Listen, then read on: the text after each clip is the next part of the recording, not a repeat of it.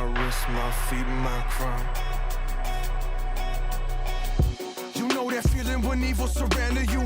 It's only found in you, absolute and accountable, accounted for by the infallible, seeming compatible. It's a story of impractical gratitude, overshadowed by actions acted out since Adam was rattled. So holy locked in this battle, will it break or shatter the pattern of our captive? Will burn through sinful capital, raptured into the stature of a captain. Transparent as the rings of Saturn, fight for my life locked in this battle, thinking I got him. The sins in my past begin to fade into the asylum. At the bottom of Sodom, see the enemy and I spot him. The hate he attempts to sow is on shut by my father. He holds me like a toddler, blessed to call him Abba. The only God to follow, the only God that I know. The Alpha, not Apollo, Omega, never hollow. The author of my faith who holds the promise for tomorrow. My heart is crying. Fall to my knees, I worship you. I can feel the morning dew, sun shining through. There is nothing I can't do. If I is replaced with you, make haste and move. The seed can make mountains move. If it's ground in you, see the flower bloom. There is nothing we can't do. If we all look like you, let me write your truth. A life worth giving. My wrist, my feet, my crown. Daily crucifixion.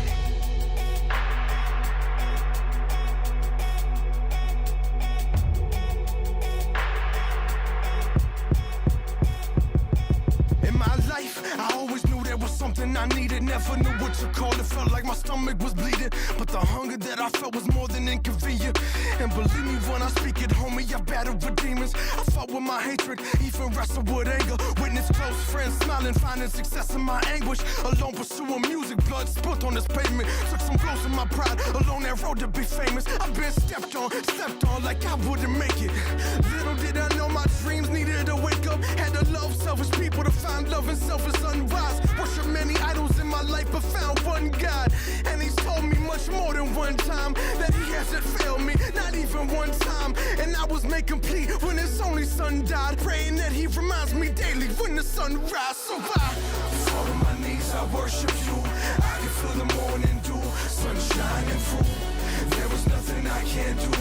If I is replaced with you, make haste and move. The seed can make mountains move. If it's ground in you, see the flower bloom. There is nothing we can't do. If we all look like you, let me write your truth. Fall to my knees, I worship you. I can feel the morning dew, sun shining through. There is nothing I can't do. If I is replaced with you, make haste and move. The sea can make mountains move. If it's ground in you, see the flower bloom. There is nothing we can't do. If we all look like you, let me write your truth.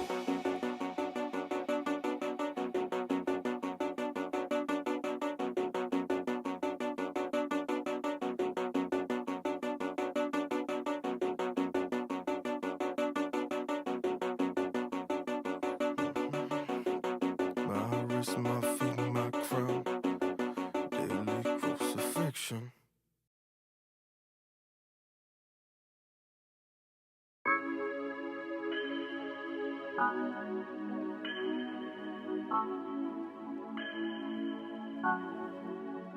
I don't want just anybody. Can you treat me like somebody? I don't want just anybody. I don't want just anybody. Let me treat you like somebody. Try to dive on a Rari. It's forever, we ain't stopping. You the life of the party.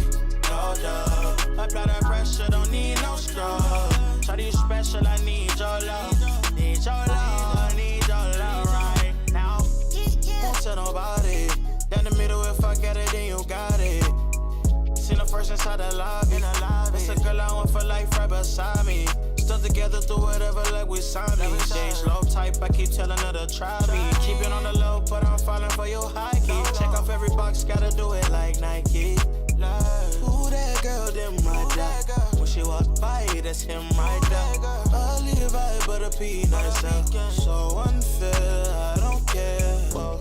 You should take my number. Oh, I really wanna give you money. Whoa. We can meet up somewhere, baby, I don't care. You should know I don't want just anybody. Let me treat you like somebody. Try to dive on a Rari.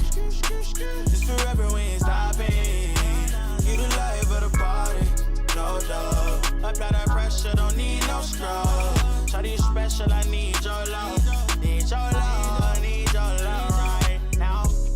I treat you good, babe. No time for Mickey D's, don't need no hood day. I ain't tryna rush it all, I know I should wait. I ain't perfect, but I love when you the good way. Can't go back, I know that. You got dirt, don't hold back. Diamond in the rough, hope you know that. Might not agree, but you show that. I done made my decision. Just 1 second, girl, listen. I ain't tryna run no game. Whoa. You should take my number. Oh, really wanna give you money. Whoa. We can meet us somewhere, baby, I don't care, you should know. I don't want just anybody. Let me treat you like somebody. Got the top on the Rari. Just forever, we ain't stopping. You the life of the party. No dog. Apply the pressure, don't need no scrub. Shawty special, I need your love. Need your love, need your love right now. Let me treat you like somebody. Got the top on the Rari. It's forever, we ain't stopping. No dog. Apply the pressure, don't need no scrub.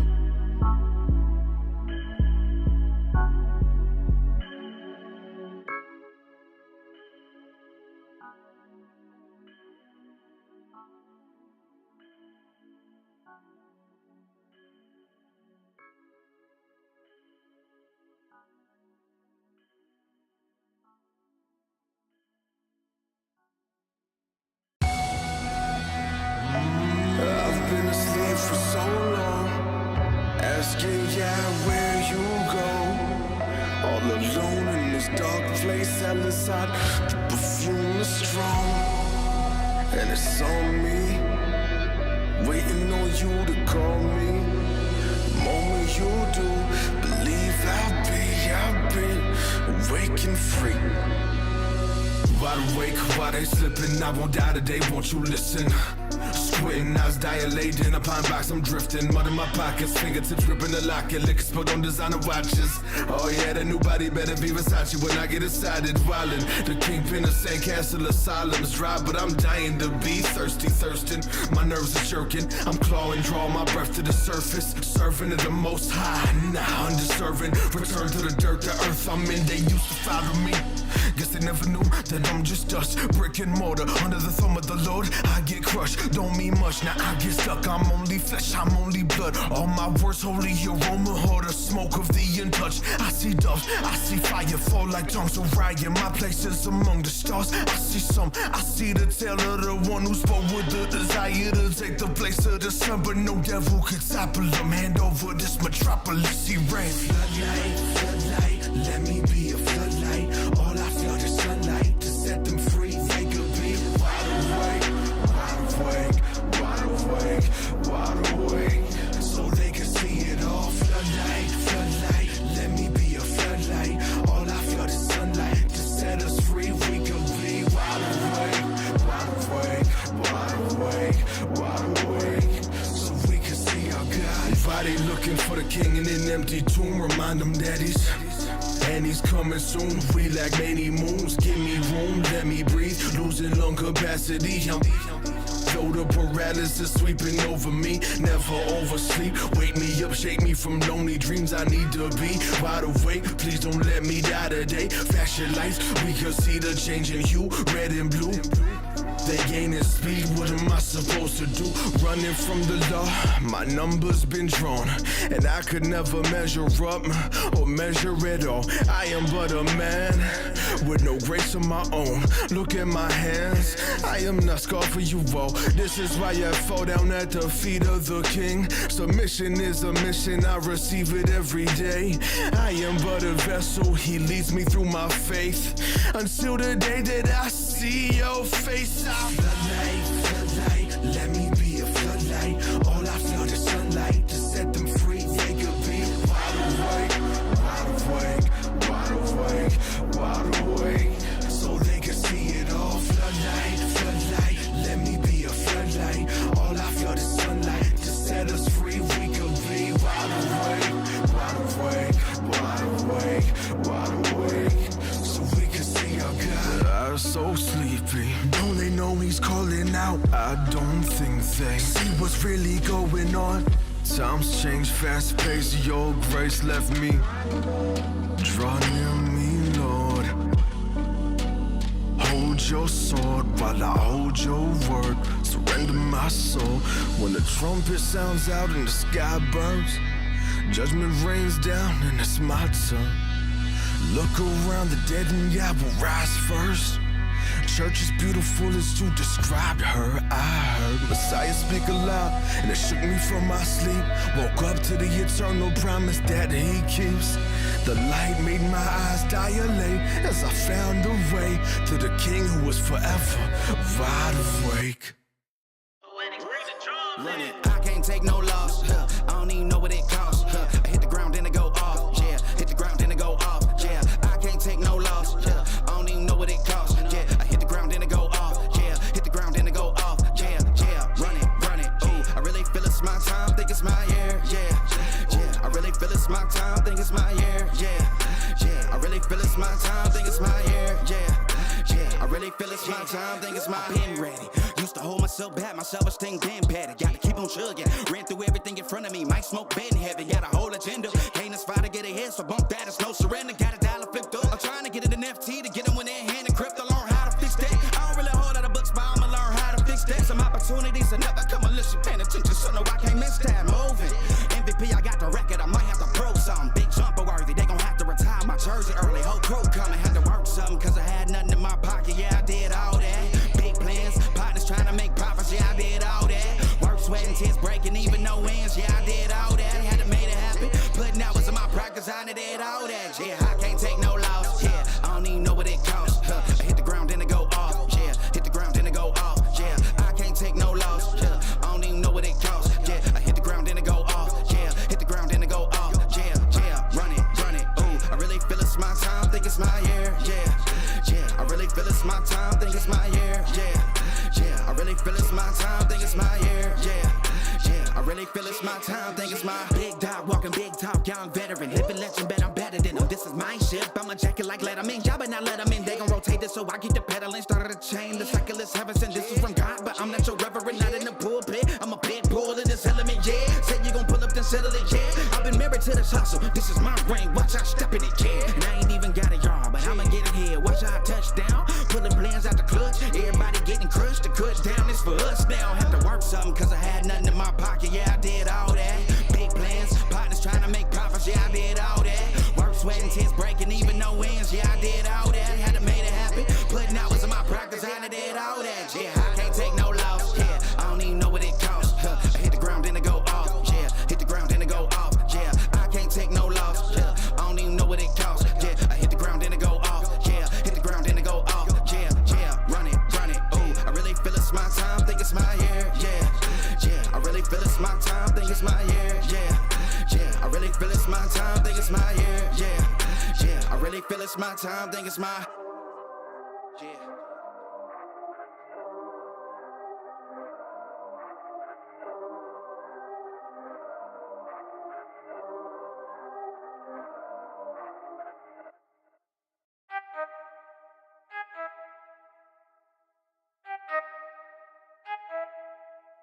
I need to know everything, who and the what and the where, I need everything.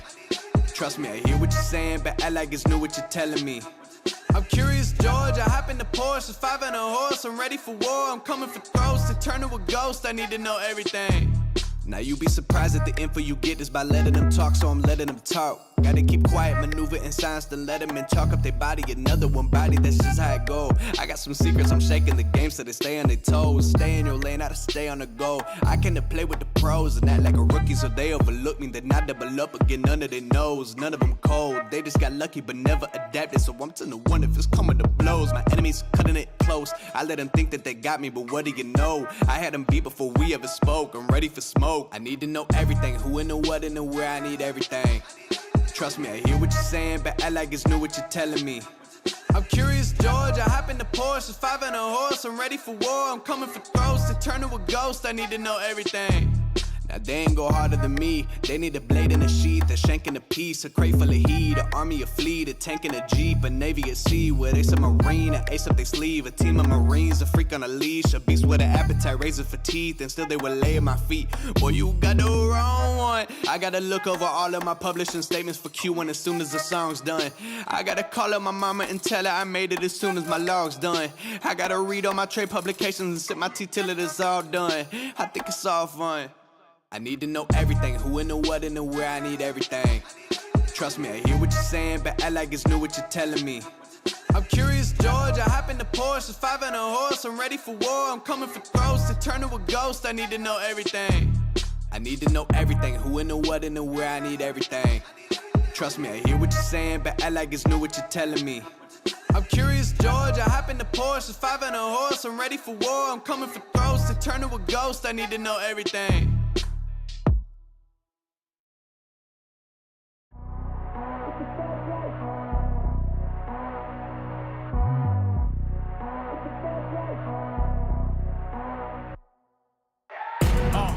Fast life, the fast living.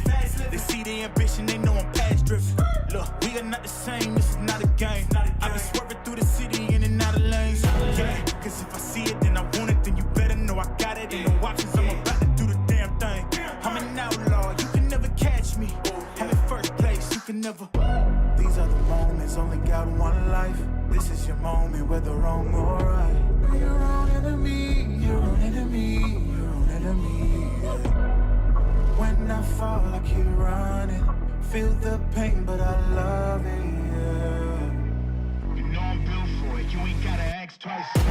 You ain't by that fast life, 100 on the dash with the cash light. You ain't by that fast life, big dog status with your stats like. You ain't by that fast life, just know 100 duffels at the bag price. You ain't by that fast life, 6 speed, yeah, I'm smashing on the gas.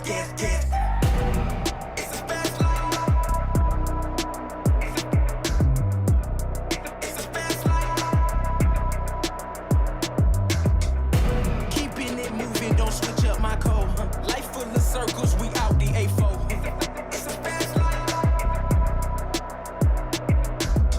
Look, yeah, I'm about to ride it till the wheels fall off. Yeah, I'm about to run the game, I ain't never dropping off. Let's be talking about a bag, put a duffel on the dash. Yeah, I'm really about to swerve, heavy foot up on the gas with it. Trunk tracks with the cash in it, passion it. Long range when I'm passing it.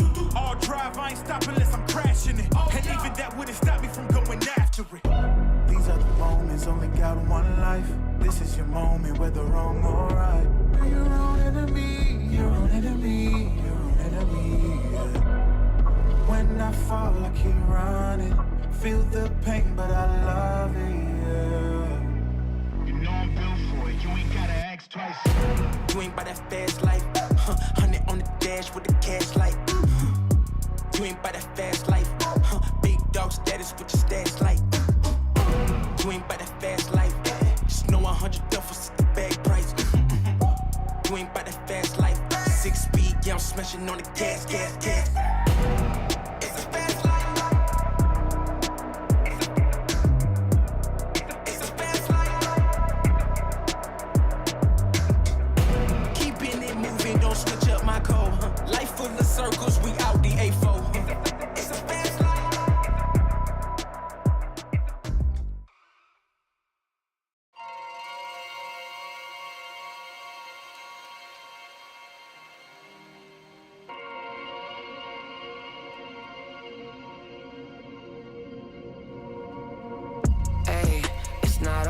Forgiving, everyone is a villain, but don't call me a killer. I keep my mind on a mission, cutting ties if they switching, double life, double vision. I see blue diamonds, sideways, it's a race, who's timing? 5 days out of state, new climate, no trace, quiet place, move silent. Bitch throwing hands in the parking lot, getting stuck, digging up the sand, doing donuts in a Bentley truck. You learn how to raise when the world doesn't show you love. Yeah, I told you what, yeah, I know what it's up. Put it all in the mixture, let the red devil kiss ya. Better hope that I miss ya. Hey, teach a man how to feel miss ya. Feed the fam, feed the kids, yeah. Lead the gram for the picture. Hard to get this far, hard to get this far if you don't know your way around. It could tear you apart, it could tear you apart if you turn it into someone else. Hey, it's not all is forgiven, everyone is a villain, but don't call me a killer. I keep my mind on a mission, cutting ties if they switching, double life, double vision. I see blue diamonds, sideways, it's a race, who's timing? 5 days out of state, new climate, no trace, quiet place, move silent. They're calling on me, they're what they gon' say, yeah. I ain't falling for it, most of them two-faced, yeah. Friends switch up on you when they see you doing great. I make myself alone just to find peace. And if you ever cared, then you know where to find me, yeah. And there's no going back once I leave it behind me. Hey, it's not all is forgiven, everyone is a villain, but don't call me a killer. I keep my mind on a mission, cutting ties if they switching, double life, double vision. I see blue diamonds, sideways, it's a race, who's timing? 5 days out of state, new climate, no trace, quiet place, move silent.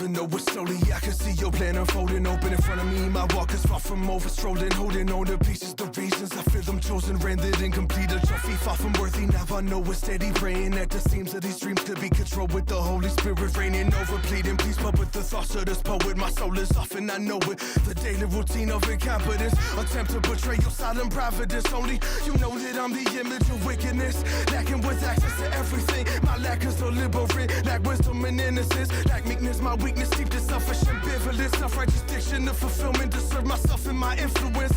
Using your name's sake to make her name Reet. The sickness has crippled my mission, sipping on the gin. Knee deep in a battle, I'm wishing God bless the ignorant who saw my life a lack and delivered it. Fall to my knees, I worship you. I can feel the morning dew, sun shining through. There is nothing I can't do.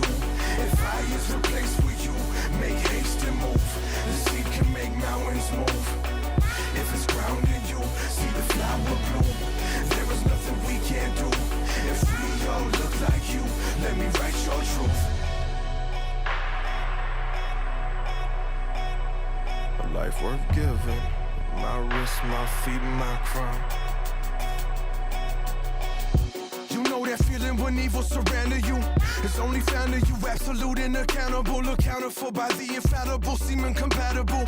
It's a story of impractical gratitude, overshadowed by actions acted out since Adam was rattled. So holy locked in this battle, will it break or shatter the pattern of our captive will burn through sinful capital, raptured into the stature of a captain. Transparent as the rings of Saturn, fight for my life locked in this battle, thinking I got him. The sins in my past begin to fade into the asylum. At the bottom of Sodom, see the enemy and I spot him. The hate he attempts to sow is own shut by my father. He holds me like a toddler, blessed to call him Abba. The only God to follow, the only God that I know, the Alpha, not Apollo, Omega, never hollow. The author of my faith who holds the promise for tomorrow. My heart is crying. Fall to my knees, I worship you.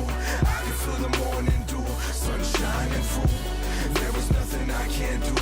If I is replaced with you, make haste and move. The seed can make mountains move. If it's ground in you, see the flower bloom.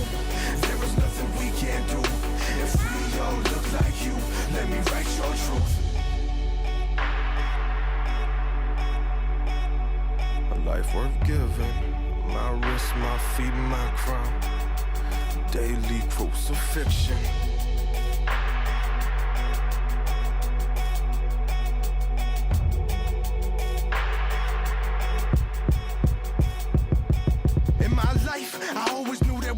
I needed. Never knew what to call it. Felt like my stomach was bleeding, but the hunger that I felt was more than inconvenient. And believe me when I speak it, homie, I battled with demons. I fought with my hatred, even wrestled with anger. Witnessed close friends smiling, finding success in my anguish. Alone pursuing music, blood spilt on this pavement. Took some blows in my pride, along that road to be famous. I've been stepped on like I wouldn't make it. Little did I know my dreams needed to wake up. Had to love selfish people to find love in selfish sunrise. Worship many idols in my life, but found one God. And he's told me much more than one time that he hasn't failed me, not even one time. And I was made complete when his only son died, praying that he reminds me daily when the sun rises. So I fall on my knees, I worship you. I can feel the morning dew, sun shining through. There was nothing I can't do. If I is replaced with you, make haste and move. The sea can make mountains move. If it's ground in you, see the flower bloom. There is nothing we can't do. If we all look like you, let me write your truth. Fall to my knees, I worship you. I can feel the morning dew, sun shining through. There is nothing I can't do. If I is replaced with you, make haste and move. The sea can make mountains move. If it's ground in you, see the flower bloom. There is nothing we can't do. If we all look like you, let me write your truth.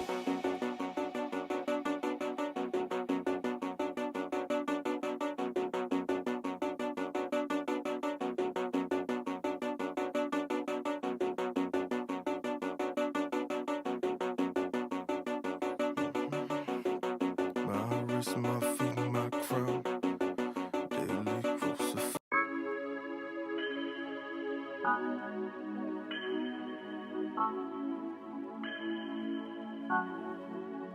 I don't want just anybody. Can you treat me like somebody? I don't want just anybody. I don't want just anybody. Let me treat you like somebody. Try to dive on a Rari. This forever, we ain't stopping. You the life of the party. No doubt. Apply that pressure, don't need no straw. Try to you special, I need your love. Need your love, need your love right now. Won't tell nobody. Down the middle, if I get it, then you got it. Seen the first inside the lobby. It's a girl I want for life right beside me. Still together through whatever, like we signed me. Stage low type, I keep telling her to try me. Keep it on the low, but I'm falling for your high key. Check off every box, gotta do it like Nike. Ooh, that girl, them right there. When she walk by, that's him right there. A Levi, but a peanut so unfair, I don't care. Whoa. You should take my number. Oh, I really wanna give you money. Whoa. We can meet up somewhere, baby, I don't care, you should know. I don't want just anybody. Let me treat you like somebody. Try to dive on a Rari. This forever, we ain't stopping. You the life of the party, no doubt. Apply that pressure, don't need no straw. Try to you special, I need your love. Need your love, need your love right now. I treat you good, babe. No time for Mickey D's, don't need no hood day. I ain't tryna rush it all, I know I should wait. I ain't perfect, but I love when you the good way.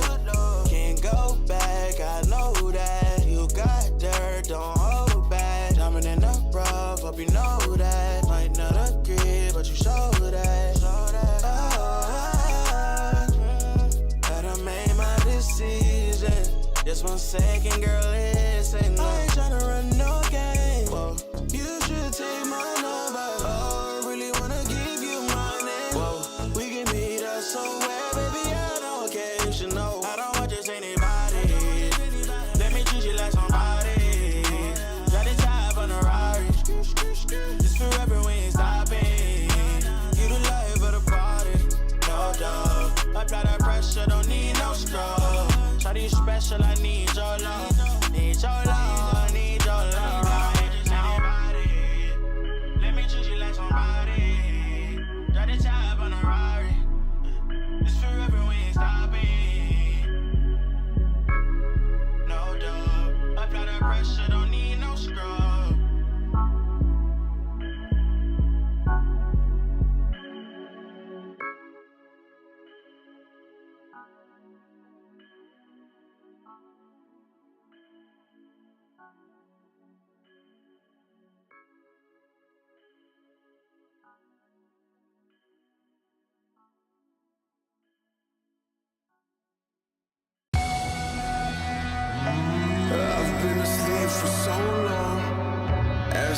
yeah, where you go. All alone in this dark place, hell inside. The perfume is strong, and it's on me. Waiting on you to call me. The moment you do, believe I'll be awake and free. Wide awake, why they slipping? I won't die today, won't you listen? Squinting, eyes dilated in a pine box, I'm drifting. Mud in my pockets, fingertips gripping the locket. Liquor spilled on designer watches. Oh yeah, that new body better be Versace when I get excited. Wildin', the kingpin of Sandcastle Asylum's dry, but I'm dying to be thirsty, thirsting. My nerves are jerking, I'm clawing, draw my breath to the surface. Serving at the most high, nah, undeserving. Return to the dirt, the earth I'm in, they used to follow me. Guess they never knew that I'm just dust, brick and mortar. Under the thumb of the Lord, I get crushed. Don't mean much, now I get stuck. I'm only flesh, I'm only blood. All my words, holy aroma, hold the smoke of the untouched. I see doves, I see fire fall like tongues of Ryan. My place is among the stars. I see I see the tale of the one who spoke with the desire to take the place of the sun. But no devil could topple him. Hand over this metropolis, he reigns. Floodlight, floodlight, let me be a floodlight. All I feel is sunlight to set them free. They could be wide awake, wide awake, wide awake, wide awake, so they can see it all. Floodlight, floodlight, let me be a floodlight. All I feel is sunlight to set us free. We could be wide awake, wide awake, wide awake, wide awake, so we can see our God. Everybody looking for the king in an empty tomb. Remind them that he's coming soon. We lack many moons. Give me room, let me breathe. Losing lung capacity. Though the paralysis sweeping over me, never oversleep. Wake me up, shake me from lonely dreams. I need to be wide awake. Please don't let me die today. Flash your lights, we can see the change in hue. Red and blue. They gaining speed, what am I supposed to do? Running from the law, my number's been drawn, and I could never measure up or measure at all. I am but a man with no grace of my own. Look at my hands, I am not scarred for you all. This is why I fall down at the feet of the king. Submission is a mission, I receive it every day. I am but a vessel, he leads me through my faith until the day that I see your face. Floodlight, floodlight, let me be a floodlight. All I feel is sunlight to set them free. They could be wide awake, wide awake, wide awake, wide awake, so they can see it all. Floodlight, floodlight, let me be a floodlight. All I feel is sunlight to set us free. We could be wide awake, wide awake, wide awake, wide awake, so we can see our God. I'm so sleepy. Don't they know he's calling out? I don't think they see what's really going on. Times change fast pace, your grace left me. Draw near me, Lord. Hold your sword while I hold your word. Surrender my soul. When the trumpet sounds out and the sky burns, judgment rains down and it's my turn. Look around, the dead and I will rise first.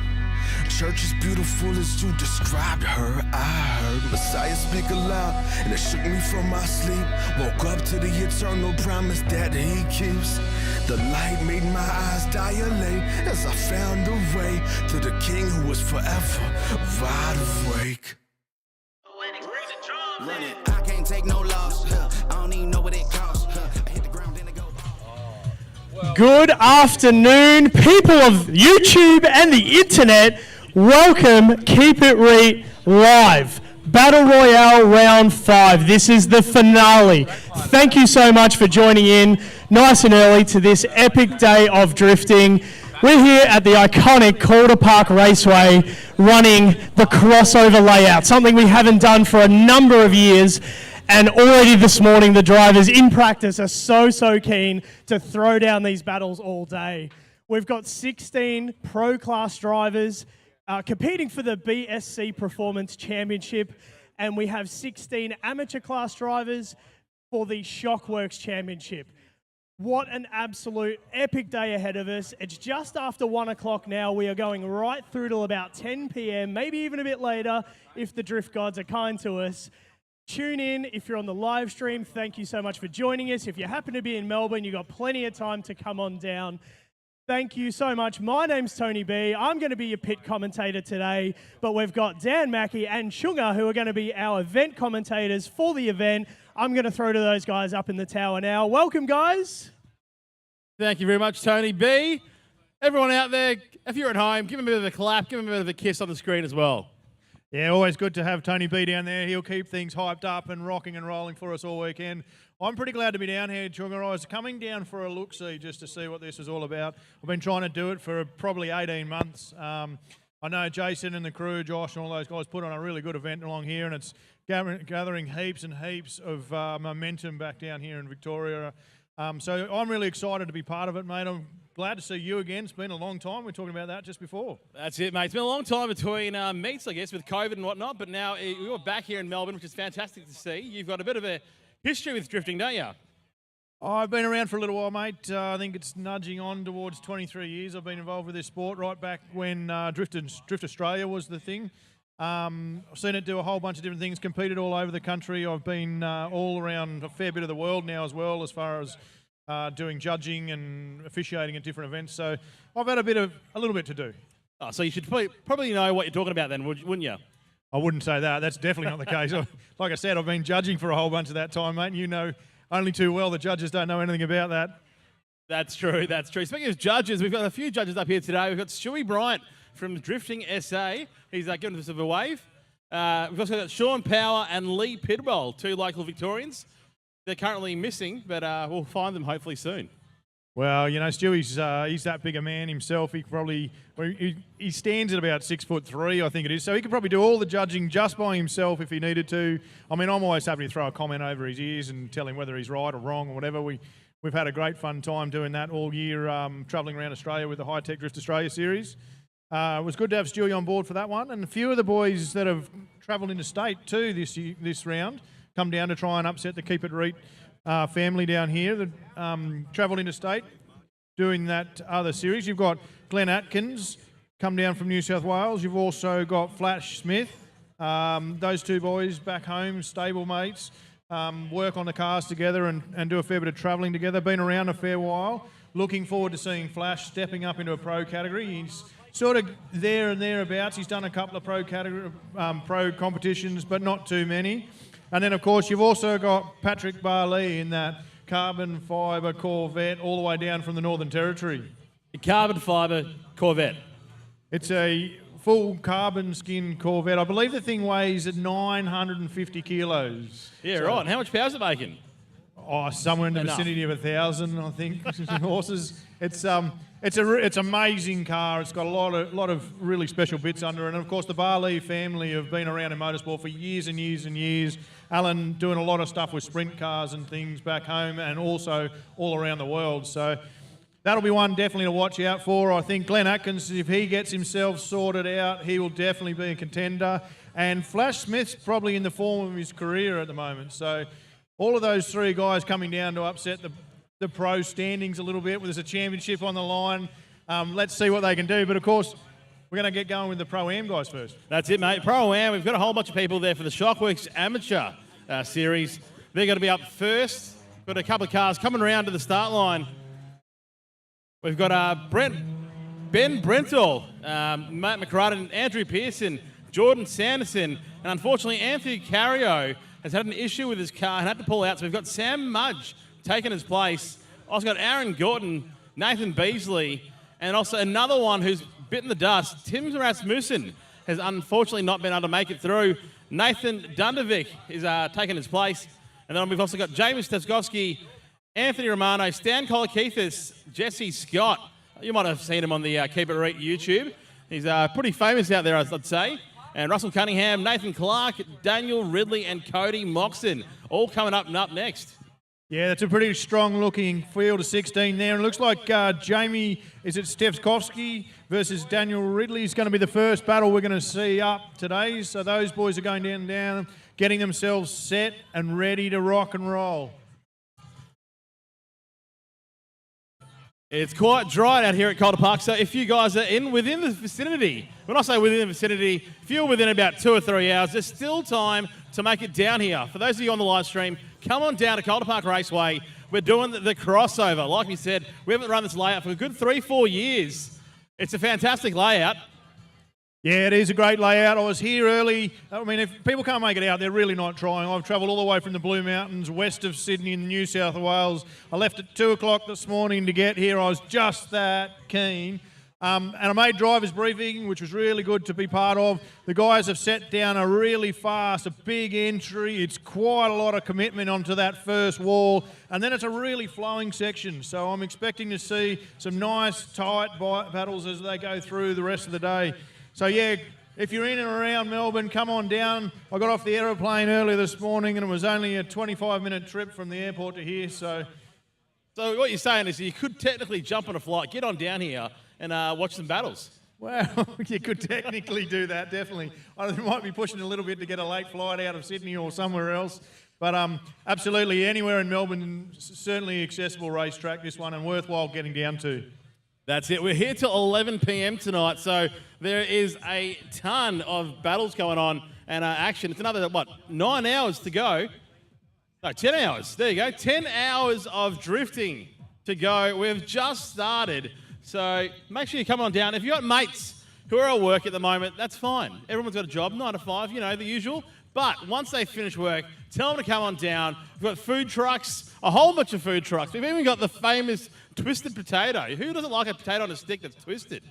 Yeah, no, one of the best, mate. I was going to grab one of those earlier, but they were still warming up the oil, and so I missed out. I did enjoy a coffee and a donut. Well, actually, I had more than one donut. They were very good. Jam-filled ones, freshly cooked, cinnamon-coated. You can't ask for better. And I saw a few of the guys with the wood-fired pizzas as well. Mate, those wood-fired pizzas, absolutely fantastic. Nice and warm, fresh out the oven. And also, if you're feeling a bit peckish, grab whatever you want. Absolutely. Good news for everyone at home. We found our other 2 judges. They're just lining up, sitting themselves down, warming up their pens, flicking to a new sheet of paper so they can make their adjustments, scores, and hand out the winners and the losers. Now, let's talk a little bit about the championship. Obviously, we are settling championships here this afternoon in the amateur series. A few guys that maybe haven't turned up, you know all the guys better than I do. A couple of guys that might have been stepping up into the pro series as well. That's it, mate. We've got Andrew Pearson, Aaron Gordon, and Dane Ridley. 1, 2, 3. But between Andrew Pearson and Aaron Gordon, there's only 8 points, and then between second and third, there's only 3 points difference. So this round, round 5, the final round here at Calder Park Raceway, could be the decider.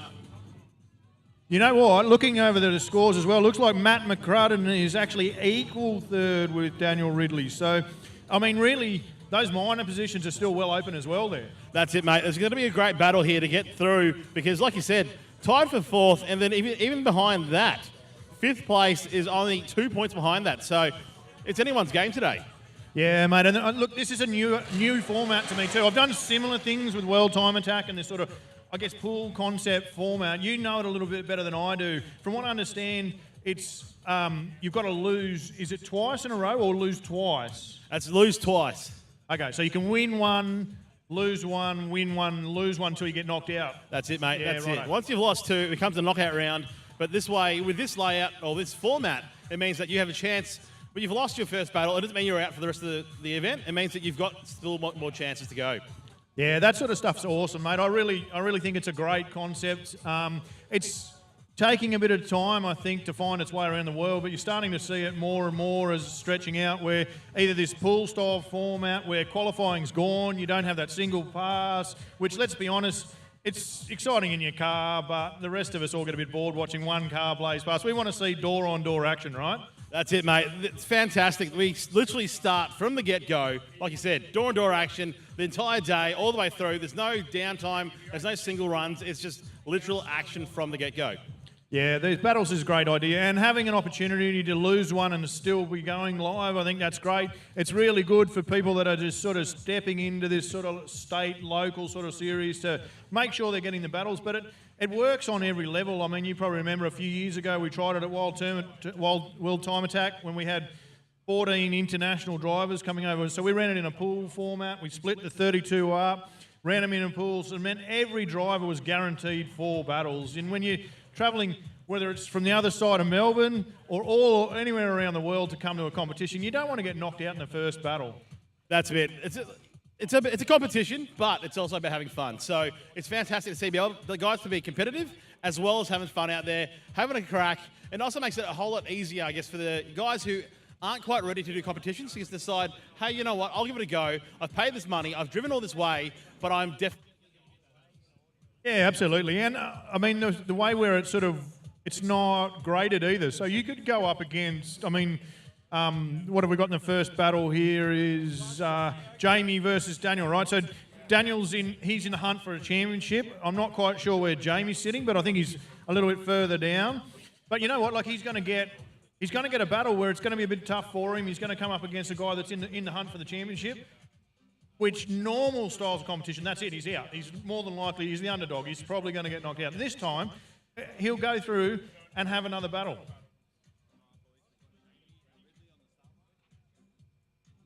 All right, we've got the first battle on the line, ready to go. Jamie Siskowski in the Black AU Society, AU Falcon, up against Daniel Ridley in that Ridley's Automotive R32 four-door Skyline. Like we said, Daniel Ridley is in it to win it. Looks like Daniel's going to be leading too. So the lead is on driver's left, I'm pretty sure is what the judges said. Driver's left, yeah, I've just had that confirmed. The judges sitting in front of us, very handy. We'll be able to get information off them as the night progresses. But here we go. Leading away first time. Daniel stepping out. Big initiation. Trying to get out of the wall. He's got the front guard flapping in the breeze a little bit there as he flicks it back around. The big Falcon of Jamie chasing him hard. Sacrificed a little bit of line to catch up to him there as they go across the finish line just as they come through that concrete wall. Wow, pretty tight battle, that one.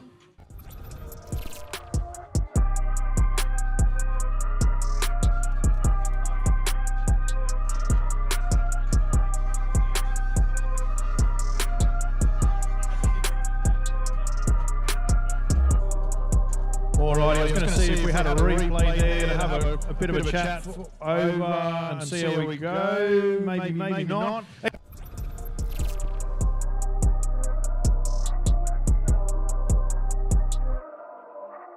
Here we go. Righto, so what they're looking...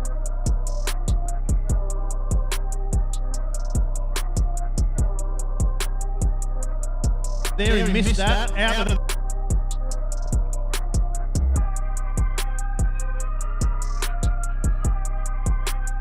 the rear zone there and up through the concrete barriers, and that's the end of the judge line. So obviously the chase driver doesn't need to do the scan over at the start, but then using the lead car as a clipping point and following along. So they'll send the boys back around now, they're coming back towards the straight, they're going to get set, swap it over and have a crack in the reverse positions.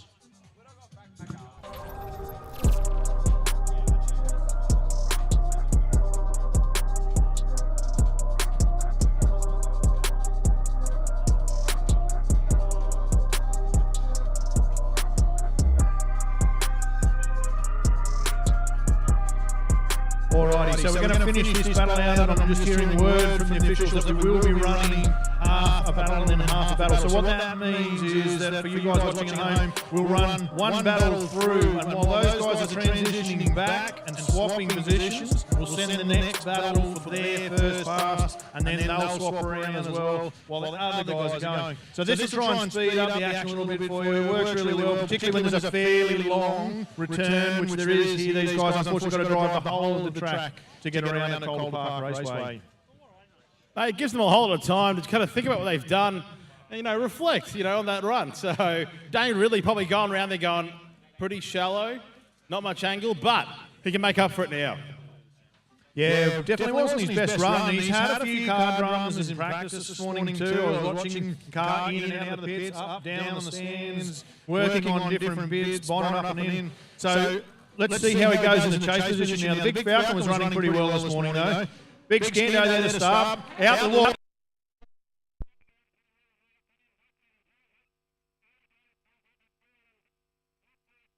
Daniel just closing up there in the chase position, but he's dropped back again a little bit as they go up and across the finish line. Ooh, I tell you what, not a bad run from Jamie. Looking pretty damn good in that AU Falcon. Let's check out the Pertec Bayswater replay. You can see here Jamie Siskowski, that big AU Falcon, throws it out towards the wall, not quite on it, but not too far away either. Dale Ridley trying to catch up with him. Siskowski out onto those tipping points. Pretty good run, good lead run. And Dale Ridley not quite on his door, but doing his best right behind him. Yeah, absolutely. And one thing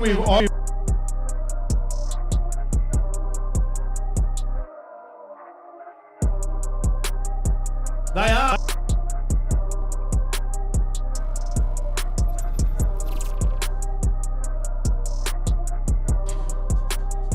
Jamie doing the right job as we were looking at the replay again from Pertec Bayswater and seeing that he's clipping all those points as he goes around. He's doing a really, really good job and being a good lead line, as you said.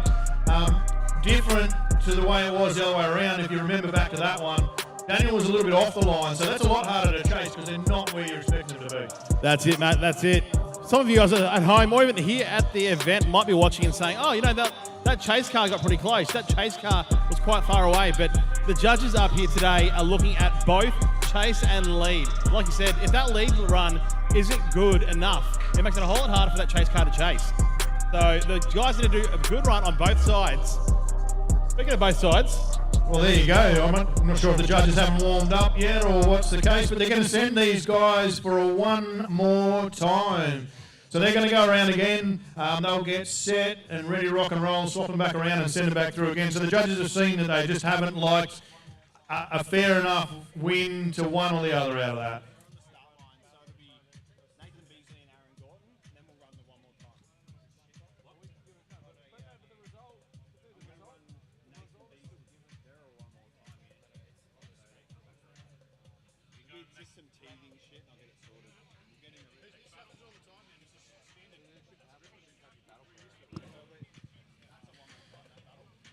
All right, a little bit of a communication area of those two drivers just not hearing that they had one more time. Of course, they drove around in front of the next battle. I mean, look, when it comes down to it, we are just drifters, like any motorsport driver. Once you put that helmet on, you switch the brain off, and away you go. That's it, mate. Look, it's a bit cold out here at the moment, so those guys probably just still warming up, getting the brain flow flowing, that blood. But up next, we've got Nathan Beasley, Aaron Gordon up there on the ladder. Where's he at the moment? He's currently coming second place. And they're off. Nathan Beasley the lead, Aaron Gordon to chase. Nathan Beasley in that Mac 10 S13 Sylvia. Aaron Gordon right behind him in that big Arthur wagon. Beasley out to that clipping point on the transition. Aaron Gordon trying to get on his door. He's pushing up hard against him. Those cars looking like they're on the same team, but they're not. Well, that's a pretty good...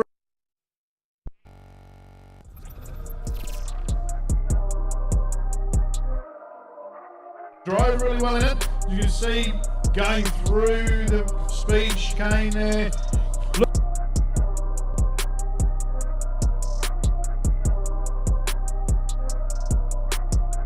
Well, then comes back around, a little bit of a front brake loco there from the chase. But again, filling all those clipping points and pretty good proximity for a Pro-Am level driver. That's it, mate. Look at a pretty damn good run between both the drivers there. So I'll be keen to see what they do when they swap it around. Absolutely. The judges will have a hard time. And I'll tell you what, I'm actually not too disappointed I'm not doing that role today. It's quite nice just to sit and have a chat and say what I think and then get it all wrong. That's it, mate. That's what we're saying, though. If you are hearing us talk, don't take what we're saying for gospel. We're just two blokes having a watch, having a chat, and we could be completely wrong. Absolutely. I mean, like we said, you know, we've both been around in this sport for a long, long time, and we know that we aren't the ones making the decisions. We aren't the ones that have been giving the feedback to the drivers all this morning while the practice was going on. We were wandering around chatting to people and having a good time, pretty much, like you guys could be doing if you were down here. But we aren't making the decisions. So I could say one thing, and it's not what the judges are thinking. It's not what the judges have decided on. So it could go completely the other way, and that's up to them to judge and to make sure they get it right. Remember too, it's all about them having their consistency. So the judges will be picking different points that they're marking harder. They said the entry is going to be one of those big points. So you might see that we sort of look as the entry goes in through the first two clipping points as important for the guys to be set up and going well through there. maintaining a consistent angle, and they said that was going to be heavily weighted. So that first section, they've really got to get right. The rest of it is quite flowy and quite reasonably easy to do, So after that, it's probably getting lesser weight from the judges. So certainly don't take what we take as gospel. Make sure that you wait for the results to come up. You can follow live, I believe. Yeah, that's it. I think it's live.keepitreet.com. You can check it out there. It'll have all the results on what's going on there, what battle's coming up next, and also you can check out any other information you need on there as well. Yeah, I believe there's even a current points ladder and things, so you can see who's where and what, and follow along, and just gives yourself a little bit more knowledge at home. Of course, the Keep It Reet live stream brought to you by Zoo Performance today. That's going to give you all the information as well, and you'll be able to see a smaller snapshot of what's going on there as we send this battle off again now in the reverse direction. Here we go. Aaron Gordon on the lead. Throw it in. Big angle. Can he hold on to it? Almost stalls the car. Just kind of holds on to it there. But Nathan Beasley right behind him, having to back off and not get right up on him because Aaron Gordon threw a massive amount of angle on that entry, nearly stalling the car. Yeah, I mean, we were just talking about how we wanted a nice, consistent angle, and I'm not sure that's going to tick the boxes for the judges. Of course, they'll be making the choice. But let's have a look here on the Tech replay as they initiate. Big angle, it just keeps going. So one of the things the judges said was they wanted to see it go quickly to angle and to maintain it. I feel like that was a little bit of a bobble in my opinion, of course, my opinion only. Otherwise, the rest of the run was pretty good, and a good recovery from Nathan there to chase it down and get back onto that door.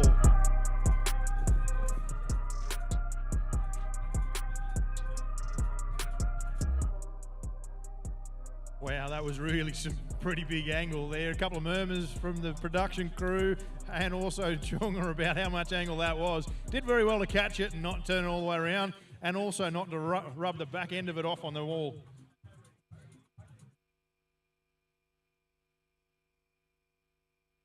All right, word through from the judges. Nathan is going to take that one. So Nathan picks up the first win. Aaron, chasing a championships, gets his first loss. So he's kind of on the ropes now, isn't he? Mate, that's a bit of a wake-up call for Aaron Gordon out there. He's been throwing down pretty damn well all year. And today, lost his first battle. But like we said earlier, lucky that it's not a knockout. He's got another chance. Yeah, that could definitely change the championship if he was getting knocked out earlier. But he can regroup now, organise what he's got to change, adjust something in the car if he's got to, and then come back and have another battle. That's it, mate. That's it. But now on the line, we have that rerun. Daniel Ridley, Jamie Staskowski, and that AU Falcon getting ready to do their second run. But first, we'll get the other cars out of the way.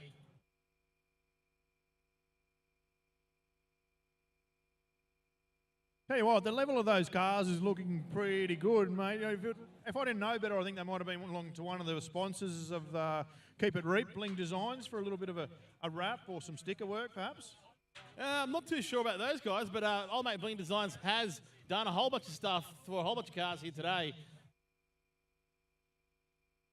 Yeah, Bling Designs do vehicle signage, signs and wraps, as well as custom hoodies and tees. So if you guys need anything for your car, for yourself, for your team, go hit him up. That's old mate Cookie, who's driving in the Pro Series. He is. He's driving the Pro Series. And I tell you what, if anyone misses his car, you need to go straight to Specsavers because that is pretty yellow and bright.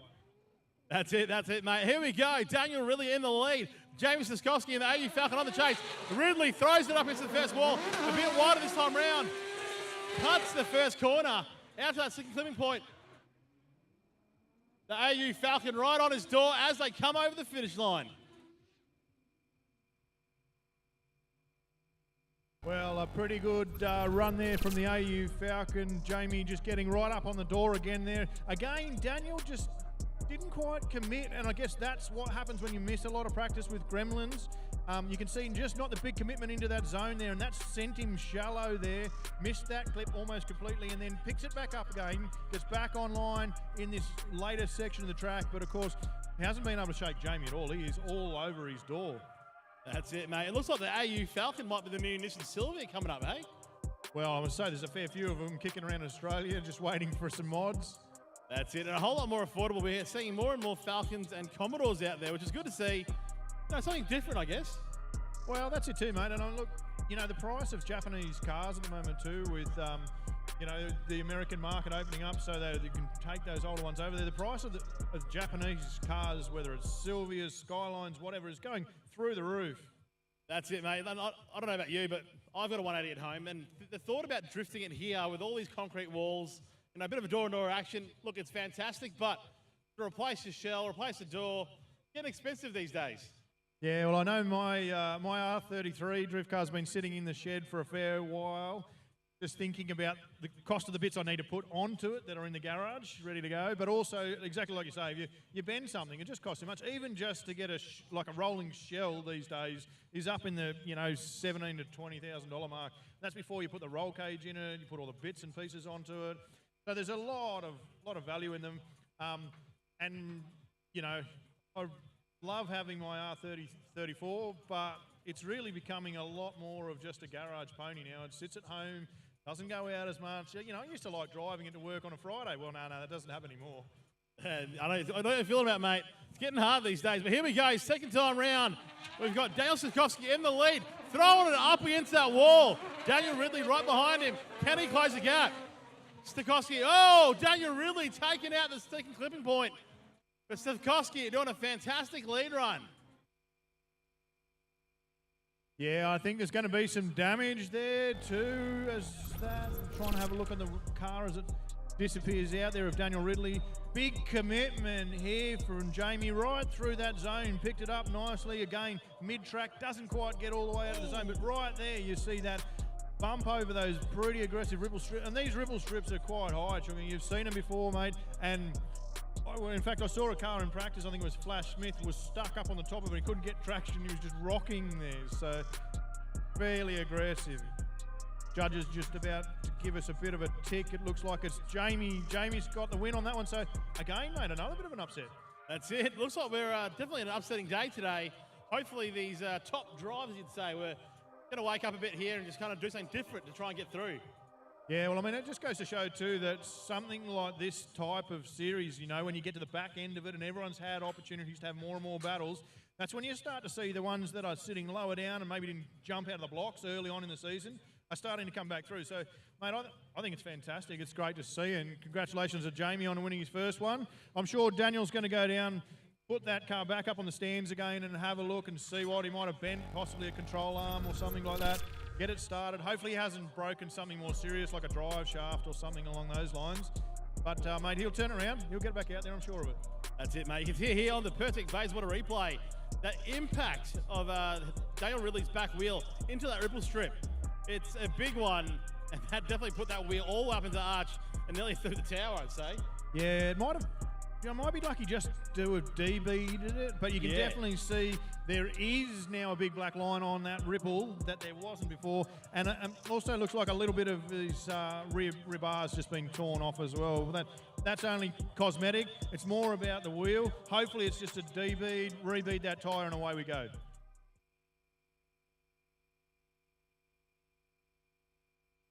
Had a thought, mate. I reckon some of these drivers who are doing pretty well in the championship, they're going out there with a lot of stress and pressure because they're saying, oh, I need to perform, I need to get up there, I need to win this championship, whereas the other guys who are not doing so well are actually just taking it easy and having a bit of fun.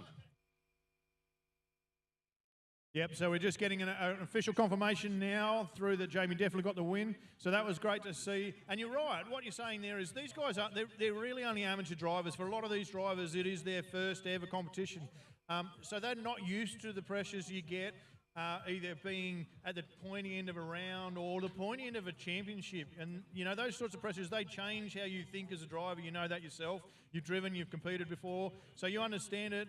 It's a different mentality. You're thinking, do I go as hard? I don't want to go out too early. I need to get this many points to make sure I secure my championship or my position. It's a learning ground.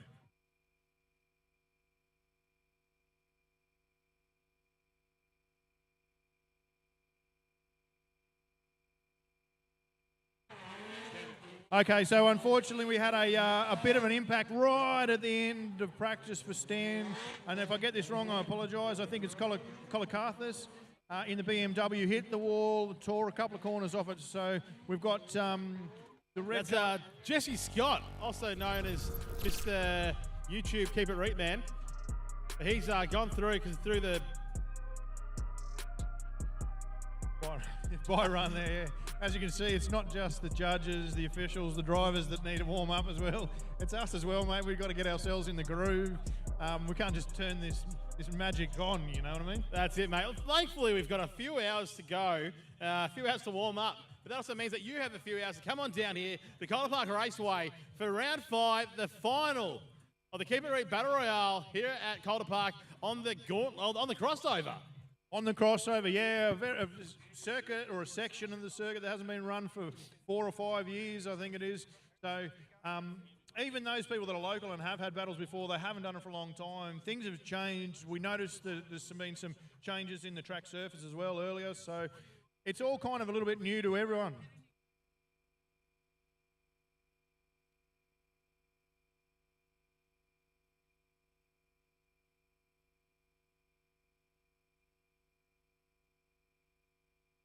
Alrighty, just as we're waiting for those cars to get ready, rock and roll, remember, these sorts of events can't be put on without our wonderful sponsors, of course. Keep It Reet, Jason Ferrin and the team doing some amazing stuff down in Victoria. And, of course, don't forget that Jason managed to take on the high-tech Drift All-Star Series, travelled around Australia, and ended up finishing second in the championship. So that's someone that's come from his own space. So we'll run through. We've got another buy run just coming through here. We'll watch that, and then we'll thank our event sponsors. That's it. Here we go. Andrew Pearson on a buy run. He was meant to be up against Russell Cunningham. Unfortunately, Russell Cunningham having an issue with his gearbox, so he's gone to go get another gearbox and hoping to make it back for the next battle. He's also doing Pro and Am, so he's hopefully going to get that gearbox in the car and ready to go for the next run. You're going to have pretty sore legs if he's got a Fred Flintstone that one all afternoon, definitely. But, mate, look, first, before we go any further, let's thank our sponsors. We've got Bling Designs, who we mentioned before, Hyper Gear Turbos, Battlist, Shockworks, Coilovers, Easy Car, Trailer Hire, Scott's Tyres, Zoo Performance, On-Site Towing. Of course, we've mentioned Pertec Breezewater for their replays and BSC Performance. All these guys heavily involved in the drift scene and doing a wonderful job to support this event, this series, and keep it ticking along. So make sure you guys support them. If you're thinking about getting into anything to do with drift or even motorsport, these guys can definitely help you out. So get along and say good day. And don't forget, if you are here today, you can go for a Ride of the Pro. That's right, a Ride of the Pro. Just go on down. Well, come up here, actually. Go see the merch tent. See the girls and sign your life away, because you yourself can jump in a car, get out there and experience what it's like to go sideways and probably about 130, 140 k's an hour into that first corner and running the crossover. Yeah, it was funny. Actually, they were doing some testing this morning, and the clerk of the course, the main man here, Josh Rogers, who spent a fair bit of time in a drift car before, jumped in with Jason Ferrin just to see how it all was. And Jason went through, clicked it sideways, and then threw it to the wall. And, well, I can't actually say on live TV what his words were, but basically he was scared. So, well worth jumping in. You know, these are pro-level drivers. They've got pro-level cars out there. Jump in, have a ride. It's fantastic fun. It really is something you need to experience and get in there and do for yourself. Of course, we've also got the Nissan Protoss Z up here. So come and have a look at that. There's only 240 of the world. That's right next to the Keep It Reet merch tent as well. You can pre-order your drag tees in there while you're at it. That's from our VS versus the Barra Wags YouTube video, so jump in there, make sure you get that. There's a whole bunch of new merch as well, including Stealth Circle hoodies, Barra Wag City tees, Keep It Reet classic decals. Before we go any further though, we're going to watch some more battles. Here we go, Brentnell versus McCrudden. McCrudden in the lead in the Cressida, but Brentnell having a bit of an issue trying to get that car sideways.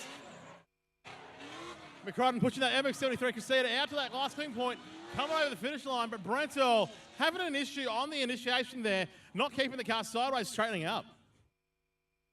Yeah, just Ben not quite getting it sorted out. I'm not quite even maybe missed the gear going in there. Let's have a look at the Pertec Bayswater replay and see what we've got. Bit of a lead being made out there. Good initiation with the Scando. Ben's tried to do the same, but it's like the car's died there, doesn't it? It just didn't want to hook up. And of course, this has created this big long gap, and it makes it really hard to challenge yourself and scramble to get back onto the door. He's done a pretty good job, but yeah, that whatever happened there, hopefully it's not something to do with the mechanics of the car.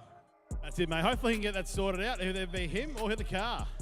Just a bit of an update, actually, in terms of Ride of the Pro. That is not up at the merch tent. If you want to Ride of the Pro, get on down to the pit area. That's where the cars will be. So you got to sign up there and jump in the car down there. Well, the good news is they can keep walking up to the merch tent after they've signed on for the Ride of the Pro, because walking around keeps those step counts up for one, but it also gets the blood flowing and keeps you a little bit warmer. The wind has been blowing a little bit down here. It's still pretty pleasant conditions, but later on this evening, I think it's going to get a little bit cooler. So if you are going to head down, make sure you pack a jacket and a beanie, or if not, see the merch tent and grab yourself something from there. Don't forget, if you want to check out the Nissan Z, the new 400Z, the Proto Z, that is up here next to the merch tent. You can enter the competition to get in there and win that car. There's only 240 of these in the world, so make sure you go along next to the Keep It Reet merch tent up on the hill and check out that car. Are they actually giving that one away as well? Is there anything that the Keep It Reet actually don't give away that's got 4 wheels? So I tried to give away Jason's drift car the other day when I was over at Drifting SA, and I don't think Jason wants to do that yet. Right, okay, so we're not giving away Jason's drift cars, but pretty much any other car that he owns, he gives away eventually. That's it, mate. Pretty much everything else, including the Proto Z as well as the Supra. Here we go. We've got Bretnell on the lead this time round. Nice and wide. McCrone right behind him, that X73 Casita. Bretnell doing a much better run, and this time around we're going very deep. Gone in way too deep. Hit the clipping point. Well, not even hit the clipping point. He's hit it right before it. Yeah, that was a bit of a tricky one there. Looks like he just overcooked it. He managed to get out of it and catch it, but poor old Matt behind him wasn't able to pull it up and just slid the car off into the grass. Took the agricultural route back around the other side of the bollards. At least that's good for the hard-working officials here. They don't have to go and reset any clipping zones or anything like that. But the boys now are busy watching the replay as well, so they'll come up with an idea and a solution here. You can see, so he's kind of going wide and sort of, I don't know. To me, that felt like a little bit of a stall, but I mean, the judges, they've got a much better view than we have, much better angle. They've got more replays than we've got as well, so they'll get a better result out of that than we will. So you can see Bretnell here comes in, obviously too early, stalls it up. But what the question is, did McCrudden already going to be going off the track regardless? You can see him coming in way too hot, trying to close that gap and then maybe lock on that front wheel. Well, I can tell you, mate, secret judges speak here. I've had a little communication with the judges there, and they are going to give that to McCrudden. Maybe it's based wholly and solely on the first run, because he did have a pretty solid run there. As you remember, Ben unfortunately had, whether it was a car issue or something, missed a gear, don't know what it was at the start line there. So McCrudden's going through, or not going through, but McCrudden's getting the points for that one. Lucky for us, we're not too far away, and we've got Stewie's come over. Is Mike going to tell us what the result or the reasoning? Yeah, look, that was a really hard one, but the main thing was we could see the S13 in front was, he went in too deep, he was washing wide, and we looked at the chase as a bit of an avoidance. He's also gone in a little bit too hot, following in the S13's line, but he's essentially washed wide, trying to avoid what looked like might have been a complete stall out, and the S13's kind of recovered it. He's made the rest of the lap, but we can't be too harsh on the chase for that. Yeah, right. So from what Stewie's saying there, essentially the chase car's using the lead car as a mobile clipping point, and he's followed him all the way to the point where he thought he was going to go off, right? And yep, Ben did stall up. We called that. We saw that. So yeah, the judges have seen the same. That's nice to hear that we got something right for once. Hey, it's always nice to hear that. Bit of confidence inspiring in our calls. I wouldn't go that far yet. I don't know about confidence inspiring. I'm just going to call it as I see it now. It's game on. That's it, yeah. Send the judges down to the merch tent. They can hang out down there and get some merch. We've got it from here, you reckon? That's it, mate. That's it. Here we go. More battles. Like you said, battle on battle on battle here today at Calder Park Raceway. Jordan Sanderson and Nathan Clark. Alrighty, so both of these drivers, I think, are sort of midway through, if I remember when I looked back. That's it. Jordan Sanderson currently coming in 5th place. Jordan Sanderson actually A bit of a new driver and doing fantastically in that Commodore Ute. He's in the lead. Big throwdown. Oh, couldn't quite get the car sideways. And he's going to... I think that was a bit of a all over the shop run there. Sanderson throwing it in, but not quite throwing it in at the same time. And Clark right behind him, not knowing what to do with that. Yeah, well, here on the perfect Bayswater replay. The Bayswater replay, yeah, exactly. We watched this through here. Now, I don't know if you noticed, or you probably didn't, because I know you got held up in a little bit of traffic on the way in this morning, but this Ute almost on the very first run of the day went front right corner into that wall. So I'm just hearing that the knuckle actually broke before you hit the wall. So big damage to that Ute. I'm actually quite surprised to see it back out there. And maybe that was a little bit of trepidation. He was a little bit nervous going in there, that maybe he wanted to get it, make sure it was right again. But either way, you're watching there, pretty good angle there in the chase, but then all of a sudden he just straightens it up too. So I'm not sure. Bit of a messy one. That is definitely one for the judges, I'd say. Yeah, they've got a bit to unpack in that one. Good luck to them. You and I'll just keep talking rubbish while that goes on. Exactly, mate, exactly.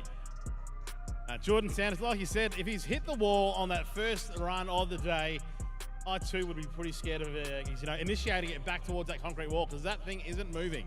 Well, particularly when you don't make the error too, right? When something breaks in your car, right, you've got it and you throw it and you think, yep, I've got this, and then all of a sudden it hasn't got the steering or the drive or what you think it should have, and that's a really scary feeling before you hit a wall. Some of the viewers at home may remember hearing of a track back in the distant future called Oran Park. That's now unfortunately been turned into just a housing complex. There's a million houses there. But I hit the wall back there in around about 2003, 2004, and same thing happened to me. Something broke in the front end, and I was full sideways pointing at the wall, and then as I went to try and turn it back, it just didn't turn, and it's like you've got nothing you can do about it. So very, very scary, and it really does dent the confidence. But these guys are heading back up there, sorting themselves back out, getting ready to rock and roll again for the return journey. So we'll see. It'll be Nathan Clark to lead Jordan Sanderson this time.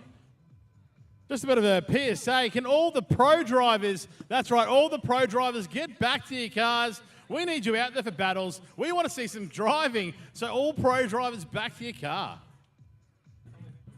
That's you, Cam Martin. You may not look like a pro driver, but you are. So please get back to your car and we'll get you going. Hasn't he got enough championship points? He probably doesn't even do the first few battles, or like. Oh, look, he's pretty high up there, but there's no bother. He's just going to watch all afternoon. He might show up later on, maybe. Oh, well, there we go. A bit of controversy. We'll talk about that a little bit later, but for now, we're going to keep watching and see what Nathan Clark can do in the lead position. It looks like there might be just something going on down there with the officials. We'll find out in a minute. See where we go. But, of course, all the rest of you pro drivers, if you're still down here watching, remember the most important thing about being a driver is being in your car and driving it. All right, the starter sent him away. Nathan Clark to lead through the speed chicane, comes down looking for this Scando initiation. I tell you what, Jordan Sanderson is right there with him. Going to follow him all the way in. Oh, a bit of a bump on the wall, flicks it back the other way. It's not the neatest transition, but they still managed to keep it together. Jordan Sanderson stands on the loud pedal and almost turns it around, catches it, brings it back through the finish line, and I don't know, I reckon we might see this as an OMT, because I just don't know if the judges got either enough ink or enough paper to write down all the bits and pieces they've got to pick on there. Yeah, look, I'm looking over at the judges right now. There's a lot of head shaking, so not too sure what's going on here. See here on the Pertec Bayswater replay, throws it up against the wall. Sanderson right behind him, but then he's gotten too deep. Mounted the curb. It's just, yeah, all over the shop, really, from everyone. Well, just to go and show that you and I don't know a lot about what we're talking about, their judges have already indicated what the result is. So here's you and I going, there's lots to unpack, plenty to work out. You know, we don't know which way that's going to go, but, well, they do, and that's why they're the judges. Well, I reckon I saw them playing rock, paper, scissors, maybe. Were they playing rock, paper, scissors, the judges? I wasn't looking in that direction, to be quite honest with you, but that has been done in the past. You know, and you have OMT and OMT, and you can't split them, and you look back at qualifying, you still can't split them, so you go, we'll tell you what, we'll battle it out for scissors, rock, and papers. Anyways, the guys coming around here, we can let you know that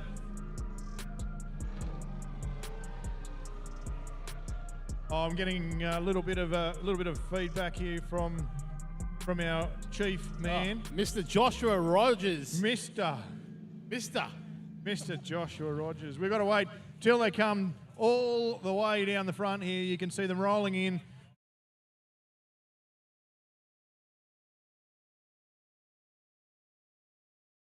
And Sanderson. Jordan Sanderson takes the win on this one. Who gave me a microphone? Seriously. Jordan Sanderson really going a long way. You're right. I mean, we saw him in the high-tech series as well. He's come along a long way. He did really well in that. I think he placed 8th or something in the Pro-Am, so in his first ever hit out on a national competition. So, yeah, definitely coming along well. All right, next up we're going to see Sam Madge versus Nathan Dunovic. Here we go. Two fill-ins actually today. Got Sam Mudge in the lead, Dunovic on the chase. Mudge in the red S13, absolutely blazing those tyres, turning them to smoke. But Dunovic right behind him in that V8 K70 Corolla. Sam Mudge really turning on that smoke screen, but Dunovic right behind him.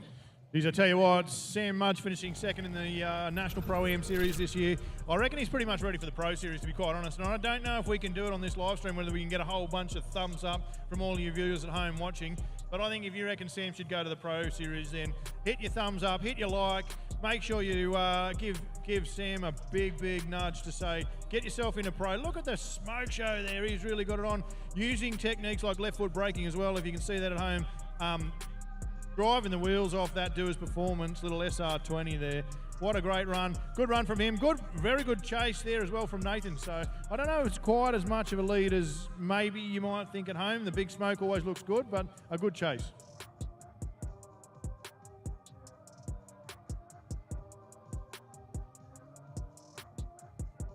Once again, I'll get a correction from the judges here. I'm really getting a beat up tonight. It is actually an RB20 in Sam's car. For some reason, the old SR20 rolls out. RB20 not as well known, not as well done as the bigger brothers of the RB25 and RB26, and even more so these days where they do an RB30 bottom end and the RB26 or 25 head on it. But that is an RB20 motor, one of the older style, there'll be a lot of them around, right? Because so many people pull them out of cars and just put them on the scrap pile. Yeah, look, I think back in the day, that was what happened. People pulled the RB20 out, put a 25 in, and that 20 literally went into the scrap pile. And to find one these days, it's getting harder as well, though, because they've all been thrown in the bin. But I think one of our judges here, Stewie Bryant, loves the old RB20. I'd say the RB20 sounds a bit nicer than the 25, but I don't know the 26, though.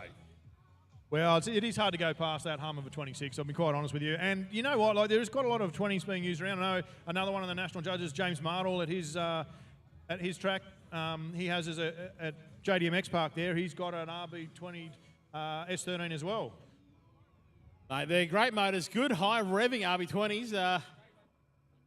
But one day, what motor's going to be out next? With the mighty single overhead cam AU Falcon motor or the Ecotech from the VT Commodore? Well, it seems they're going a lot of these Barra engines, you know, but I don't know, I like to see the old school stuff. It's a bit of fun. Here we go, Nathan Dunovic in the lead, Sam Mudge the chase, Dunovic throwing it in hard, Mudge right behind him. Dunovic, what's he going? He's doing a board slide. That's a 50-50, I'd say. Well, it was me thinking I was coming to watch a drift event, but it turns out we're going to throw in a little bit of skateboarding as well. I hope he had some decent scuffs underneath that, or that could be making a bit of a mess. Mate, you know what the thickest part of metal under your car is? Most likely your gearbox. So I reckon that would have been a good skid plate along that ripple strip there.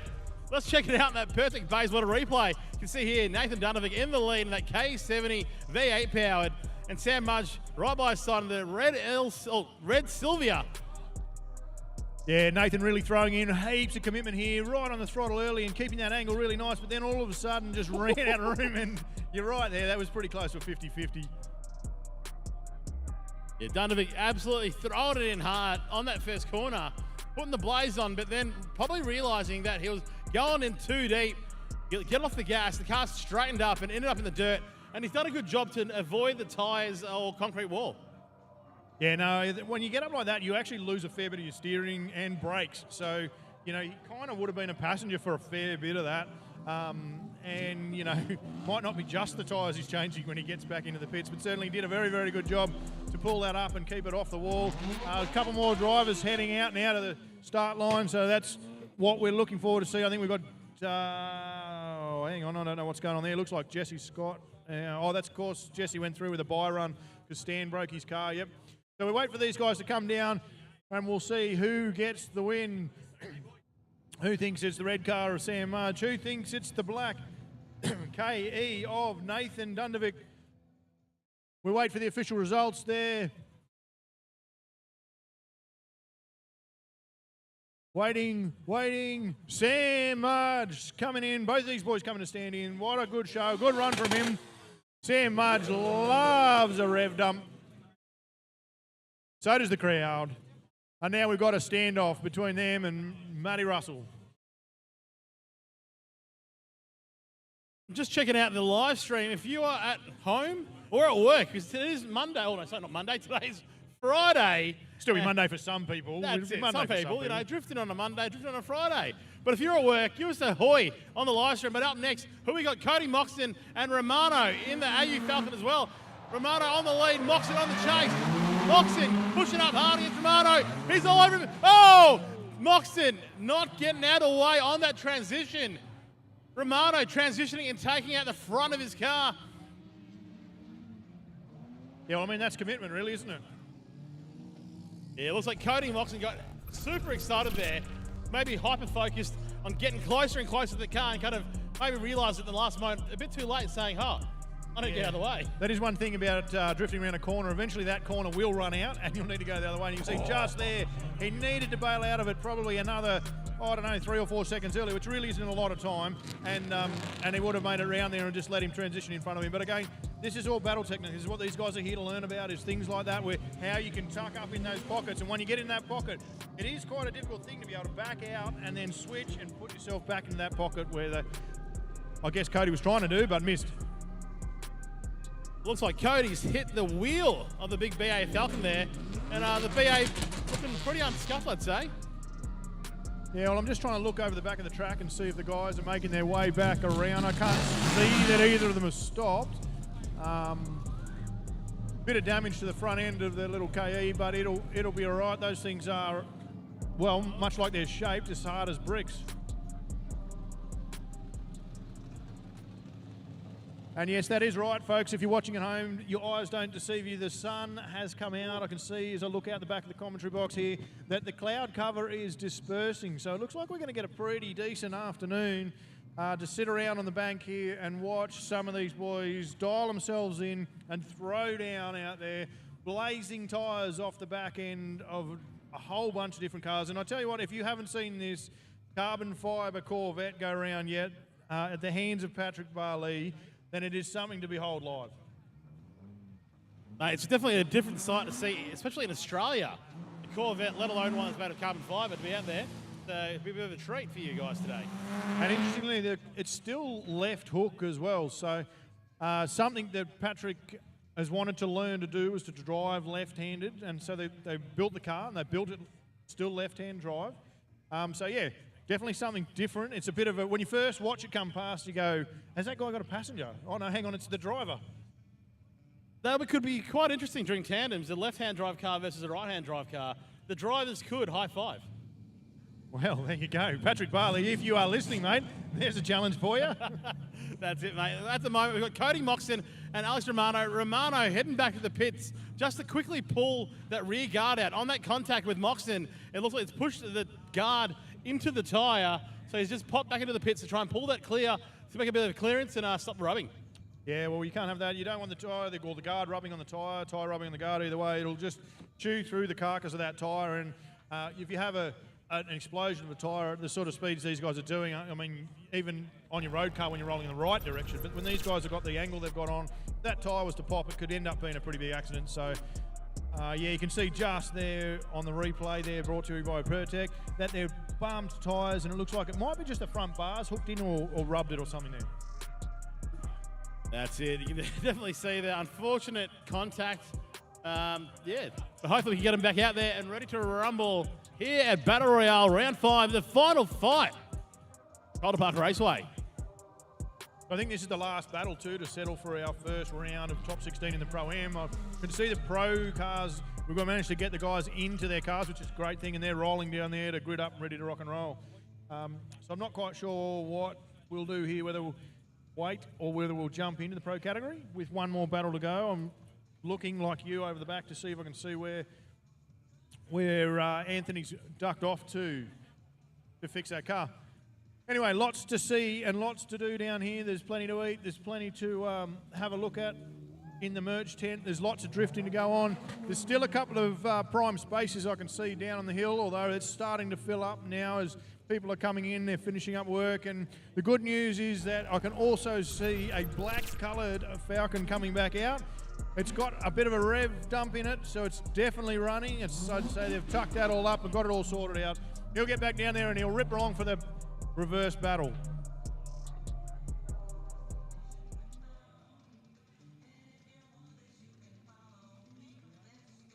Just a bit of a shout out on the live stream. If you're on the live stream, make sure you leave a comment. We'll try and get to it when we can. But there is a Matt McCrudden who's meant to be drifting, but he's written up there, "Hi, Mum." So, Mrs. McCrudden, hello. Indeed, and maybe while we're doing it, we should shout out to all the mums out there. Of course, all of us need one of those. And all of our mums have helped bring us up, helped get us to where we are, whether that's a good or a bad thing sometimes. But shout out to all the mums that are home watching. I'm sure there's plenty of them. There will be at least, I reckon, 32 of them watching the 16 drivers from Pro and Pro-Am. But here we go, the return battle. Here we go, Moxon on the lead. No contact so far. Oh, that big BA Falcon getting right up on the K70. Bit of a David Goliath here, but it looks like Goliath is the one pushing the boundaries right now. Yeah, definitely two completely different platforms, size, weights, everything. Because division is different, and that's a really exciting thing about drifting, right? You can bring a tiny little car with a tiny little engine, and you can take on a big lump of a car like that. If you put those two in a drag race, well, it'll be pretty cut and shut. Who's going to win that, right? Definitely, I'd say so. But it's, like you said, it's quite funny because I guess both two locally delivered Australian cars, the BA Falcon and that A70, also a locally delivered car. Albeit some 20 years apart. Yeah, 20, 30, yeah, around that. Alrighty, so we're getting a little bit of word through from the judges. We get to know before you guys do at home. How exciting is that? I guess that is the privileges of someone giving us a microphone. Definitely a special privilege here. And I tell you what, it's really starting to warm up too. I may even have to peel one of my 27 layers off, being from the northern end of, well, not quite the northern end of Australia, but a little bit further north than this. I was feeling a bit of the cold, so I have a lovely Keep It Reet jacket, which you guys can purchase down in the merch tent if you want to, along with a whole bunch of other stuff. They've got some new merch down there as well today, including Miami sunglasses and fade bucket hats, so you yourself can look like Jason Ferrin. And I've just had one of the worst things that can ever happen to a man, is his pen's blown out. Blowout. Big blowout. You've lost the spring as well, mate. That's game over for you. I'm pretty sure the spring went all the way through down to the I think floor. Dan Mackey's going to have to call a 5-minute rule here right now. Got to sort out his pen before he gets into the next battle. All right, ladies and gentlemen, we've got a winner here today. The BA Falcon, Anthony Romano, takes the win.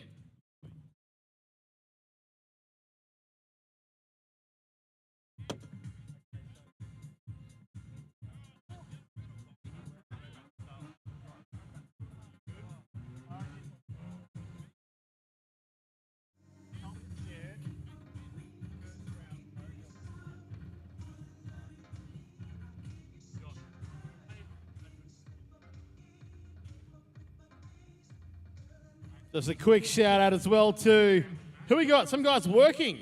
Reese K94. He's sneaking in the stream in WA while at work. We've got BCOOLI. I don't know, mate. Bakuli. He's also working from home, keeping an eye on the action. So if you're out there, jump on the live stream. Well, you're already on the live stream, but jump in the comments. And also, Andrew Evans, I love you too. Good to see a bit of crowd participation from the guys watching at home that can't be here. Remember to share this feed around, because surely if you're enjoying it yourself, there's going to be one of your mates that would love to watch this feed, and it's only just going to get hotter and hotter as the afternoon goes on. Speaking of hot, we've got two very hot men up next. Combined, they might be the size of a normal person. Cam Martin, Matt Russell up there on the start line for the BSC Performance Pro.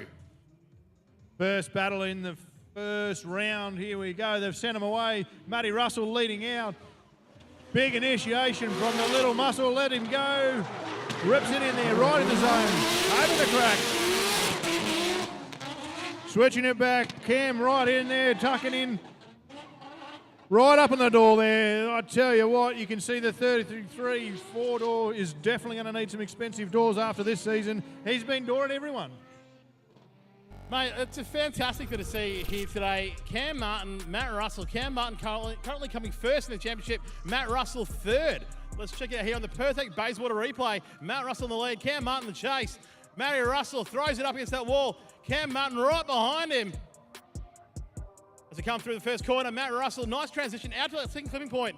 Cam Martin cutting that line to try and keep that proximity with him. And as they come over the line, he's right next to him. Yeah, very good run from both boys there. A good lead, and this is what I was saying earlier about if you have a good lead, it does make it easier to chase. So now I'm sure the judges are going to be having a look. They're going to be waiting to see if when it reversed around that Cam Martin does exactly the same thing and has a nice strong lead. I was watching him practice and he was getting the line very, very well there. So I'm expecting a strong lead from him as well. And Matty Russell, he just loves nipping at a door. He'll be in there tucking himself in the pocket. So I tell you what, guys, as they're coming back up now, they're getting close to going around again. You really don't want to go and get a beer now. This is the wrong time to be getting a beer. There'll be a chance later on, and maybe a little bit later in the day too. It is only early, I suppose. Mate, I would say this is pretty much a final battle for the first battle today for Pro Series. Well, it could be, you never know. And it could be, in the end, still the final battle because, as you know, and you were explaining earlier, you know, one of these guys could go through and get a bye straight into the finals if they win all of their battles in the preliminary rounds. There's 4 battles they're going to have. And, of course, that could then mean that the other one has to come through and battle his way forward by making it through a more difficult way and maybe being more battle ready by the time they do get to the final. And they could still face off in the final a little later on tonight. That's it. Here we go. Second run. Matt Russell in the beige A86 SR20 powered Cam Martin in a silver R33 sedan. It might look like a tin can, but it's definitely a race car. Cam Martin on the lead. Matt Russell to chase. Cam Martin, big angle, throws it in.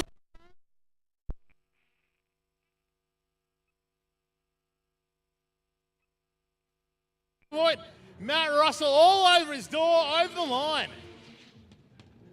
I don't think that was actually possible, but I think, I'm going to watch in the replay in a minute, but I think down in that bottom corner, Matt Russell managed to be that close that you could see the front of the 33 and the back of the 33 with the AE in the middle. Mate, that's going to be a screenshot for sure if we can get that one. You see here on the perfect Bayswater replay, Cam Martin, big angle, but maybe a little too early.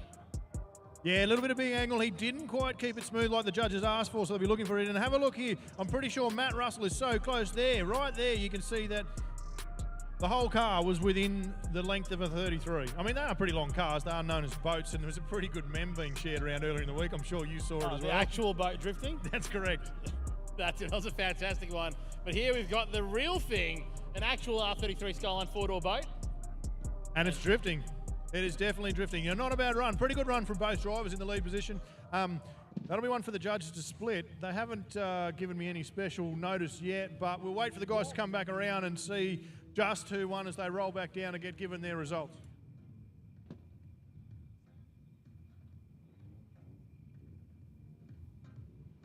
Speaking of results, it looks like we've got a Tony B down at the finish line there. Well, not the finish line, but the announcement line. So he might be having a chat. And I'll let you know who the winner is once I get around to him. Yeah, we haven't heard a lot from Tony B, and we do know he doesn't mind the sound of his own voice, a lot like the rest of us don't mind the sound of his voice. It's great to have Tony here. Been working with him a bit this year. He's a great bloke. Here we go, Tony. You ready to give us a result, mate? Ladies and gentlemen, I am so keen. I've got one of the best seats in the house, right on the inside of turn 1. We've got some solid vibes going on down here, and I'm absolutely loving it. This is only the first round of these guys. We've got a lot of rounds and a lot of battling to go. Matt Russell gets a win. Oh my God. Matt Russell, here we go. Wow. All right. I would expect nothing less from the top 3 in the championship right now. Matty, talk us through, how was your first battle? Look, I always expect a bit of contact from Cam, but that was a polite one, so I'm happy with that. Probably cost me a door, I haven't seen it yet, so I'll just put that on his bill. But nah, it's always pretty good driving with Cam or Bogger, or like you said, anyone in the top 3. You can pretty much just go full commitment, know they're going to come out the other side. So yeah, it's always a good time battling these boys. This has got to give you a confidence booster, getting in the first round out of the way, getting that first point. Can you get 4 in a row and go straight through to the final? Have you got it in ya? Not if you keep jinxing me like that.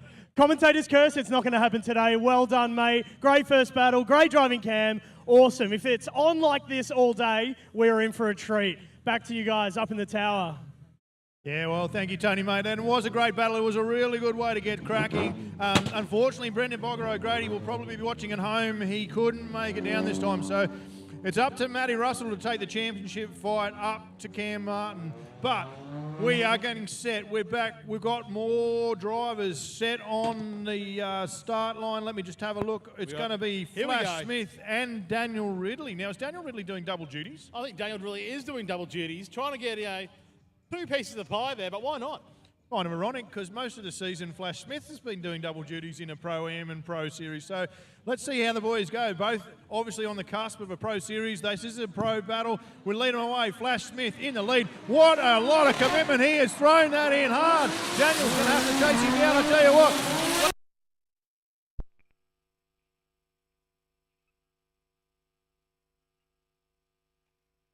Keep up the power and the speed of Flash Smith that time round. Well, I tell you what, that's the most committed I've seen anyone in that first corner.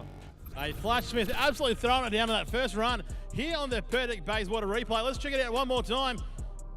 See Flash Smith coming in here, red hot, throws it in a little bit of a wobble, then winds on the angle and turns on that throttle, absolutely blazing away. Not quite out to that second clipping point, but hitting the third and helps to that fourth one as well.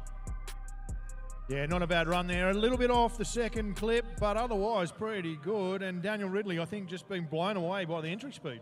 That's it, mate. He was living up to his name, the Flash. But it's definitely not the same kind of Flash, is it, though? No, different sort of Flash. And, I mean, he's definitely battled hard, Flash. He's been around the scene for a few years now, working his way up and honing his craft. Definitely someone who's certainly going to go a lot further in the future. You know, he loves drifting. He's got a very supportive wife, Louise, who's back home in Sydney at the moment. Flash actually wasn't even going to come to this event, and it was his wife, Louise, said, no, you have to go and support Glenn Atkins. So pack your stuff, get the car on the trailer, and I'll see you next week. Hey, that is a fantastic marriage there. That's how it should be, you know, supporting each other, getting out there, supporting what they love to do, and, you know, pushing them to do what they want to do.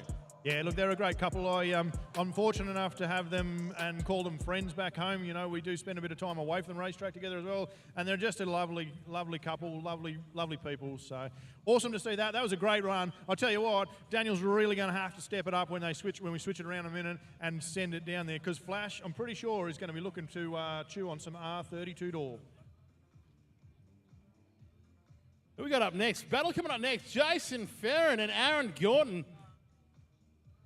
Jason Ferrin driving the 33 four-door. The Barrow Wag's on its way over to New Zealand at the moment. Jason's got a few other cars in the Reet fleet. But right now, who we got? Dale Ridley on the lead. Flash Smith on the chase. Ridley going off track.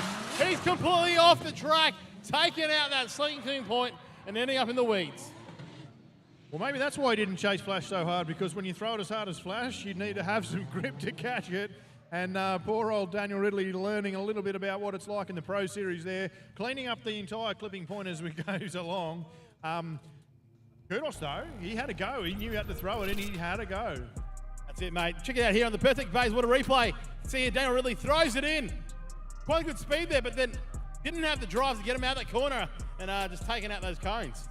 It's been pretty cool down on that track most of the day too. A lot of cloud cover too, which you hear people talking about UV and the difference it makes to the track. They talk about it a lot in supercars and Formula One, and it definitely does make a difference. And I know walking around the pits earlier, talking to the guys, they were really battling to get that side bite grip that you get, and that's a really clear example there of just no side bite grip. In fact, the guys were saying that if you got on the throttle too early, instead of it driving you forward like you're so used to, it was actually driving you sideways. So you kind of had to wait and pause and be almost unnatural before you could get going. I kind of feel that might have been what just happened to Daniel there. That could be definitely a thing. But you know what? If he had Shockworks coilovers, he might have had a whole lot more bite there. You know, those guys, they're redefining the coilover experience. One of Australia's most popular damper manufacturers, best known for their amazing ride quality and outstanding handling. And look, you know what? If he did already have it and it's not set up right, he can just pop on down, see the guys, and get that set up right. Well, there you go. So once again, the judge is making a small correction over here. I'm not going to replay what they said, but either way, he could possibly use a small bit of advice on the self-alignment that he does on those lovely Shockworks. That's it, mate. It's the Shockworks guys. They're always happy to do a bit of recoding and revalving on those shocks if you ever want it updated and changed up. Now, I'm not sure what's happening here. We're going to see, is Tony B ready? Is he going to give us the information? Is he going to talk to someone who's got the win? Oh, Flash my Smith, God. all the way from New South There Wales. is Flash getting the first win. Wowee. Flash, you nearly weren't going to be here this weekend. You're a last-minute call-up. Here you are. You go through the first round and you get the win. How are you feeling? Yeah, pretty good. It's pretty nerve-wracking going down that wall and onto that corner. And when I saw Daniel go there, I thought, oh, he might come back on. So I just stayed inside a bit, but yeah, it worked out all right. Mate, absolutely great to have you. You're a champion of our sport, and I love that you made the trip down to Victoria. I love this layout, and I want to see you driving all day. Thanks so much. Great job, Flash. Back to you guys. All right, well done to Flash Smith, coming down all the way from New South Wales to compete. He's been all over the country pretty much in the last 5 weeks. Melbourne, up to Queensland, back across to South Australia, back to Melbourne, I think, to pick up a bit of his trailer that he left behind. If you want to know that story, go and see Flash later in the pits. And then all the way back down again this weekend to have a crack here at Battle Royale, the final one for 2022, brought to you by Keep It Reet and, of course, Zoo Performance. Great supporters also of our industry. Zoo Performance, relatively new in the scene. Of course, they've been big around the country. We see them also stretching in New Zealand. So great to have the boys there from Zoo Performance on board and helping out with what is a cracking event so far. Who have we got coming up next? I think we've got the man himself, haven't we? That's it. We've got Jason Farron coming up next, up against Aaron Gordon. Looks like Aaron Gordon also doing a bit of a double dipping here in the Pro and the Am. You know what? If you're going to go to an event, you're going to get your car ready, you're going to tow it there, take the day off. You might as well just do as much driving as you can. Yeah, absolutely. And I mean, it can be a bit of an interesting thing too, because quite often there's differences in tyre compounds allowed in the Pro and the Pro Am series as well. Slightly different regulations. Quite often though, the cars are very similar. So only minor adjustments the guys have got to make. But as a driver, you've got to make a fair bit of adjustment. That's it, mate. That's it. Here we go. Jason Farron in the lead in the Keep It Reet R33 Skyline. Aaron Gordon right behind him. Jason Farron throwing it in nice and safe. Add those 2 points. He's nothing wide. Great lead run by Jason Farron so far, but Aaron Gordon using that to his advantage. Big cut on the last corner. Aaron Gordon trying to take the dive, but not quite executing that correctly. Yeah, well, I'll tell you what, when Jason was looking in the mirror, he would have definitely been thinking, is that my car with a different wrap on it? Because that car does look pretty similar. Although Jason knows he has packed that car into, as you said, into a container to send over to New Zealand. And it'll be interesting to see how he goes in the D1NZ series over in New Zealand later in the year. Of course, Ben Jenkins from D1NZ comes and visits occasionally. He's been over to this series, I think, is it twice now? Yeah, Ben came over the last time, I think, for the last round. It's great to see him driving the Keep It Reet car, as well as Darren Kelly as well. Darren Kelly as well. So Darren Kelly, of course, is New Zealand's export now to FD. Just finished his first season. Had a few dramas in that amazing and immaculate-looking Aston Martin. But now, as we look at the replay, let's have a look here. The entry from Jason, known pretty well for a big entry. Not scared of a wall either, and he gets it pretty much right out there. Plenty of speed, plenty of smoke. Nice, consistent angle, picking up the clipping points as he goes around and through. And Aaron doing a good job in the chase too, staying pretty consistent, reasonably close. Probably like to see him a little bit closer in a pro category, but of course that's what you're about, is getting the experience.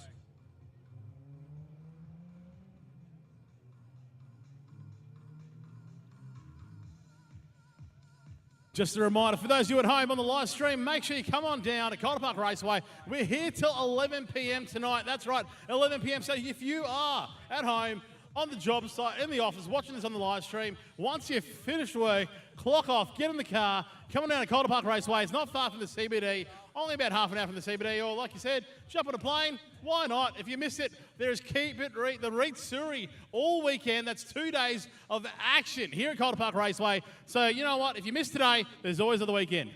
All right, here we go. We've switched them around. We've let them go. Aaron's going to lead out now and take Jason on. Jason very close in the chase position. Flicks it in there. Sitting on the back quarter, but just falling off slightly now as they come back down in the second section of the track. Up over into the crossover. Sorry, not the crossover. I'm doing the same as everybody else. Through the final section. Oh! Looks like a bit of a contact there. Much past the finish line with a bit of car flying over the concrete wall. Yeah, well, I mean, Jason was right in there. He was definitely going to give him a stir up and say, welcome to the pro category. Let's watch here on the Perturk Babies Water replay as we hook down there. Big entry, nice Scando start, flicks it back. Jason sitting right up there in the pocket, comes back through, a little bit shallow, just missed that clip by a fraction, flicks it back. Now this is where Jason really reels him in. Just got that extra grip and drive and comes right back at him. A little bit different to what we saw Aaron do, and look at that, he is right on the door across the finish line there, and yep, I'm pretty sure you were right, there was a tap. You know, what's a tap between friends, you know? Bit of action, bit of touchy-feely between friends is okay.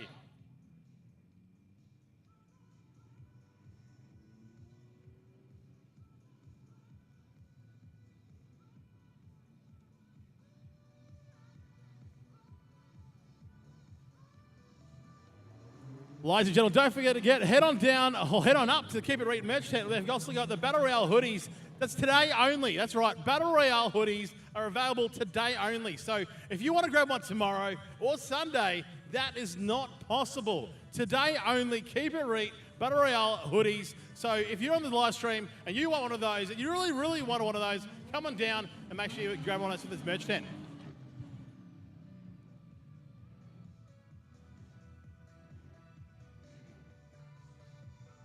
Well, here we go, ladies and gentlemen. What a battle. Aaron Gorton doing double duties, but Jason Farron gets the win. Round one win to Mr. Reet himself. I'm going to run around here. Mr. Reet, Master Reet, Captain Reet, whatever we want to call you. Round one to you, good sir. How do you feel? Yeah, pretty stoked. I came here to put on a show. It's amazing that I can be in the driver's seat right now and the crew just smashing it up there with the live stream and everything, putting on the show so I can be here. So I'm here to put on the show in the driver's seat, throw some backies, smack some doors. I think I lost something there because he smacked his ass on my front end there somewhere over the line, but that's what it's all about. Let's do it. Absolutely love it. The wagon is in a container on its way to New Zealand. What's it like driving the 33? Equally as comfortable, obviously. Yeah, I try and set up all the cars as similar as possible. We've got the Acostal throughout all the cars, so they steer amazing. And then it's just the power difference. So, yeah, it's fun. It's fun. Love it, mate. Well done. Great work, Aaron, as well. Great driving. Battle number one, run and done. Farron getting the win. Back to you guys up top. Well, there you go, Jason Farron keeping his amazing form that he's currently in going. And I tell you what, that was a tough one for Aaron to come up against in his first pro battle this one round. But of course, as you know, he might have lost one, but he can still lose a second one. And right now he can win as well. It's a buy run, mate, right now. Buy run.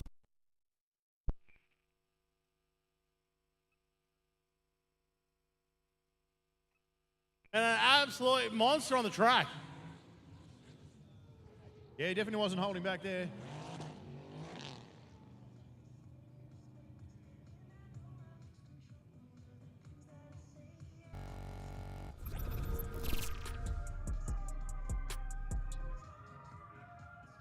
Alrighty, so Matty Gricey getting a buy run there because Russell Conningham is, I believe, still chasing a gearbox. So he's actually, well, he's found one. He's found a whole car. He's just going to pull one out of a car. You know, just hop down the road, pull it out of the car, put it in your own car, and I hope you don't lose two battles. Well, let's hope the owner knows about this going on as well, because otherwise it could be a bit strange when you wind your car up on blocks and the gearbox missing out of it. All right, we could have another buy run here.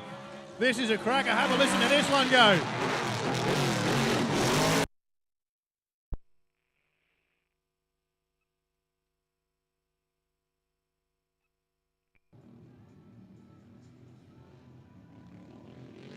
That is the sound of a sprint car engine meeting a drift car and being shown a nice, clear, open drift track to go and have a crack on. That's it, mate. You can see that car absolutely floating into that first corner. He's off throttle, on throttle, but when he puts it back on again, that smoke absolutely billowing from the back of the car, and that, like you said, that sprint motor just nearly idling through that last corner. Yeah, such a big, torquey motor.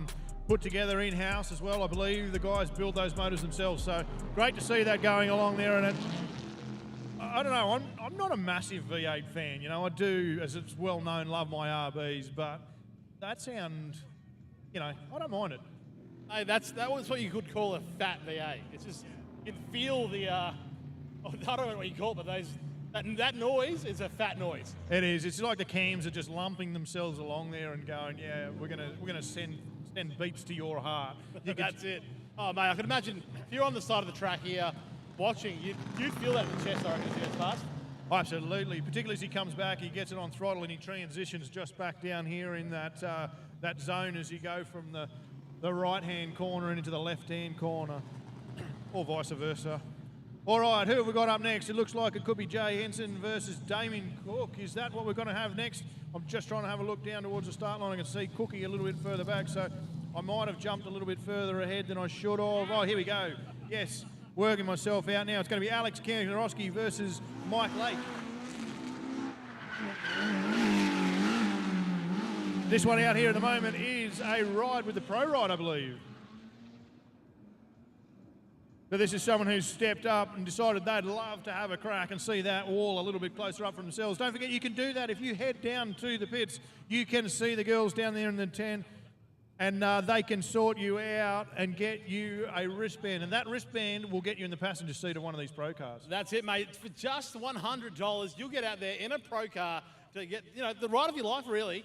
This layout hasn't been done for a long time, and it's not quite often this layout's out. So if you want to experience what it's like to go through the crossover, also known as the killer crossover, it'll be a whole lot of fun. But up next, we got Mike Lake on the lead, Alex Kanarowski on the chase. Mike Lake in that D-tack. He's got his BMW down there, but Alex K right behind him. That 2JZ S15 pushing up on Mike Lake's door. Mike Lake doing all he can to get out to those tipping points, but Alex Kanarowski all over him like a rash.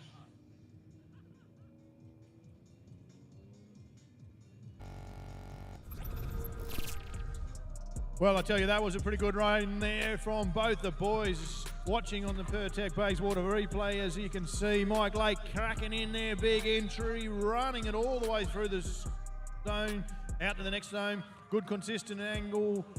Alex Kanarowski just tucking in there, hanging out on his back door. A little bit of a stall or a bobble in there from both drivers as they came through that last section, the last zone before they went across the finish line. But overall, a very, very good run.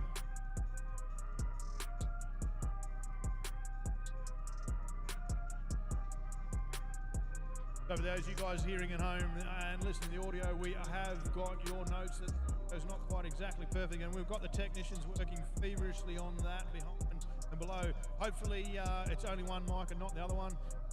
It is a byproduct of how excited we are getting up here at the moment. Chunga's mic just getting tuned up. He's got it up on the hoist. The boys are running maybe a quick Shockworks adjustment or perhaps fitting Scott's tyres. But either way, he'll be back with me in just a minute. In the meantime, I think we should be seeing these boys get back around to go again and switch it around, and it will be pretty exciting to see. Kanarowski been around for a fair while, so too is Mike Lake. Mike Lake had a few issues with the car early on in practice, so let's see if he's ironed those out. He seems to certainly have done that, if based on. And then later on, we've got Jay Henson and Damien Cook coming up, so we're getting through them. We've got another two battles after this to get through, and final one will be Andrew Pearson and Marcus McCarthy.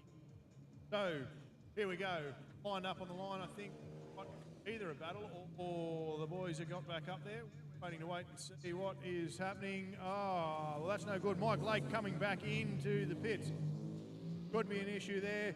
Tony might have some information for us. I'm going to throw down to you. Tony, what can you tell us?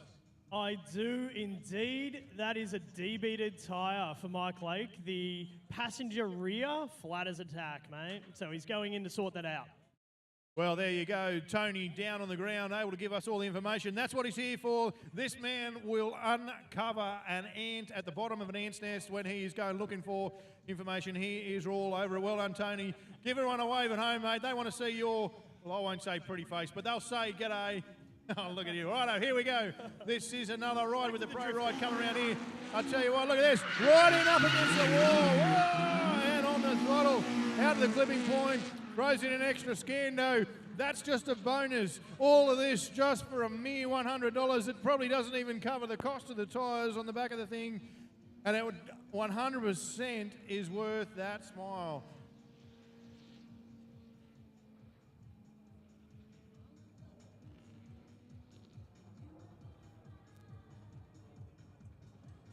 Alrighty, boys. Everyone enjoying it down there. We're just waiting for some tyres to be swapped around. I think we're going to back Alex back off the start line, and that means we're going to get Jay Hansen and Damien Cook. Come and on, the mate. leader Didn't is... you say if you can't see Damien Cook's car, do you go to Specsavers? Yeah, I do. Well, actually, I do need to go to Specsavers. I'm going next week, as you would believe. My dear wife back home, who's allowed me the lovely time to come down here and spend hanging out with you instead of hanging out with the family, has got me booked in to go and see my local optometrist next week. Hopefully we can get a bit of vision going on then. Well, that's why we've got you here, mate. Great to see that nice fresh set of Scott's tyres on your microphone there. And hopefully the punters at home who are watching and enjoying this live stream aren't getting their ears bleeding too much. Here we go. Here we go. Damien Cook on the lead in that Bling Designs Skyador. Throw it in there. So right. Jay Hansen right behind him. The SR20 pound Corona. Damien Cook doing all he can to get out to that last in point. That Zoo Performance Skyador. Absolutely monster of an engine in that thing as well.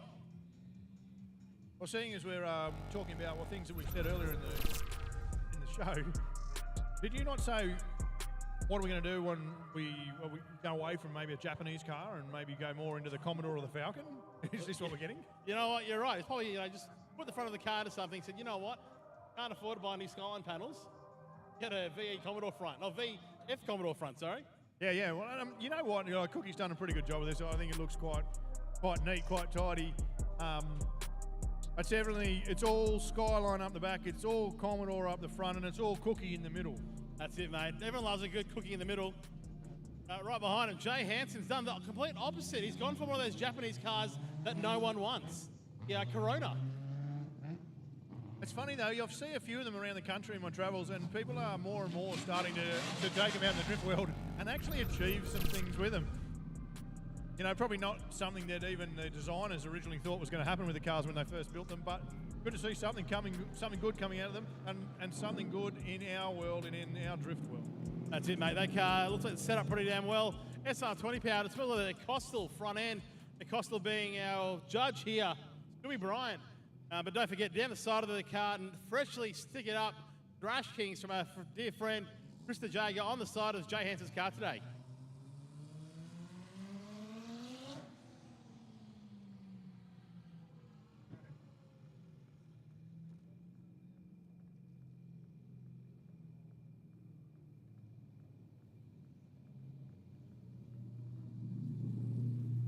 Alrighty, as we're turning them back around and getting them back up to the start, I can also see Mike Lake making his way back around, so they've managed to get some air into that tyre that Tony spotted so eagle-eyed for us there before. It's now been re-inflated. It looks like it's rolling just nicely for him, so he'll get back down there and jump back in the queue ready to go. But before we do that, we're going to settle this battle here. Damien Cook in the chase, Jay Hansen leading out. Big entry, he's having a crack. Damien Cook's got to get with him. He's far back, he's in the red yellow. There is a smoke show, ladies and gentlemen. Through the final corner there, pretty good run. Damien did make the effort to catch back up. Jay just making a couple of little errors in that last section, but overall, not a bad run. Let's check that out in the perfect base. What a replay. You can see here Jay Hansen in that SR20 powered Turner Corona on the lead, comes in hot, leaving Damon Cook behind a little bit there on the entry, throwing it in, getting that angle on, and then putting the power down. That SR20 absolutely streaming. Smoked at the back of it, but like you said, bit of a bobble there, bit of a straighten, bit of a double dip into that last corner, then holding it through over the finish line. Yeah, just as they're coming through that crossover and that track change there's a little bit of a bump, and sometimes if you don't just quite get it right, it can unsettle the car, and that caught Jay out a little bit there. Overall, though, I think my feeling would be Jay with a bit better run in that, particularly in that second one, and maybe just that's enough to tip him ahead over the win over Damien Cook in this first battle. But of course, that's the judges' problem to work out. That's it, mate. Definitely not our problem at all. We've got the judges here. We've got Sean Power, who's been drifting for about 48 years. Lee Pidwell, veteran of 38 years, and Stewie Bryant with the world's most banged up R32 Skyline from South Australia. They're in locked in deep conversation over there, trying to sort this one out. They're not even paying attention to us, mate, which is good. We can pretty much say anything we wanted about them right now, and I think that's it, mate. I reckon Wisefab's pretty damn good. Maybe a little bit better than Acosta, but see what Stewie says. No, he's definitely not even looking. Nothing at all. Nothing. Not even a bite, mate. Anyway, we'll wait and see what's happening here. These guys got to make a decision. We've got the guys down there. Tony B, he's got his mic. He's ready. He's waiting. What's the result going to be? I am down here. This is the hottest place in town. Who is going to be the winner of this first battle? Oh, I'm waiting. Oh, who is it? Well, I can tell you what, Tony, we're still waiting too, mate. The judges are still locked in. The judges don't know. I think they're having their own battle. It could come down to scissor, rock, and paper very shortly, mate. But it looks like... We're going again. Yep, that's we exactly got right, the Tony. call, We are going one more I'm time. sorry, so I can't hear you up in the round. tower. But they're going again, one more time. You know what, mate? I am keen to see these two guys throw down once more, because you know what? We're out here watching it. We're out here for entertainment. And if we're going to see two fantastic drivers do it again, I'm excited. Well, you're exactly right, mate. We don't come to watch drifting and not watch any drifting. So here we go. The second battle, Kanarowski now leading out from Mike Lake as they tip it in there. The BMW with all four tyres inflated, chasing hard. The flick back round, Kanarowski missing a tail light, but that hasn't bothered him at all. Mike Lake right up there behind him again. Pretty good run there. Kanarowski really, really throwing down that time. He knew had a fair bit to make up. Well, I'm trying to remember that. I thought it was pretty close in both. Oh, I think so, mate. But you can see here, Alex Kanarowski, that 2JZ powered, that's like an FD level car. You can see here, he's breaking out. He's wheel spinning off the line all the way through into the initiation. Mike Lake doing all he can to try and keep up with him. Oh, a bit of a straighten there by Kanarowski between the second and third flipping point. And then Mike Lake doing all he can to try and keep up with him. Yeah, well, I tell you what, sometimes in a really tight battle, those little mistakes that you see or you get to see on the replay can be the deciding factor. So I have to wait and see what the judges say. They'll come back around now. They'll line back up, and Tony will get to have a chat to them in just a short minute, unless, of course, they get sent back to the start line again for one more time. Watching that replay come through there, it was a pretty good run overall. Just that little bobble, that little straighten. That's it. There's so many parts of these battles that the judges need to watch. Like I said, the lead, the chase, and then flip around and they more leads and chases. So these guys having a hard job to do here today at the final battle, Keep It Reet Battle Royale. Yeah, and you've got to remember too, the judges are watching this all live initially, right? So they're watching this at 130 kilometres an hour live in front of them. They do have the best seat in the house. They've got a nice elevated position up here in the tower, so they can see very, very well. But of course, they've got to watch it all. They've got to watch two cars, and if they get too far behind, then you can't work out who has what. So we were going to go down to you, Tony, but the good news is, mate, we're going to see this one again. Mate, more reruns. I'm keen to see it, especially these guys. Alex Kanarowski in that 2JZ Speed Tech S15, absolutely blazing it off the line and throwing it in quick. But Mike Lake, little boy who could, absolutely charging in that BMW. Keen to see it one more time. All righty, so here was you and I saying we just had two more battles to go in the pro category before we went back to Pro-Am. Well, what do we know? Obviously not a lot. That's it, mate. We're like the spectators. We're just here to watch. The only difference is we've got some microphones. That's about it. Pretty much, yeah. That is about all it is. There's a difference. They've got a pretty good view too. The spectators sitting down here on the hill enjoying the sunshine, the grass, and a lot of tyre smoke here as we watch this replay there. This is the first battle, I think, was it? Yes, it was. This is the first battle in the Pertac Bayswater replay. You can see there's the depleted tyre there that's just causing the issue. Coming back around, and the judges obviously decided that even though that battle was slower and Alex was able to be closer, when they flicked it around and they both had fully air tyres all around, that it was impossible to split them. So they want to see it again, and I tell you what, I know I do. That's it, mate. We want to see clear winners. We don't want to see a maybe they won. We want to see clear winners. So, good choice to the judges. Yeah, we're definitely giving the judges a thumbs up here. And they don't always get a thumbs up. Sometimes there's angry team members running at them and throwing things. Sometimes there's even team members throwing $100 notes at. I think that's before the event starts. It is. Anyway, here we go. It looks like we've jumped into the Pro-Am category. We got here Marcus McCarthy up against Pearson. Pearson on the lead, McCarthy on the chase. Pearson in a team wheel deal at 186. Marcus McCarthy in the S13 right behind him. Marcus McCarthy right up in his door as they hit that finish line.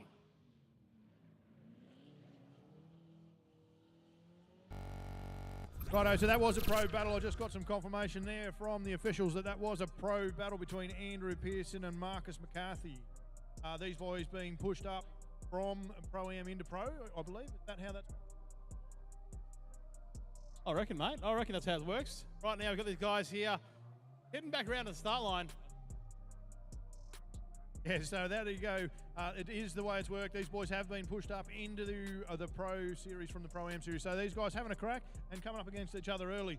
Kind of a good way to get your first Pro battle out of the way. That's it, mate. Best way to do it is jump in the deep end. Absolutely, and you can see here on the Pertac Bayswater replay, they are throwing in nice and hard there. So if you need any hoses at home for anything, make sure you get down to see the boys at Pertac. They're probably there for an hour or so more before they'll no doubt pack up and come down and watch the drifting. Jump in and see them if you've got anything you need fixed, resolved or extended. The boys will be able to help you out down there. Not a bad battle from these guys to get started. It'll be interesting to see how they go and they turn it back around. I can see there's cars that are coming back for reruns, who've shot their tyres. They're ready to rock and roll. So we have still got plenty of battles to go. We've got Ride with the Pro right now coming down again. Someone else has shelled out $100 and wow, that's nearly rubbed that thing along the wall. Corey's out there having a great time in that car, just ripping it around, taking people for fun rides. With the beams motor under the bonnet. What a cracking run. A good ride. I'll tell you what, if you haven't gone down and signed up, got yourself a wristband for that, you need to do that right away. Well, at least very soon. Don't miss out tonight because the pro rides are great fun, very enjoyable. We've got a battle set on the line. In fact, we don't anymore. We've got it away. Here we go. Marcus McCarthy in the lead. Andrew Pearson on the chase. McCarthy in that S13. That car's a quick car. He's thrown in really early. Up against the wall, absolutely blazing. McCarthy pulling away, but Pearson sticking right with him. Ladies and gentlemen, what a run. That was a top run there from the guys. Really, really committed was Marcus on the entry. We're going to have a look at it on the Bayswater Pertac replay as we send him through the start gain there. A big initiation, throws it hard, stands on the throttle, drives in. You can see he's built tyre smoke very early. Comes in mid-track. That's okay. The judges said mid to outer was where they needed him to be, so that's okay. He's online. Comes through, picks up the last clipping point as well. Oh, what a run. That was fantastic. And Andrew Pearson doing a fantastic job in the chase as well.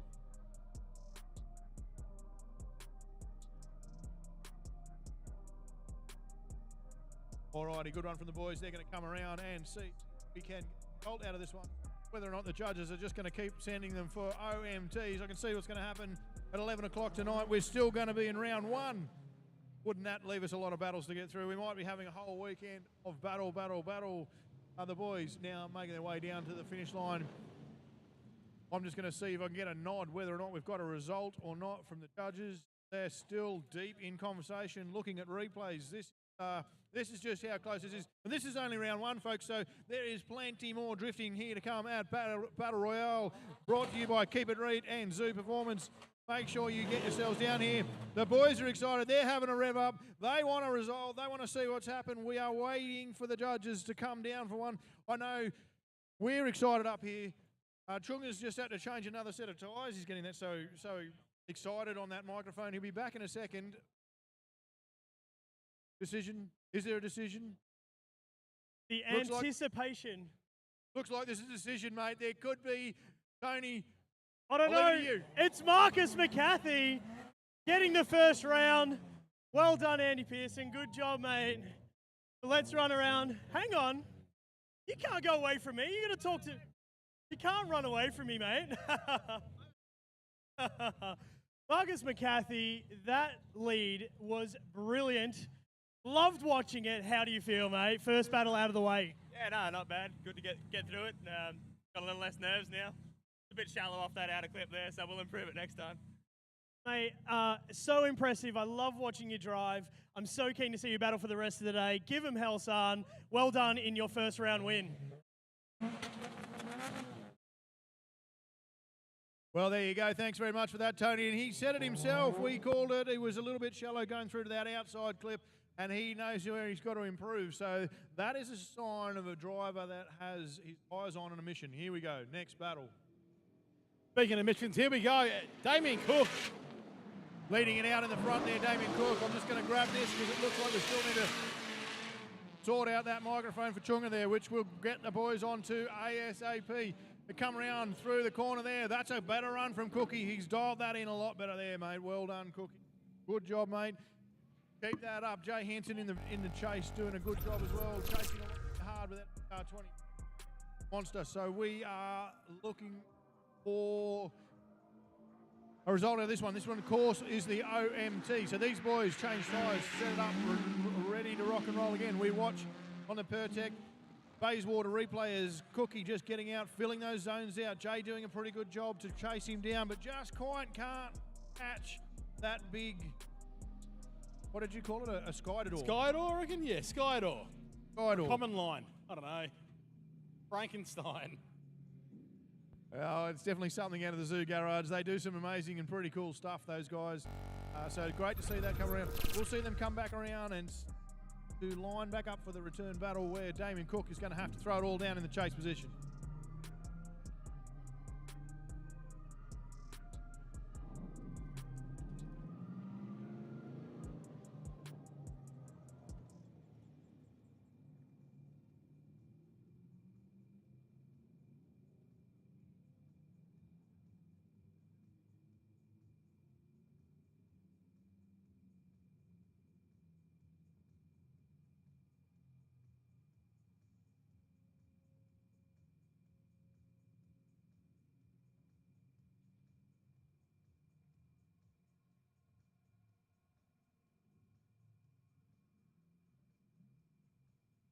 Don't forget to grab some merch over the Keep It Reet merch tent. They've got slaps, decals, lanyards, caps, snapbacks, and bucket hats. But don't forget, there is something there for the kids. We've got the Barrowags City kids hoodies, as well as the Barrowags Cherry Blossom kids hoodies. And for the night session, the light-up batons. Right now, battle on our hands. Jay Hansen in the lead. Damien Cook on the chase. Jay Hansen, big throw in. Has he over-rotated it? No, he's held on to it. Jay Hansen using all that lock from that Acostal system, doing all he can. Oh no, he's big straighten up. He saved himself once, but couldn't save himself the second time.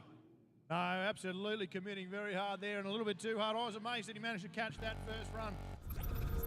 Not quite so lucky as he came through out of that zone there. Out of clip where he just did quite get it all right.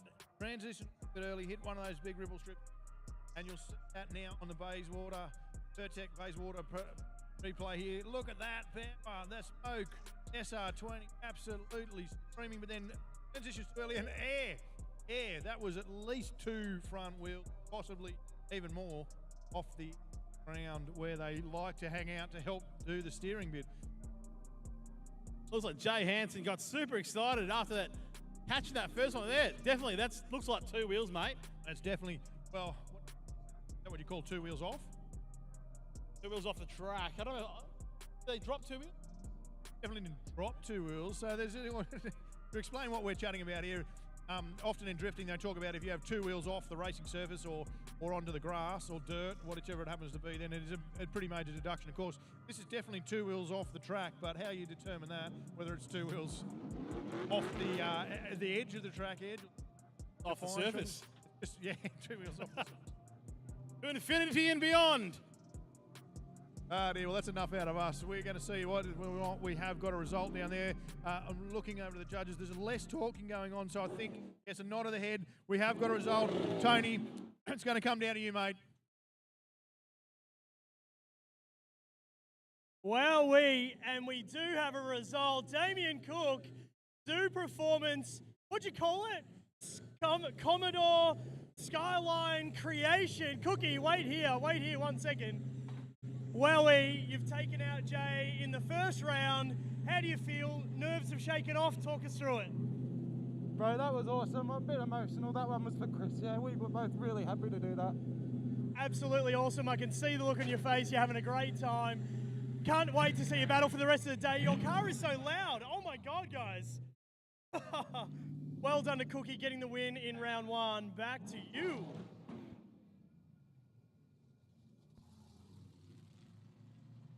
Up next on the line, we've got Mike Lake, Alex Kantarowski. Mike Lake on the lead, Kantarowski on the chase. Here we go, second time on the rerun. Mike Lake in that drop the anchor, clothing, Ethan 6 BMW. Big throwdown into the first corner. Kantarowski right behind him, can he get on the door? Kantarowski closing the gap. Mike Lake, fantastic lead run so far. Kantarowski using that to his advantage, following him over the finish line. Mate, that looked like a fantastic lead run from Mike Lake. Let's watch that one more time on that Pertec Bayswater replay. Yeah, you can see it. Mike gets away through, he goes through that chain, accelerates, going. Kantarowski breaking into wheel spin early. Mike switching it back there, putting it against the roll into that zone. Mid-track out of the zone again. Kantarowski trying to hook onto the back of it, just can't quite get it there. Switches it back around. He finally gets in there with a little bit of shallow angle, or shallow line there, I should say. Kantarowski manages to catch him up, but that was a very good lead from Mike Lake.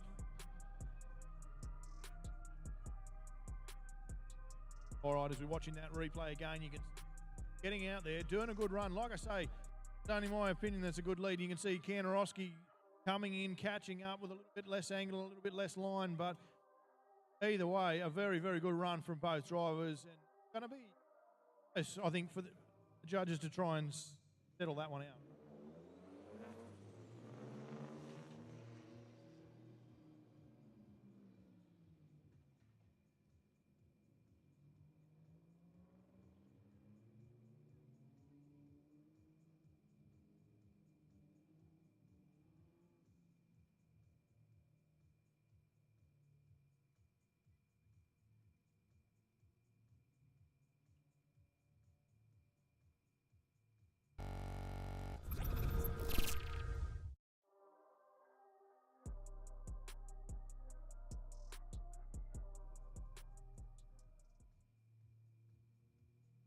Here we go. Got the boys back on the line. Mike Lake on the chase. Alex Kantarowski in the lead. Here we go. Alex Kantarowski breaking into wheel spin early and pushing the angle. Mike Lake, though, not scared. Alex Kantarowski has stood on that loud paddle, and he's pulling a little bit of a gap as they come back around through that final section there and up across the finish line. Wow, that was a good run. Alex Kantarowski just having a real big solid crack there. We'll have a look again on the Pertec Bayswater and see what's the case as he stands on the loud pedal, drives it hard in towards that wall, flat out at about 130, 140 kilometres an hour, and really just stands on it the whole way through. Kept a good angle. Mike Lake, he's there, but he's not quite as close as I think as Alex was to him in the reverse battle. So we'll have to wait and see what the judges have decided. They're still looking, scoring, making up their mind. We'll leave you guys just to watch and listen to this replay once more. Or the producer will just maybe decide that he might roll it back and maybe not.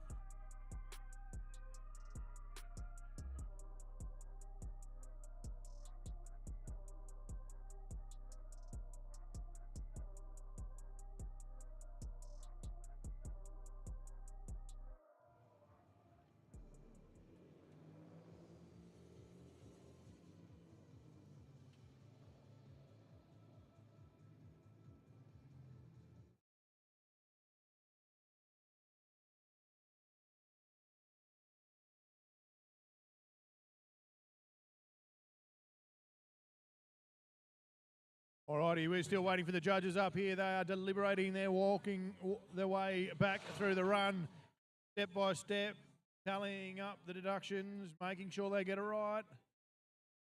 It's important, obviously, to get these things right because this could impact the championship a little bit later on as we go down through the day. We're getting our Pro-Am guys ready to rock and roll into round 2.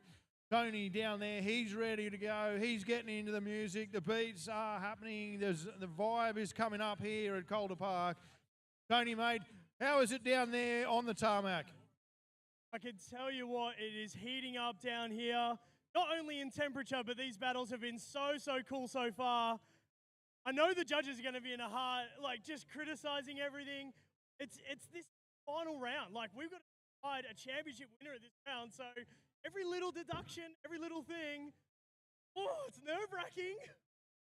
Yeah, absolutely, mate. It's I'll tell you what, the vibe up here is pretty intense too. These guys are locked in heated conversation at the moment trying to sort this out, so I don't know which way it's going to go. I know those drivers down there are pretty warm. What about you go and find out who they thought won? All right, let's ask the question. Who do you think won? Mr. Mike Lake dropped the Anchor BMW. How do you think you went? Yeah, not bad. I'm still kind of figuring out the layout, to be honest, and then the track conditions are constantly changing with the sun coming out. So the grip levels, when you throw it in, it's a little bit of a question mark, but I'm pretty happy with those battles. Alex is so fun to drive with, and we've had a couple of one more times previously. So yeah, I'm happy with the driving either way, to be honest. Awesome, mate. Thank you. Let's check in with Alex. Here we go. We still don't know the result yet. Alex, talk us through. How do you think you went? I think I did an absolutely fantastic lead run. My chase was maybe not as good as I would have liked, but I feel like he causing that issue maybe, but it was all right. It was good. Overall, I'm quite happy with my performance. Mate, I was watching you take off from the start line, tyre smoke the whole way. There is no doubt about your commitment, but am I getting the signal for a one more time, boys? The judges want to see it again. What do you guys think up on the hill and at home? Wait, what's happened? They made the call. I thought it was a one more time. That sounds like Mike Lake's going through. Well, there you go, Tony, mate. That just goes to show that you know about as much as we do up here, and it means you are firmly in the commentary position for a lot longer the way you can guess those ones. There you go, ladies and gentlemen. If you're watching at home, the judges have come up with a decision, and Mike Lake has won the 3-1 there. Yeah, they finally come to a decision. Good and nice to see. But up next, we've got another battle on our hands. On the start line, who do we have here? Oh, it's Aaron Gordon on a bye run. Amateur round 2 for the Stockworks Amateur Series. Aaron Gordon going out for that bye run. Yeah, well, Russell Cunningham still out, removing that gearbox from at least, hopefully it is, but yeah, so that'll mean that Aaron Gordon will get a bye run here collecting points.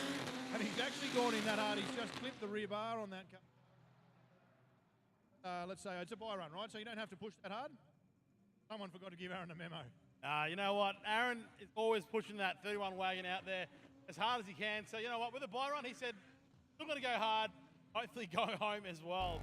But it looks like Russell Cunningham has now missed 2 battles in the Shockworks Amateur Series, which means that he is now just knocked out from this round. But he still has a chance, if he can get this box into the car and running, Pro Series, get out there for that battle.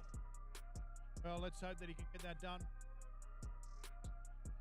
He's worked hard, prepared the car, he's got it ready for the event, he's got it down here, and unfortunately had that gearbox drama earlier in the day. So let's hope he can get that sorted and get out for the pro category.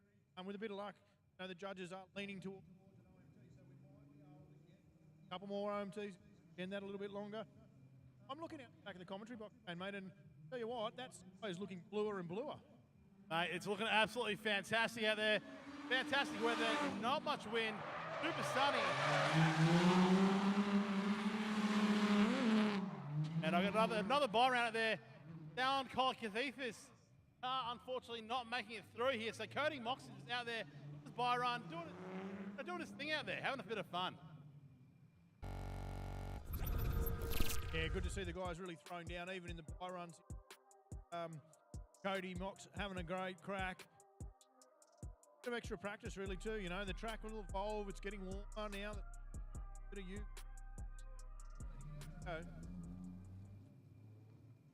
Up next on the line, we've got Ridley and Clark. Ridley in the lead, Clark in the chase. Ridley in that 32 4-door with a big wing. Can he throw it in? Throw it in super early.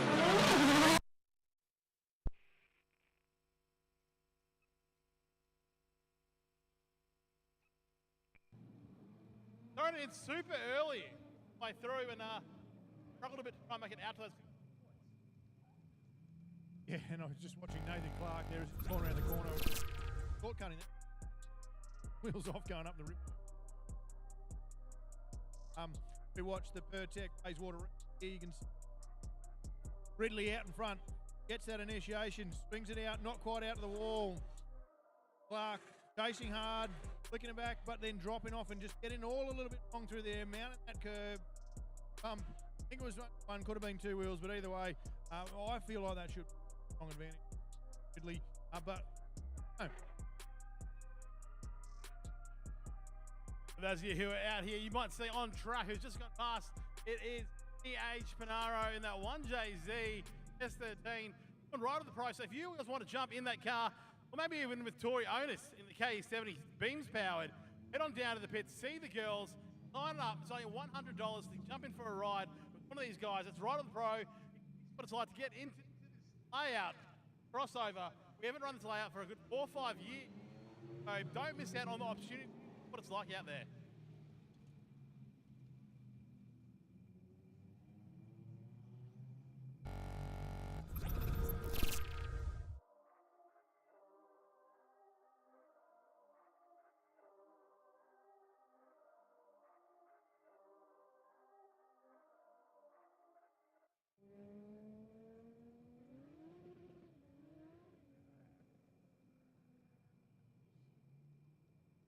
Big shout out to all our sponsors today: Bling Designs, Hypergear Turbos, Battleless, Shockworks Coilovers, Car Trailer Hire, Scott's Tyres, Performance, On-Site Towing, Vertic Bayswater, and BSC Performance. Up now, we've got another battle on our hands. They swap sides this time. Clark in the lead, Ridley on the chase. Let's see how they go this time.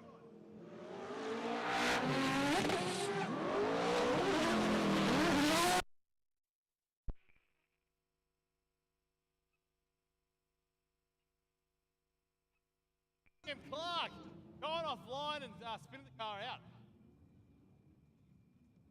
Clark not doing a fantastic job there in the end. Right before that, he was doing bad on the line. Unfortunately, yeah, not a bad run there from the guys there. Still throwing down, having a crack, but unfortunately, Clark just not getting it right. I just decided to come down out of the box for a second. I meant to bump into Matt Grice.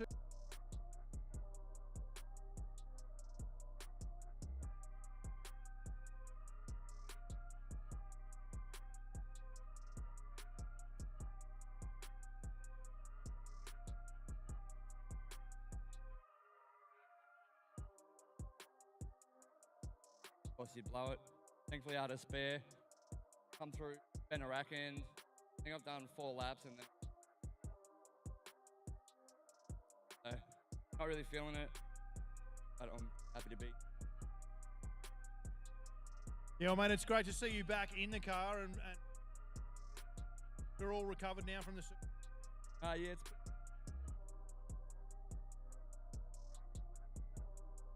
Trying to get there and get up and go for a run.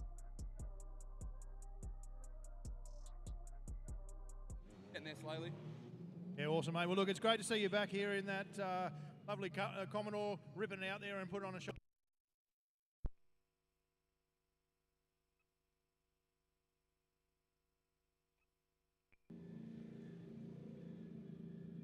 Alrighty, guys, there's plenty happening down here. I'll try and get around and see a few more people later on in the day as we see the pro drivers coming around and see if I can get a bit of information from them.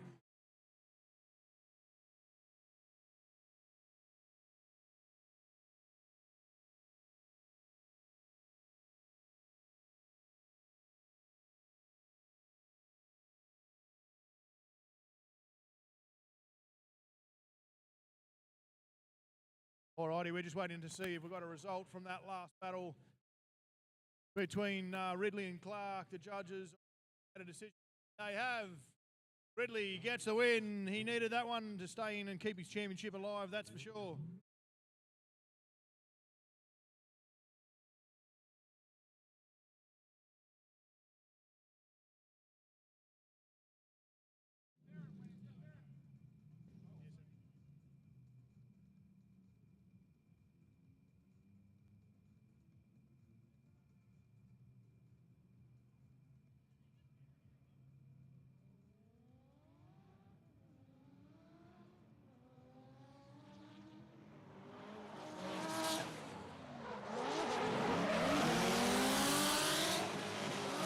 Here we go, we've got Andrew Pearson in the lead, Sam March on the chase, Pearson, the team wheel deal, 186, but March all over the side of him as they come over the finish line.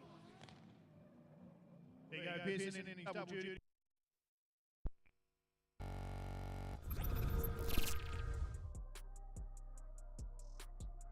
Battling well. Big entry. Gets it out to that wall pretty well. And Mudge just up there. Bobbling the back around. Comes in. Tight now. Closes that up as they go across the finish line. Drivers. See what happens when it switches back around.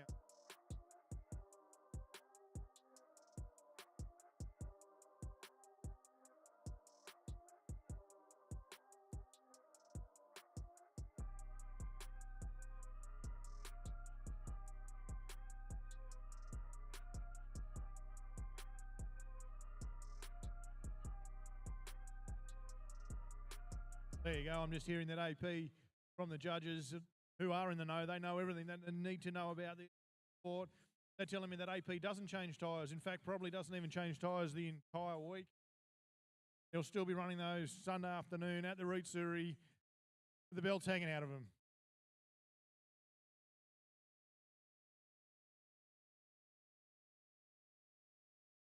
Also, not a bad driver too. It was great to see him doing double duties this weekend. And up against Sam Mudge, putting on a very, very good lead. Sam Mudge, like I was saying before, is in red hot form coming off the series, finishing runner-up. And this time, Mudge on Murray Motorsport 15. Andrew Pearson right behind him. Sam Mudge throws it into the first corner. Out, nice and wide on the clipping point. Not quite onto the second, but hitting the third one. Pearson right behind him, closing that gap, and right up on the score as they come over the finish line. Hey, run. Hey, that was pretty. Yeah, I mean, look, mate, I'm not things, but I do feel like we may see another OMT out of this one. You know, that was a very close run. Splitting that's going to be hard work. I would, you know, I'd be picking at straws just to split that one. We're only early on. We've got plenty of daylight left, and we've got plenty of night time left to get through. But let's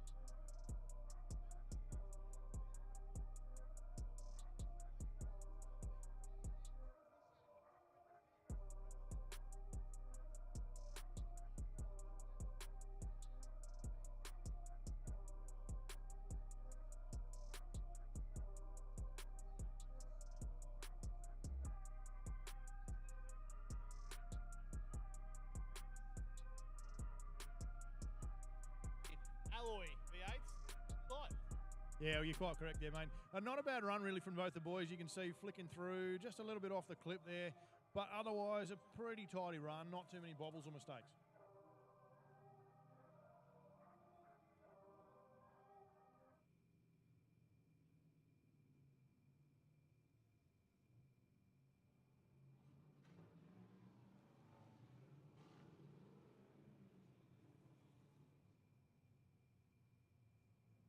As I was saying previously, that old mate Russell Cunningham's pulling a gearbox out of his time attack car, bring it back here, and we actually have Andrew Pearson pulling gearbox out of Cunningham's car while he has time between battles. So hopefully once Cunningham gets back, they can slap the gearbox in and get him out there for the next pro run. Yeah, we're definitely going to try and press on these judges a little bit more, that they need a couple more OMTs, I think, in this bracket before we get done with it. The guys are getting along there, and I don't know if it works this way, whether or not we can shuffle battles around and put him right to the end of that bracket before he goes out there. I mean, the spirit of drifting is always about settling in on the racetrack and not in the pits. That's it, mate. Fingers crossed. But right now, we've got Brentnall and Dundervik, second run. Dundervik in the lead. Brentnall in the chase. Dundervik, big throwdown. Smashing limiter in that V8 K70. Brentnall right behind him, but losing drift to that midsection there. Oh, Dundervik's gone around. What has happened? A bit of a kerfuffle, I'd say. Let's check it back out on that replay once it comes back on.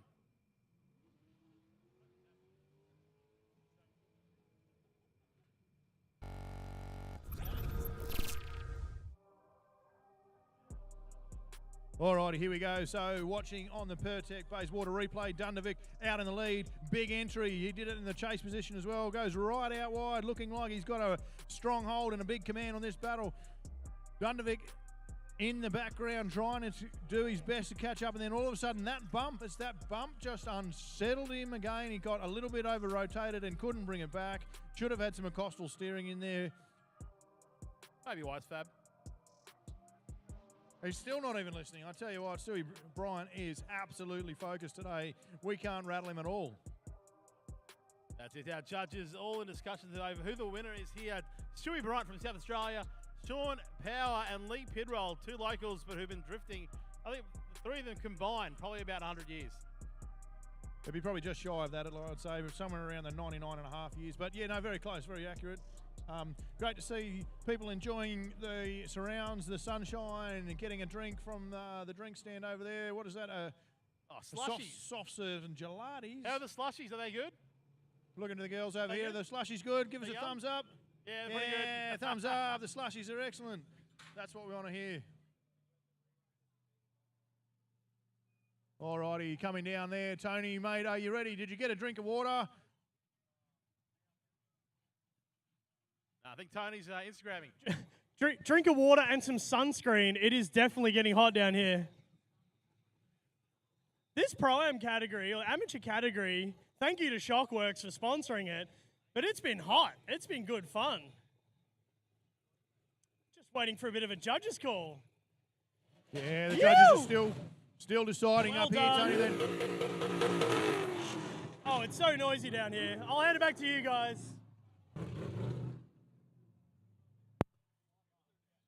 We're not even sure what the decision is yet. We'll try and find out. Was that, see if the judges can give us an indication. Is it an OMT? S13 took the win, so that should be Dundervik, I think, isn't it?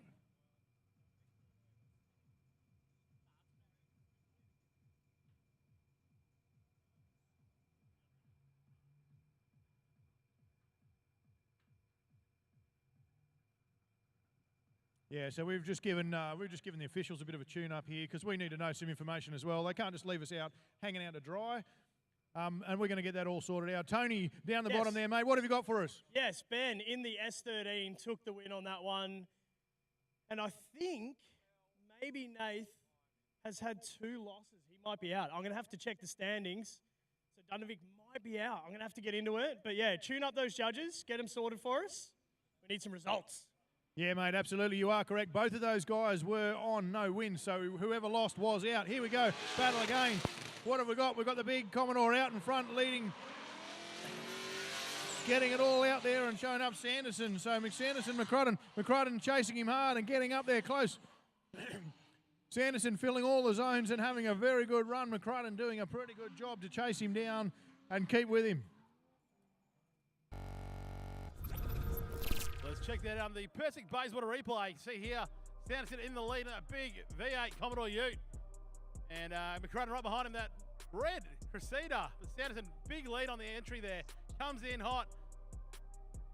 Hitting those clipping points, but McCrudden right behind him, kind of shallow, trying to keep up with him, but Sanderson pulling away. Yeah, I'm not sure if you if you might know, mate. You're a bit more familiar with the scene down here, but I believe Sanderson, when he won his first battle or first round or something recently, took that ute, which was pretty much standard. He put a roll cage in it, a gearbox in it, upgraded the engine. Is that true? Yeah, mate. I think he's from go-karting originally, maybe. So he's come out here pretty relatively new and just got out there and fast driver. You can definitely tell he's had some sort of motorsport experience, but it's got out there in this ute and absolutely blazing through here. Absolutely, mate. Definitely got a lot of car control. And those utes, they're not just an easy thing to just jump in and throw around like that. You know, you do need a lot of skill, a lot of car control to be able to do it, and he's doing a great job. So for a relatively new driver, great to see. We'll certainly look to see how he goes in the chase position in just a second. That's it, mate. Even after today, I reckon next year he's one to watch. Hopefully be getting up there, getting maybe a few more mods in the car, a few more driver mods maybe, just a bit more seat time. Yeah, definitely. And I'm not sure. I think you'd actually have a front bar on that at the start of the day before he unfortunately went and had a close-up view of the wall and the clipping zone. But yeah, no, definitely, mate. A well-presented car overall, and a really, really good driver. He's doing a great job for someone who's so new to it. All right, here we go. Send him away. It's going to be McCrudden leading this time. Sanderson in the chase position in that ute. Let's see how we go. Here we go. McCrudden on the lead. Sanderson on the chase. Sanderson coming in hot. Makes contact once, nearly twice. McCrudden, he's pushing that little MX-73 around there. Both drivers unfazed. McCrudden pushing hard in the MX-73. And Sanderson making contact once, nearly twice. I'm keen for that replay, mate. Yeah, absolutely. Sanderson deciding that he's going to start autographing some doors very early. And if you watch right of that initial contact there goes from a nice straight door panel to a not so straight door panel with a big Sanderson autograph there as they come. You can see just not quite getting the angle in, locking that front wheel, getting it all sorted out on the nearly second impact, and then being able to chase him through pretty there. A little bit of an over rotation. I feel like McCrudden might have done a little bit of a better job in the second run, but I also feel like maybe it was Sanderson that did a bit of a better job in the first run. So again, trouble for the judges. They're going to have to work that out, not us. We'll just keep cracking along and keep watching replays all day long. Yeah, see, Sanderson throws it in, but the car does not step out sideways and just massive understeer and front wheel lock up. That's not really door on door action. It's kind of a front bumper on door action there. Yeah, I think it's a word for that, and they call it T-boning, don't they? Yeah, that's it, mate. Anyway, look, we have heard that there has been a result for this one, and as there's not going to be an interview, I believe there is a result, so we'll wait for them to get down there. The result will go through, and we kind of thought it might have gone that way, but anyway, we'll wait for the official result to come through from the official, hard-working officials down on the results area down there. Of course, big shout out to our officials that are out and around and keeping this thing going. We can't do it without you guys. I know sometimes it's hot, sometimes it's cold, sometimes it's raining, sometimes it's not, sometimes it's even snowing. So without you guys, we can't do it. So thanks very much for all that. Matt McCrudden getting the win and going on through. Well done, Matt.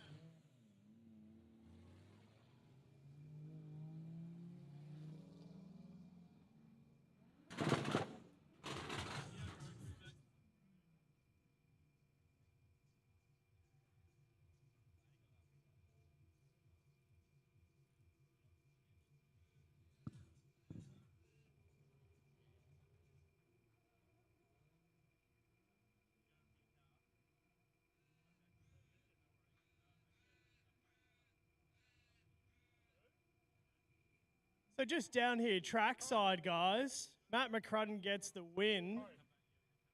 He's on 2 wins. So both of those drivers, Jordan and Matt, both had a win. Matt McCrudden goes through for his second win. Remember, if you get 4 wins in a row, you go straight through to the final. So Matt is on a bit of a heater. Let's see what comes up next. Back to you guys up top. Thank you very much, Tony B. Looking good down there, mate. Make sure you slip, slop, and slapping. If you guys need a hat, head on up to the merch tent. But right now, we've got a battle on our hands. Who do we have up next? Here we go, Romano on the lead, gets Scott in the chase. Romano, the big BA Falcon, nice and wide, nice and deep. What a run so far. Slowing down quite a lot, but Scott slowing up right behind him, avoiding contact. Romano manhandling that big BA Falcon around the corner, and Scott right behind him.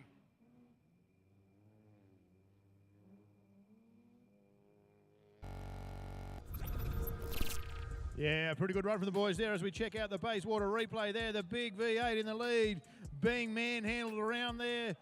Tipped in. Scott, though, staying reasonably close with him, not quite the angle, and of course that's meant he's closed a bit faster than he wanted to. I remember Stewie Bryant saying in the morning's briefing that he did want them to be closer on entry, so that might be a small deduction for him as they go through there. He did manage to make it up in the end, though. Not a bad run from the boys as we watch the replay come through again. Big initiation, swings that big V8 out. Romano getting it all the way out there, lots of power, lots of tyre smoke, a big bobble there in the straight, and of course that's allowed Jesse Scott to catch right back up onto his door, and I feel that could be a little bit of an advantage to Jesse in the end, but I'm not judging today. That's it, mate. We're just voicing our opinion. What a fantastic event to be voicing our opinion at. Keep it right, round 5. That's the final fight. That's right. Here at Calder Park Raceway, running the crossover. We haven't run this layout for a good 4 or 5 years, so it's a great time to come on down. Work's nearly out. It's 3:30. School's out. Bring your kids down. Bring your mum down.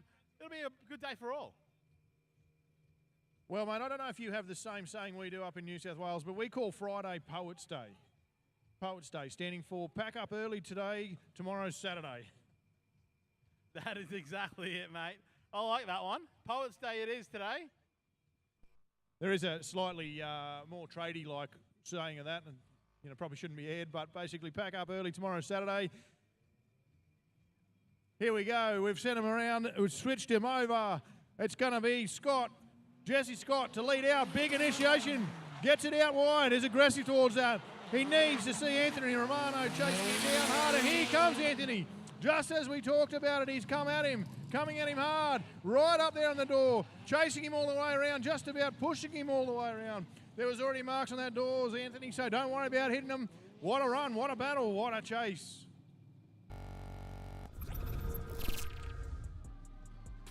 Here we go, let's check it out, the Perfect Bayswater replay. One more time. Jesse Scott in the lead in that red S14. Romano on the chase. Jesse Scott throws it in nice and early, nice speed. Romano right behind him. Romano doing all he can to try and keep up with that lightweight S14 Sylvia. Doing a good job in that Falcon to keep up, but Jesse Scott, nice lead run. A little bit of a bubble there, but ultimately good lead run there. Yeah, I definitely think Jesse did the job there, filling out all of the zones. Anthony Romano just a little bit behind now. Of course, these guys both had a win in their last one, so if they lose here, they still get to go through in round 3. There's no one knocked out just yet out of these two. And we do have a result. We'll just wait for them to sneak around. The judges have given me the indication that they've made a result, so we'll find out what that is in just a minute down there where the results are given. The pro drivers are in their cars. They've got it all worked out and they're rolling down, so we're going to be getting across to some more pro battles shortly. But of course, I believe the battle coming up is actually a knockout battle.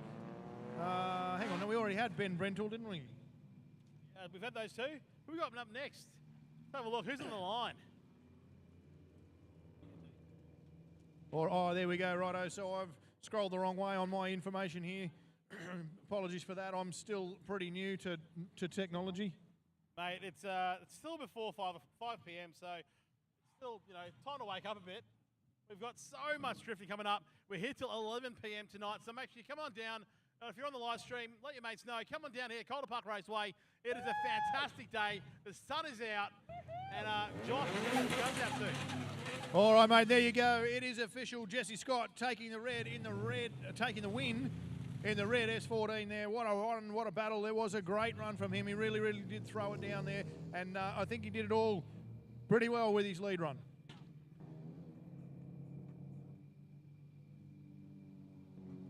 Alrighty, so the next battle coming up is going to be between Jamie Stefkowski and Nathan Beasley. I think I got that right in the end with a little bit of a stutter in the middle. I apologise to Jamie for that. I'm a bit unfamiliar with some of these names, but here we go, mate. They're away. Here we go. Got Beezer in the lead. Stefkowski on the chase. Beezer in that Mac 10 S13. But Stefkowski coming in hot, making big contact. Oh no, hopefully nothing too damaged there, but Beezer throwing it in, but then Damon Stefkowski, super keen, comes in way too hot, makes contact and spins them both out. Yeah, that was a pretty heavy side-to-side contact. Hopefully not too much damage. Looks like Beasley getting away there.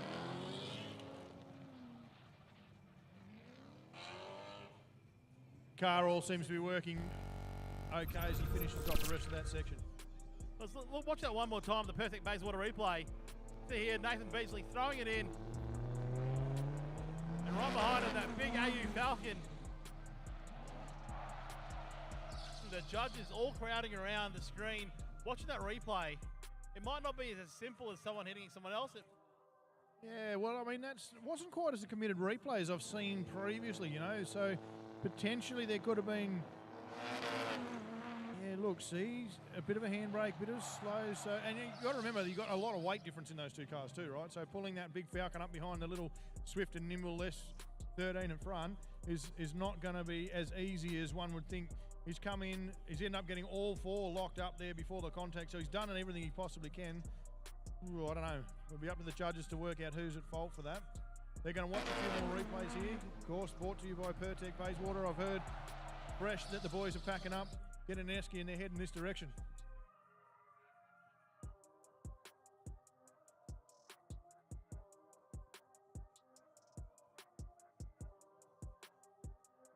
Yeah, guys, Tony B down trackside. That was a big impact right in front of us. But both cars drove away okay, so it looks like there's no wheel or suspension damage to either car. Nathan gave us a thumbs up. Jamie gave us a thumbs up. So great competitors. They want to keep battling, which is what it's all about here at Battle Royale. Back to you guys up top. Yeah, thanks, Tony. Glad to hear that there was no suspension damage to those guys. Obviously, you've got a lot closer view than we do. It looked like a pretty big hit from what we can see up here, but we did see them both drive away and continue to drift, which is what we want to see. With a bit of luck, they'll be able to get those cars sorted back around to the start line and sent again.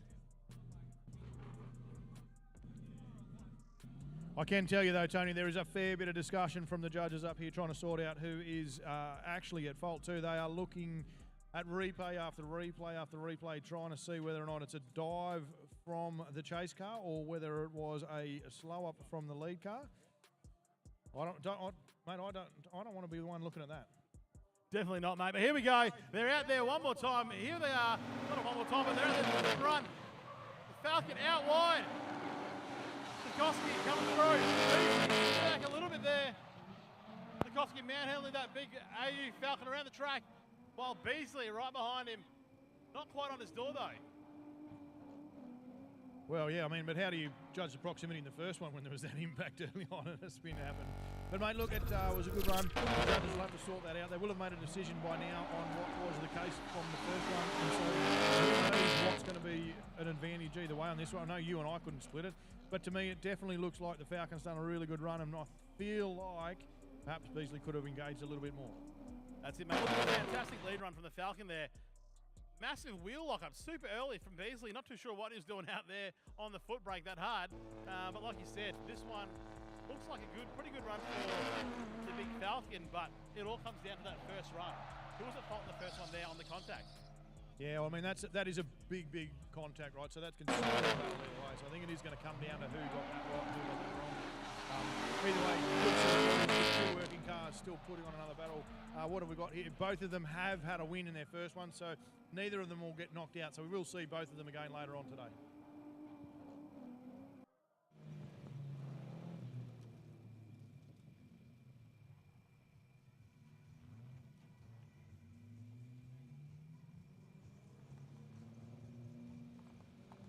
Alrighty, so I have had a bit of a quick chat there with the judges. They've let me know that they feel like the contact made in the first one was done by the big Falcon in the background. So that's going to mean that Nathan Beasley will get the win in the 13. Well done, mate. 2 wins for you now. Of course, Jamie in the Falcon still got another opportunity. That's only his first loss, so he can still go through into the final series if he continues to win the next 2 battles, but he's now on notice effectively.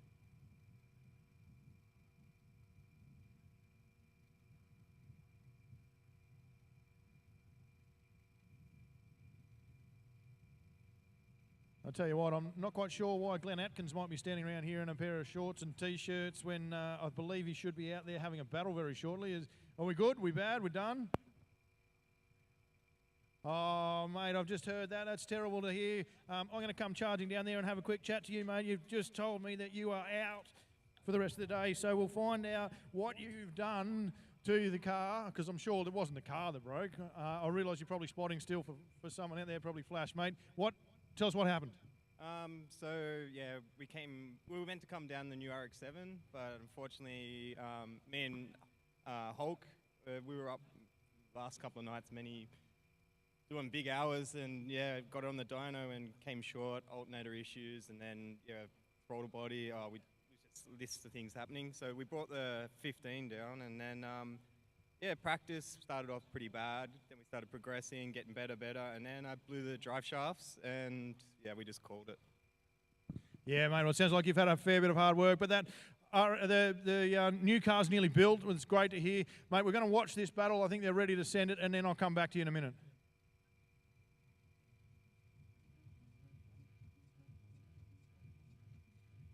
Yeah, ladies and gentlemen, here we go. Aaron Gordon on the line for a buy run.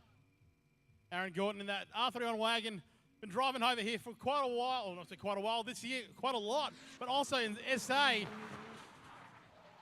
That wagon, an absolute towboat. When I say boat, that thing floats around, but man, does he do a good job pushing that thing around the track. Hats off to him. Aaron Gordon coming over the finish line. All righty, so another good run there on the buy run. Glenn, back to you, mate. Always been a fan of the RXs. You've had a rotary one that you ran for years and years. You've been out of the scene for a while. Tell us a little bit about the new one. Yeah, so we ditched the rotor.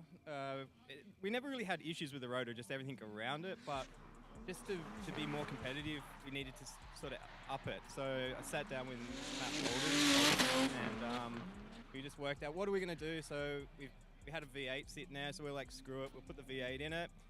And then pretty much nearly finished, and then we're going, how about this, we'll go twin turbocharge it. So unfortunately, yeah, it's been a long build, but now it's going to be crazy. LS2 stroker, Matt's done major works to this thing. This thing's an animal. Like, we only got maybe quarter of the way in on it was making decent numbers. I'm actually a little bit scared of this thing once it's finished, but yeah, it's just such a shame. We tried to get it up to Drift Masters, didn't make it, and then we thought, okay, let's drop it here at Keep It Reet's event, and unfortunately, yeah, dyno didn't happen, so yeah, we'll build it up, we'll get it out to high tech and do some stuff there, and yeah, keep an eye on it. It's going to be crazy. Awesome, mate. Well, look, hard luck this weekend. We're sorry that you couldn't be out there and having a crack. Enjoy supporting Flash Smith. We look forward to seeing that new car next year.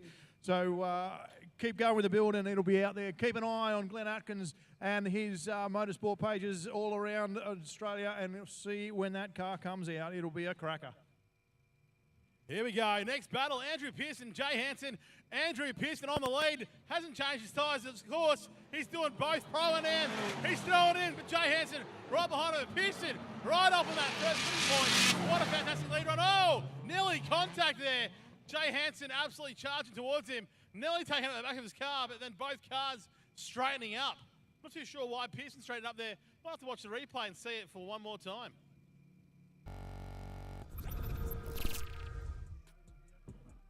Alrighty, the Pertec Bayswater replay here as they head away. The boys are cracking it down there. Andrew Pearson out in the lead, picking gears as they throw it in hard up against the wall. That was a very committed entry. That was good to see. Nice, reasonably consistent angle, and then all of a sudden, something is just, it's like it's cut out or something. He just didn't seem to be able to regather the drift. So I'm not quite sure what's happened to that car. It seems to be driving really well as he's going around the back. Jay Hansen doing a pretty good job not to hit him too. That's it, mate. Jay Hansen absolutely on a charge there for that second part of the first initiation. But like you said, Pearson's car just straightening up. I don't know if he's lost the gear or it popped out or something, but yeah, definitely lost drift. Hopefully nothing terminal. Hopefully something can be fixed. I don't know if Tony knows something down the on the sideline there, mate. You're all much closer than we are. Have you got any news, mate? Look, no hot news on what happened to the car, but just to remind everyone watching on the live stream and everyone here, both of these guys have lost. So the loser will be 2 losers in a row and they'll be out. So this is die hard. Mate, and for those of you at home, if you want to see that live yourself, just head to live.keepitreet.com and you can follow along with all the standings as well as who's won and who's lost. But thank you very much, Tony B, for that delightful insight. Yeah, Tony B keeping a close eye on everything that is going down there trackside. He hasn't missed a thing so far, and I tell you what, if you want to try and see something past him, good luck to you. That's it, mate. He, I don't know, Tony B, Tony Beats, he's out there dancing, so if you do catch him dancing, why not give him a bit of a wave? No, you got to dance with me, guys. I'm not out here doing this by myself. The vibes are high, and we're going battling again. Yeah, I'm feeling like a little bit later on we might get you leading a dance studio down there, mate. But for now, we're going to switch him around and send him back in. A big hot entry here. Jay Hansen's throwing it in. He's on the loud pedal. Andrew Pearson seems to have a gear this time round, and he's chasing, and he's chasing hard. Oh, bobble from Hansen right at the end there. I don't know. Geez, I tell you what, I don't want to be a judge trying to split this, but Pearson doing a pretty good job to chase. We watched the the perfect Bayswater replay. You see Jay Hansen kind of just making up his own track here. Just throwing it in, out on that first swing point. No, he wasn't. Missed the second one. Hit the third, but then decided to, I'm not too sure what he decided to do here. Bit of a straighten up. Jay Hansen, maybe something to do with the setup, maybe a bit too much angle or the car's just not behaving right, but not on the line. Yeah, I mean, I know they judge these Burnout Masters too, and maybe he was having a bit of experience somewhere through the week doing that because it looked like all he was trying to do was pretty much just tip into one. Who knows? Is that enough for, the win for someone, or is it going to be a rerun? Well, a rerun's the only one that's going to keep one of these two gentlemen live, as Tony B pointed out. One of these guys is going to be putting it back on the trailer. One of them is going to continue with a win under their belt, hoping to get another one along the way and keep their campaign this afternoon alive. Of course, Pearson's still alive in the Pro-Am or the AM Championship.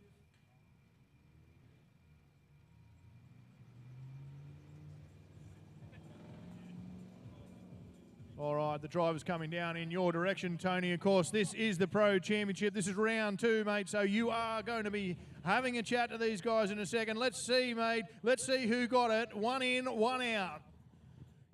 All right, on the line, and he's got a bit of a grin on his face, a little bit pensive looking. He's not really sure. Jay's got a full face helmet. I can't tell what he looks like, but he's shaking his head. Who knows? Is that it? Jay Hansen gets the win. Oh my God. Guys, this was sudden death. You both had a loss. So the person to win this needed to win it to go through. Jay Hansen, it was you. Tell us, what happened? It was a pretty messy run. I think I got really lucky there. Yeah, had a bit of a fuel cut coming over the hill. So I'm going to go check that out for the next battle. But yeah, good on you, Aaron. It was good. So obviously a bit of a car issue. You get that sorted out. That's cool. It looked like you were taking your own line through the back there. That explains it. Obviously the crowd there and everyone at home get a bit of an idea of what's going on. But great driving, representing Thrash Kings here today. Awesome stuff. We'll see you for the next round. Well done, Jay Hansen. Great stuff. Back to you guys up top. All right, thank you, Tony. We've managed to get hold of one of the judges, Lee. He's going to talk us through how that one went down. Pretty much just came down to both leads were pretty messy, but Jay got through the run, whereas Andrew basically came to a stop drifting and then just rolled through the rest of the course. So that's pretty much what it came down to there. All right, good on you, Lee. Doing a great job. The judges over there really keeping us informed here and you guys at home as well. So that was what we thought, wasn't it, Sugar? We did think that that was possibly going to cost him, and in the end, whatever it was, a fuel cut, I believe I heard. That's it, mate. It looks like he had a bit of a fuel cut coming over the hill, which made the car cut out and made it a bit hard for him to get around, but hopefully he can get that fixed up for the next round. But up next, we've got Cam Martin, Alex Kantarowski, two big hitters here. Both cars running big power. RB versus JZ. Yeah, and of course, Cam Martin running at the top of the table in the championship, so he'll be trying to protect that lead. Alex Kantarowski running a little bit further down in, I think, what is that? It's 5th position, so he could maybe step up a spot or two if he really gets some wins here, and he's got it well lit up as he goes into the first corner, tips it out hard. He is absolutely going for it. Cam Martin up to the challenge. Tucks the 33 four-door into the smoke line. Kantarowski gone way wide there. They gather it back up and they manage to cross the line. Very good effort by the boys there not to make contact down in that corner. Well, mate, good luck talking through that replay. Mate, that was pretty intense. You see Alex Kantarowski, big-powered car, as he always has been doing all day, just breaking out through the start line and just tipping it in pretty much. Kantarowski coming into that first corner, absolutely turned on the smoke. Big front lockup. Cam Martin right behind him, but then Kantarowski coming in here a bit too early, a bit too deep before the clipping point. But Cam Martin making a good job at avoiding contact. Yeah, Cam Martin was gapped a little bit at the beginning, but I think maybe a bigger error made by Alex later in the run. That's one for the judges to sort out for sure. Run from there. Cam Martin just engaging heavily into that smoke line.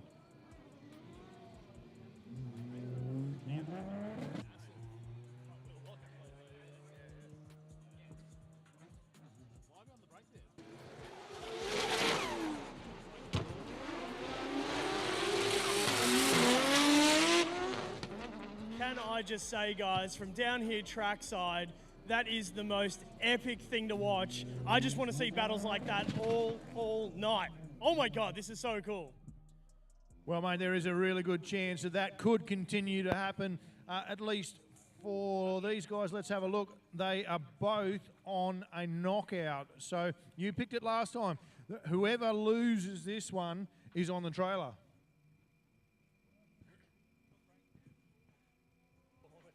That could be interesting. Cam Martin trying to, win the competition here. Doesn't want to lose it, but on track right now. Got Edge Pinaro right of the pro. If you're thinking that engine and limiter sounds, kind of familiar, you might be right, because that video of him driving along and absolutely destroying his sequential gearbox, viral. That's Edge Pinaro, but he's out there, car fixed. The car sounding fantastic, and obviously a whole lot stronger now, and out there smashing limiter. Go for a ride of the pro. Here we go. Second run. Cam Martin, Alex Kantarowski. Cam Martin on the lead. Kantarowski on the chase. Cam Martin throwing out nice and wide. Oh, Cam Martin throws it away. Cam Martin coming through the first corner. Massive fight. We'll lock up. But then Kantarowski, he's off the track. What happens here? What has happened, ladies and gentlemen? Wow. Is this a second chance of Cam? I don't know. How does that work, judges? Well, I'm going to have to get, I'm going to have to get some sort of informational feedback from the judges. I'm not 100% sure on what does actually happen in this regard, because if you have a look, in a lot of championships, if the lead car spins or goes off track, and that's the end of the battle. But sometimes they allow it to continue to keep going. So he's gone off there. Cam Martin's gone off. We've seen that. But then Kantarowski come around here with nothing left to do but just finish it, and he pulls up in the barrier, just knocks it over. So this will be a bit exciting. The judges have all gathered around their replay screen and they're watching very, very closely. Similar replay to what we're watching here. You can see Cam Martin going straight off the track. If he loses this battle, he is out of competition, and that then means that his championship is left hanging in the hands of other competitors for him to take home the win. Kantarowski, on the other hand, he needs to win to stay alive as well. So he's gone through here, that no problems there. The judges looking at this initial error first, and then, of course, Kantarowski basically stops, well, he definitely stops drifting. He's pulled the thing up to a complete standstill. So I don't know how they're going to work that one out, mate. We're definitely going to have to see that they're asking for more replays. They want to go back there. Checking now, I think, Kantarowski and what happened with him. Yep. we're gonna let the boys work that out there. Tony, mate, you're down on the sideline. Did you see anything that was strange? Was there something with either of the cars? Look, nothing that I could spot. It looked like Cam was full committed and he's just thrown it so deep, tried to pull up the speed, and then you could see his head move going, I need to avoid this ripple strip, and he just went for the grass. Very uncharacteristic of Cam. He's in the pits at the moment, so I don't know what's happened, if he's got a mechanical issue. We're just going to work out what's going on from the pits. But back to you guys for now. Yeah, well, we can see Cam's car over behind us in the pits. Obviously, you had Alex in front of you there. I thought maybe we might have got a word out of him, but Cam is out of the car. His helmet's on the top. He looks like he's shuffling through. I think that's him at the back on his trailer, shuffling through his toolbox, looking for something. So I'm not sure if something's happened. The Keep It Reet crew have been down there. They've had a chat to him. All we can really do now is just wait and see, I guess, what the situation is. The judges are still discussing things. It looks like he might have a belt, possibly a power steering belt. The bonnet's gone up. His bonnet's gone up there, so he's working on something. Why? I don't know. We need to know what the judges are deciding. They're still discussing things. Plenty going on here. Any thoughts from yourself? Mate, like you said, it comes down to what the rules are in terms of, I guess, the lead car and the chase car. If the lead car comes off first, does that zero it for them and then give that chase car a clean run? But does the chase car need to complete the run? That's the question. Well, I mean, quite often if the lead car spins or goes off track, then that's usually the end of the battle, right? And then if it's the other way around, if the chase car was to do the first spin, then the lead car needs to complete the run to get the win. But I guess not being super familiar with this particular event and championship,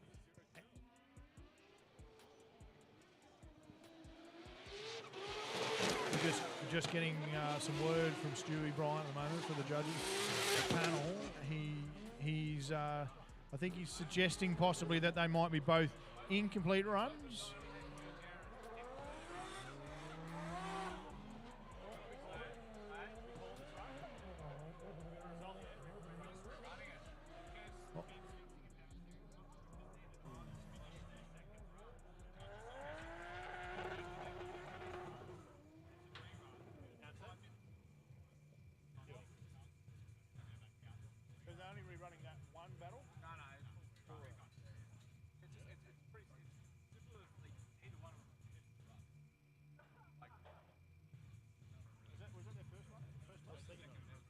What was the first run?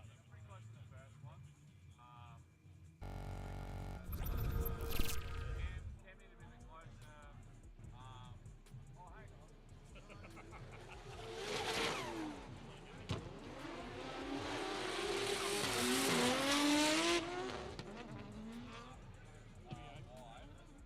Oh, that's right, yeah. Yeah. So, but then we'll probably say that.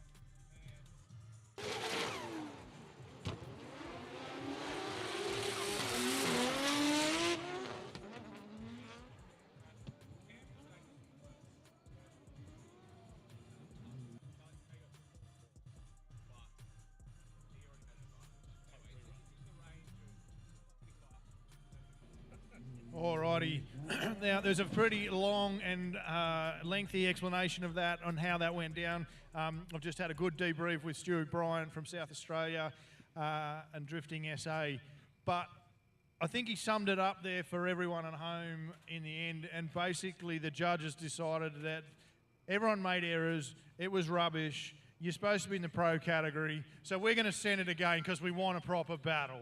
All right? So fix your car, get your stuff sorted, get your tyres organised, get your helmets on, and get down to the start line, because I know at least you and I want to watch it. I'm sure the viewers at home. That's it, mate. Alex Katarowski, Cam Martin, both fantastic drivers, great cars. And like you said, it was absolute rubbish, and we want to see a fantastic battle. So why not send them one more time? So I'm keen to see them get those cars sorted, dialed in, and out there one more time. Yeah, absolutely. All right. Hopefully in the meantime, though, we will be able to sort out another battle. We've just got a replay coming through here again. This is the first run. Katarowski's lead, you can see. Not too bad a run, pretty good up to this point, where they're chasing through then. And of course, here we go. Katarowski's all of a sudden decided, nah, I'm not going to drive like a pro anymore. I'm going to have a big, massive error. and that would have normally cost him the battle. And then, of course, when we switch it around again, and I'm sure the guys dialing away and dialing it up here have got that replay for us, and just like that, here it is. You can see, again, switching it around, Cam Martin in the lead. You're expecting a nice, good battle, and he's gone, nah, oh, I'm not going to drive properly either. And so here you go. The judge has gone, well, you can't give us two nups. We want a yep. And here we go. Battle on the line, though. Let's get going. Pat Barley in the lead. Malcolm McCaffrey on the chase. Pat Barley in that Carbon Kevlar. Big V8 monster in the lead. Malcolm McCaffrey. Oh! Pat Barley in the dirt. McCaffrey follows him in. Wow. Well, I'll tell you what, you don't see that very often from Pat Barley. He's a pretty consistent driver, so it'll be interesting to watch the replay here once these guys recover and head out. Pat Barley definitely getting a bit of mud to add to the tyre rubber in those wheel arches. The guys down there from the territory, very good at cleaning this stuff out. Hopefully he can get it all the way out. He's just a little bit stuck inside. It actually looks to me like a DB down there. It looks like he may have debedded a tyre on that bump as he's gone through, so he's pulled it straight back into the pits, and they are probably going to change that over. So there you go. All right, let's see what happens. We're looking back at the replay here, the Pertec Bayswater replay. We're just looking to see if we can see the tyre. Looks like it's well alit. Tyre smoke billowing off it as they go through that zone, the clipping zone there, and then all of a sudden here, I think it's right here when they drop in. Normally that car picks up a lot of the throttle and goes. I can't quite tell, but yeah, just slides on. And I'm fairly sure it is the rear left of that car that is flat. I'm just trying to have a look out the back of the commentary box window here and see what they're changing. They've got the car up in the air, and it does look like they've got a tyre on there. Bit of discussion from the team down there. They'll get that sorted out, and they will get that. So we're hearing that a 5-minute rule, if it's called, is it being called? 5-minute rule's been called. So he can only change one of those tyres. The tyre that has gone down, or the damaged tyre. I guess that would mean if two tyres were damaged, you could change both of them, but yeah, they'd chat with the other driver. Anyway, it always works out a little bit like that. But Pat Barley in the pits, he's changing at least one tyre to get that up and running again with a DB there. That's definitely going to cost him. In the meantime, though, I'm thinking it looks like we're getting someone else set. Looks like Matt Russell, and that'll probably be Mike Lake then, I guess. Both of them have got one win, so they can throw it down. That's it. Matt Russell, Mike Lake, two Victorians. Of course, a lot of Victorians today because we are in Victoria. But Mike Lake with the drop the anchor clothing, E36 BMW turbocharged, and Matt Russell in that 8.6 SR20 powered. Matty Russell quite high on the standings at the moment, currently coming third. So can Mike Lake upset that? Yeah, well, that is could be an interesting situation too, because Cam Martin, as we know, having that terrible battle before, and he's on a 0, right? Hasn't won one yet. So if he gets knocked out, Matt Russell at this point won't get knocked out in this one, so he will go progress into the next one. I'm not 100% sure how the points table works, but certainly it's going to make it definitely closer at the top. That's it. Either side of Matt Russell, there's Brendan Bogger O'Grady in second, who's currently not here today. And behind him as well, Tori Owen is also not driving. So Matt Russell right between them. Maybe have a chance. Mike Lake in the lead. Matt Russell in the chase. Mike Lake throws it in the first corner. Matty Russell closing in right behind him. But Mike Lake, is he going wide? Mike Lake super wide. Mike Lake puts the entire back of the car up on the ripple strip. Matty Russell passing him. I think that's all you wrote for Mike Lake. Wow. I tell you what, we haven't even got through round 2 yet, and Battle Royale is heating right up as we look at the Pertec Bayswater replay here. Good entry there. Mike Lake just not quite out as far as he needs to be, and that will change the arc, and you can see that's probably what's affected him. He's carried the same amount of speed, but without the right amount of proximity to that wall, and therefore it's shallower through there, and he's wound up a little bit wider. Matty Russell doing a great job there to just follow him, expecting him to come around, and then just making a minor adjustment to come off that clipping point, miss the front end of the BMW, and continue his drift. Great driving there from Matty Russell, well done, but definitely a pretty strong finish going through this one. and that will look like it might put Mike Lake on the verge, possibly. I'm not going to say anything too early because we've seen plenty of different things going on down here in drifting, and we looked like there was a strong advantage, and then all of a sudden it went the other way. Mike Lake in the lead, maybe feeling the pressure from Matt Russell behind him. Matt Russell, the love muscle, he's been around for quite a while, a fantastic driver. Like I said, currently coming third in the championship. Matt Russell putting the pressure on from behind, maybe pushing Mike Lake mentally to go off track. Yeah, and in the background too, I can see the Corvette now of Patrick Barley making its way. You can probably hear it as well, making its way back towards the start line for the return journey of this battle. Obviously, with that D-beat, he's going to be in a bit of trouble, but I think, if I have a look here, both Marcus McCarthy and Pat Barley both had a win in their first round, so even if he has a lose here, he still will stay alive and can fight his way all the way through to the final. Here we go, ladies and gentlemen, Mike Lake, Matt Russell in the lead in that beige 8.6. Mike Lake in the drop the anchor clothing, E36 behind him.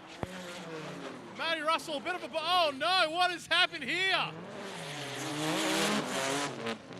Mate, you called it. We couldn't call it earlier. We definitely couldn't call it now. Matt Russell went for the initiation and the car just straightened up. I don't know whether you caught it there at the end there, but Mike Lake stopped. Look, he stopped. What is going on here? Like you said, round two only so far, and things, Mike Lake's going backwards. Well, mate, I just had a quick glance over. Yeah, he's broken something for sure. I've had a quick glance over to the judges, and they are actually laughing. They've given up with the arguing and looking at replays, and they're laughing. They're now all three of them sitting there and giggling. Tony, mate, you're down on the start line, or not the start, sorry, the results area. Mate, what is going on? I have no idea. Obviously, round 5, Battle Royale is going to give us all of the action, but both drivers had a major error on turn 1. Don't want to call it too early, but maybe we want to see him drive a bit more. Hopefully there's no mechanical errors. But Patrick Barley goes past. I saw a fresh sticker on the rear passenger for us, but it's the driver's side for him. So he's got one fresh tyre that is been replaced in his 5-minute rule. So that's what's happened. Back to you. Yeah, mate, thank you for keeping us all informed from down there in the hot seat. Mate, we well, I don't know, I mean, Chunga and I are up here, we're having a chat. We don't even know what to think is going on. It's, yeah, round 2 and so much action. Now, if you're not down here, you really need to get down here because it is just really heating up. The judges at this point in time are sort of chatting. They've still got some pretty big smiles on their faces about what they're going to do with this pool. Matty Russell, you've seen the Pertec Bayswater replay there. There was just no real initiation initially, and then all of a sudden Matty Russell's got some drive and Mike Lake stopped. Judges now have decided to stop giggling amongst themselves. Obviously all of these lollies they've got up here is sending them crazy. They're going to have a look at the replay now as you watch. No initiation there from Matty Russell. They're asking to go all the way back, and then all of a sudden, here we go, let's go right back. See what we can learn.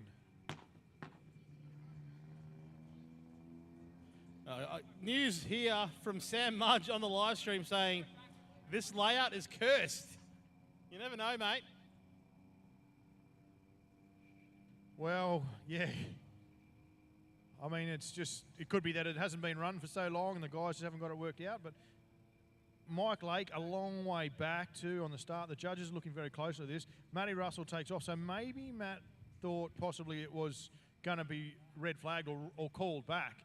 That does happen sometimes if one car dies or gets ahead, and then that would certainly explain why Matt didn't initiate.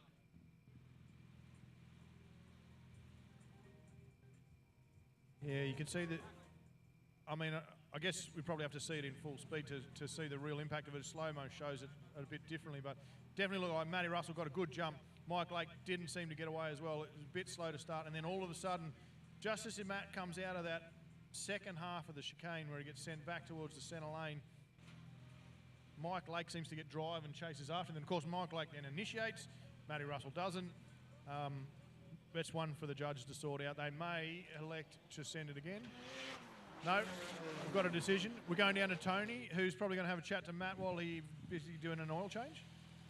Yeah, I think he's just making sure the SR's still in there. He's right under the engine bay. Right, so talk us through, mate. What happened? You took off from the speed gate, you came through the speed gate, and nothing happened. What happened?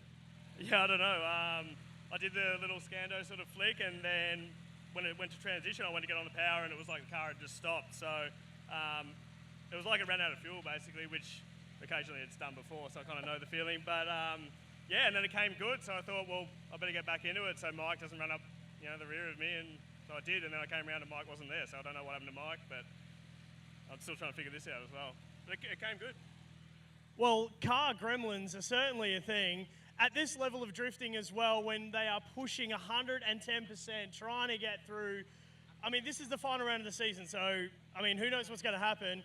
Matt was top 3, and we didn't want him to go out. We didn't want Mike Lake to go out, but he hasn't returned to the track. So does that mean we have a result? Is there a result? We have. Matt Russell's going through. By default, Mike Lake didn't finish the lap at all. You've returned back around, and he may have called it. We're just waiting for confirmation, but you get a win. How do you feel? I'm happy to wait here for him. Well, we want the battle to continue, right? But it has been called. The judges have called it. So, by default?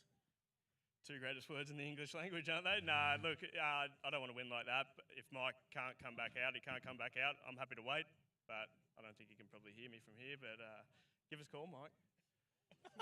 Yeah, give us a call. Can you make? I can see the recovery guys there. So, I mean, if he's got a major failure, I don't think you can change cars mid-battle. So it will be pretty much all over.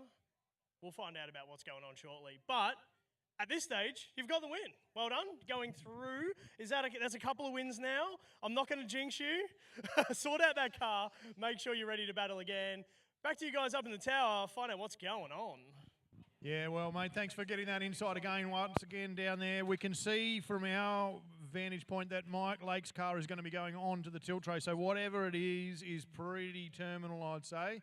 Couldn't even flat toe that back. So he still is alive. Obviously, even with that loss to Matt Russell there, he's still got 1 win and 1 loss. So he can still go, if he can get the car going, he can still make it through to the final. He's got to get it going again before the next bracket comes around. So I'm sure the guys in the pits will be working hard in there to try and sort out what that problem is, find out what the problem is with that BMW, get it fixed and get it back out on track. Alrighty, time to take a bit of stock of what's going on there, I think. Mate, it's just been a whole schmozzle, but thankfully we've still got cars here. We've got a whole bunch of battles to go ahead. Matt Russell, I reckon that's the first time I've seen him open a bonnet on his car at a drift event. So it could be concerning, but maybe he's opened the bonnet and realised he doesn't have a turbo engine in there anymore. That could be the issue.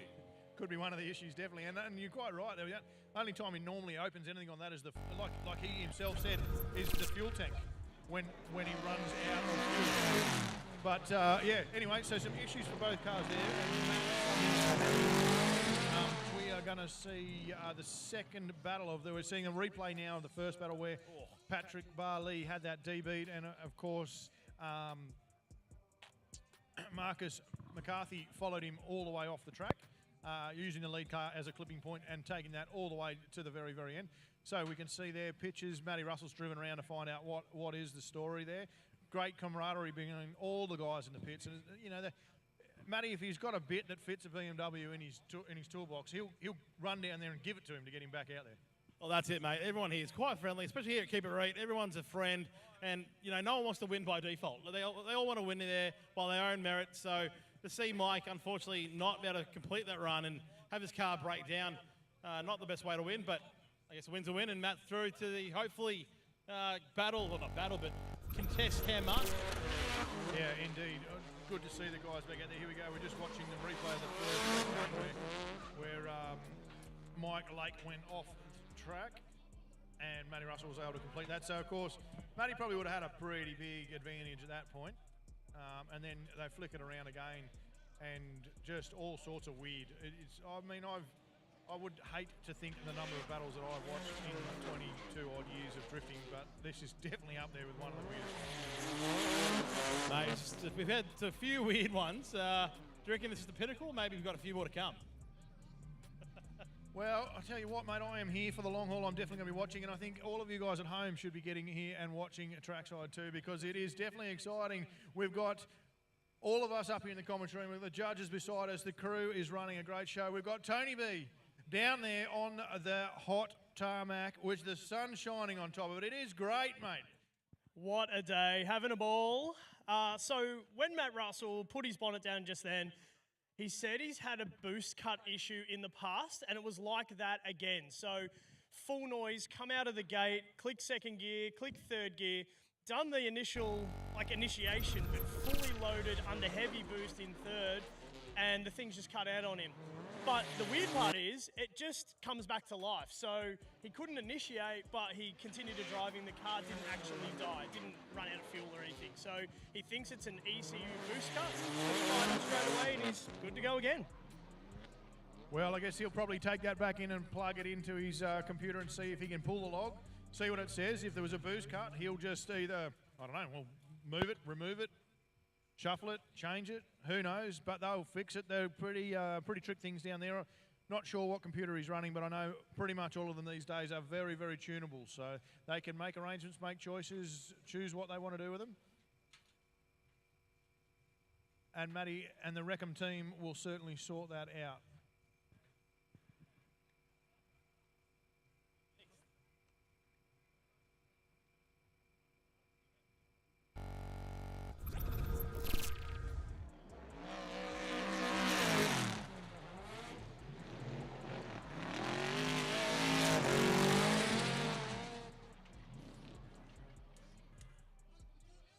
A quick shout out to all our sponsors today: Bling Designs, vehicle signage, signs, wraps, and custom hoodies and tees.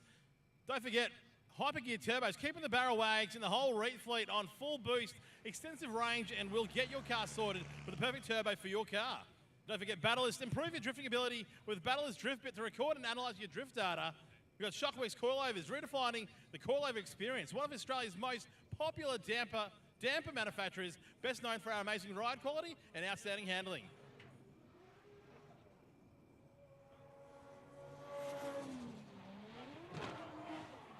Don't forget Easy Car Trailer Hire. They're ready to help you smooth your pride and joy. Trailer Hire made it easier to get you from A to B and maybe C if you got one. Scott's Tyres, long-time supporter of Battle Royale, and not just a tyre shop. Scott's Tyres is a next-day delivery on many performance automotive parts as well. Speaking of performance parts, we got Zoo Performance. When it's time to unleash the performance, think of Zoo. Zoo Performance specialises in fittings, hoses, oil, and all your racing needs. But right now, enough of those sponsors. They're on the screen. We'll see them around. But right now, we have a battle on our hands. Pat Barley, Marcus McCarthy to lead, Pat Barley to chase. This is the second time, or the second run of it. Marcus McCarthy, big throwdown, nice and wide. Pat Barley punching it down that big V8 Corvette. And Marcus McCarthy in the SR20 S13. Can he get to the clipping point? Marcus McCarthy put a fantastic lead down, but Pat Barley right next to him over the finish line.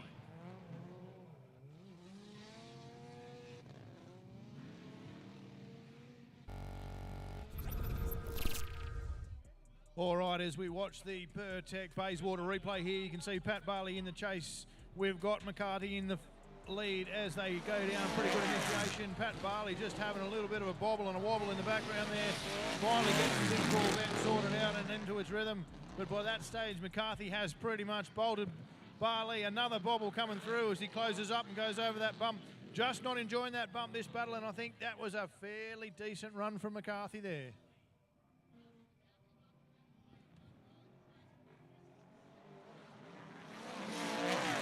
Looking fairly. I think they wanted to see Pat Barley get right up and get onto some door. They're going to head down in your direction pretty shortly, Tony, and I think I would feel, get a result out of this. I don't know which way it's going to go. I've got an inkling, but I'd leave it for you to find out what the judges decided. They seem to have stopped discussing things, mate, so I think you're going to have a result in your hands. I love it. I absolutely love it. And I love watching these guys battle each other. Two obviously very different cars, and a left-hand drive and a right-hand drive one, so they're having a good exchange right here at the end. Who's going to win? Marcus McCarthy gets a win. I'll just get out of the way of this very loud Corvette. Wowee. All right, so both of these guys have got 1 win each. Marcus getting the win over the Corvette, mate. Tell us how you're feeling. Pretty damn pumped, to be honest. Just sent 100%. I was full throttle even in the chase following him, like to keep up, and obviously I made the mistake and went off there, but that was a killer run. I'm super happy with my lead. Mate, absolutely amazing to watch. The car looks so gripped up. I know you're running Shockworks. Did you do anything in the setup between the last 2 battles? Yeah, well, not between battles, but also I've changed diff today from an LSD that wasn't working very well to a locker, so that's helped a lot. But the biggest change from last round to this round, which has helped a lot, is the rear drop knuckles. It's got Driftworks knuckles in the rear now. Made a big difference to it. So Awesome, mate. Driving like a machine. Well done. You've got 2 wins now. Get on out there. We'll see you for round 3. Woo! Back to you guys up top. Alrighty, so that means Marcus McCarthy is on 2 wins. So is Matty Russell. Everyone else at this stage has got 1 or none. There is an opportunity, though, for Matt Grice or Jason Ferrin to get 2 wins, and also Damien Cook and Flash Smith. We'll see them a little bit later on. I think we're just trying to sort out a few things, but yeah, a great run there, and I think we might be going to have the Alex Kanarowski and Cam Martin rerun. Yeah, they are pulling into the line here. So Alex Kanarowski is going to be leading this one out. Cam Martin in the chase. They head away. Kanarowski, look for that thing to light up the rear tyres. There it goes. Big switch, flick. In he comes, Cam Martin diving in behind him. Kanarowski, a bit of understeer. Manages to get it sorted out. Kicks it up, 1 wheel up on the ripple strip. Cam Martin with a big flame out the back comes right up on behind him. Kanarowski, loud pedal down and keeps on going. Cam Martin this time, though, has stuck with him the entire way through the battle. Mate, let's watch this one more time. The perfect Bayswater replay. Alex Kanarowski in the Speedtech S15. 2JZ powered in the lead. Again, always blazing, throwing it in. Cam Martin right behind him. Kanarowski, a bit of a bobble, double entry there. Then hit that way too wide, Benelli. Missing that clipping point there again. Cam Martin doing all he can to stick behind him, but Kanarowski, a bit of a messy one at the start, but neatening up on the way in through the finish. Yeah, definitely Kanarowski knowing that he had to throw down hard there and really try and put it through. So he's done everything he possibly could and probably pushed just a little bit too hard. Cam Martin, a nice, gentle chase is probably the right word for it. He wasn't fully engaged right up in the door, but he was definitely there and definitely part of it. And really would have been a little bit off-putting without bothers from Kanarowski and then running wide. So Cam Martin doing a fantastic job in the chase on what probably wasn't the most ideal lead line to chase there. A pretty good run from the boys. I'm looking forward to seeing them turn themselves back around. They're heading back up towards the start line now. And wow, Tony, mate, that must have been exciting for you to watch down there on the sideline as they came roaring through there. Honestly, these 2 cars are probably the fastest cars we've got here. Both guys, I went for a ride with Cam Martin in practice earlier, and it's a wild car, but both of those guys from the start line are just flat, changing gears and wheel spinning on the way out of the gate. So they're absolutely 2 of the fastest cars we've got here. Oh, let's see what happens. Part 2. Yeah, here we go, mate. Part 2. They are back around on the line there. Kanarowski's going into the chase position. Cam Martin, he is going to have a lead. And I tell you what, if you are at home, if you are at the track, put your eyes in the direction of these 2 boys, because here they go. Cam Martin sideways out of the gate. He's pushing Kanarowski right there with him. The boots up.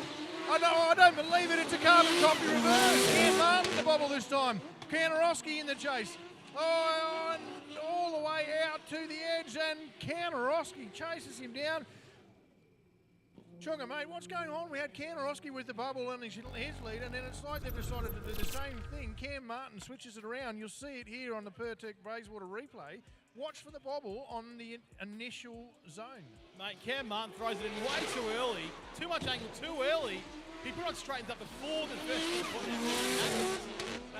you know what I'm going to say? I reckon Russell Cunningham are paying these drivers to get the reruns.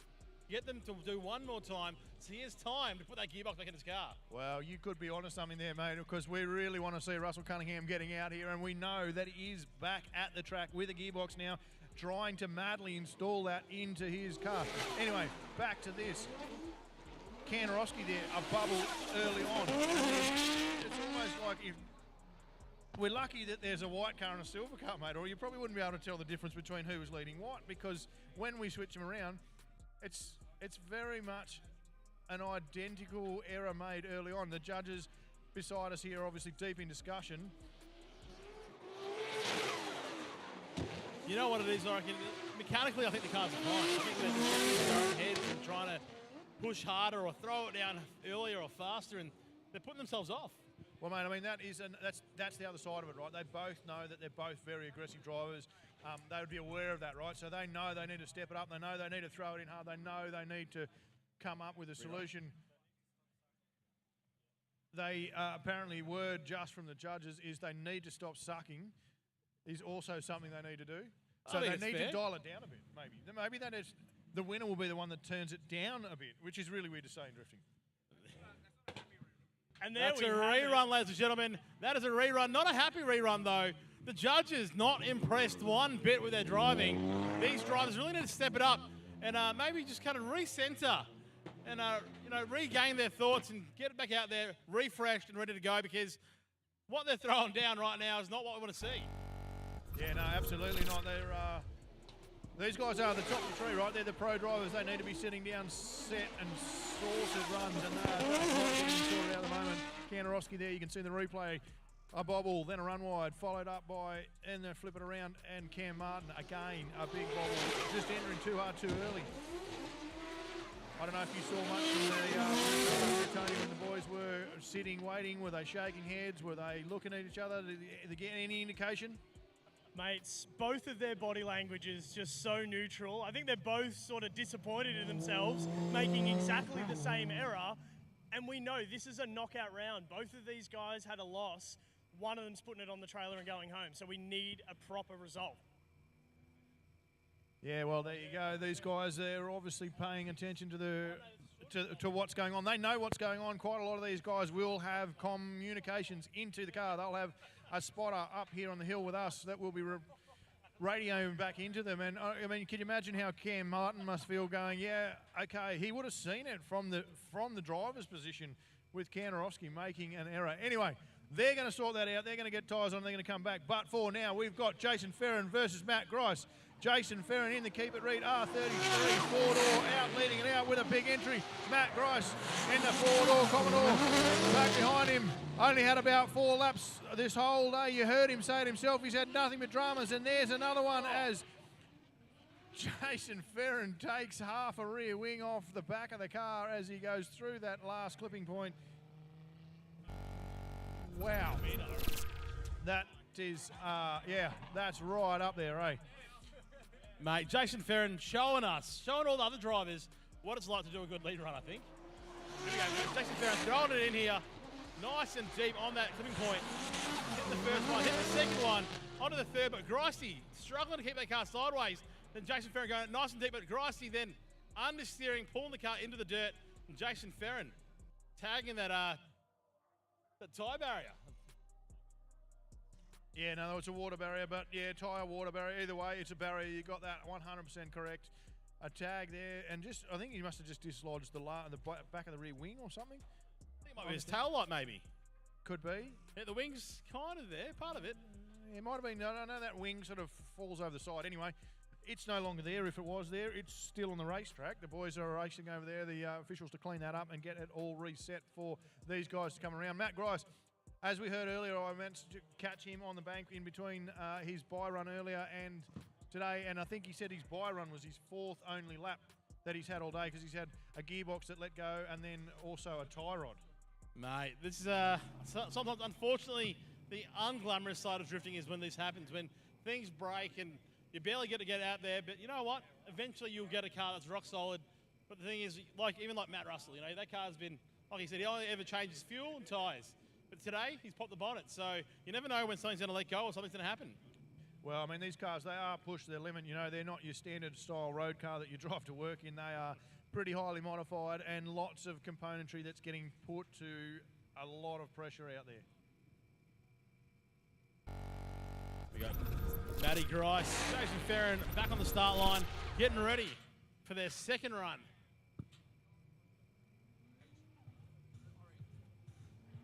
Here we go. Matty Grice on the lead. Jason Farron to chase. Matt Grice in the big vacay Commodore. Throws it in onto the clipping point. Jason Farron right behind him. Can he get on his door? Matty Grice, good lead run so far. Jason Farron sitting with him, but not quite right up against him. And here we go. Jason Farron trying to close that gap. Matty Grice doing a nice lead run. But is it enough? Unfortunately, Matty Grice did come off the track on his first run, not completing it. Let's watch the replay. Well, the good news is with Matt Grice being lucky enough to have a bye on the first one, they've both ended up with 2 win each, I should say.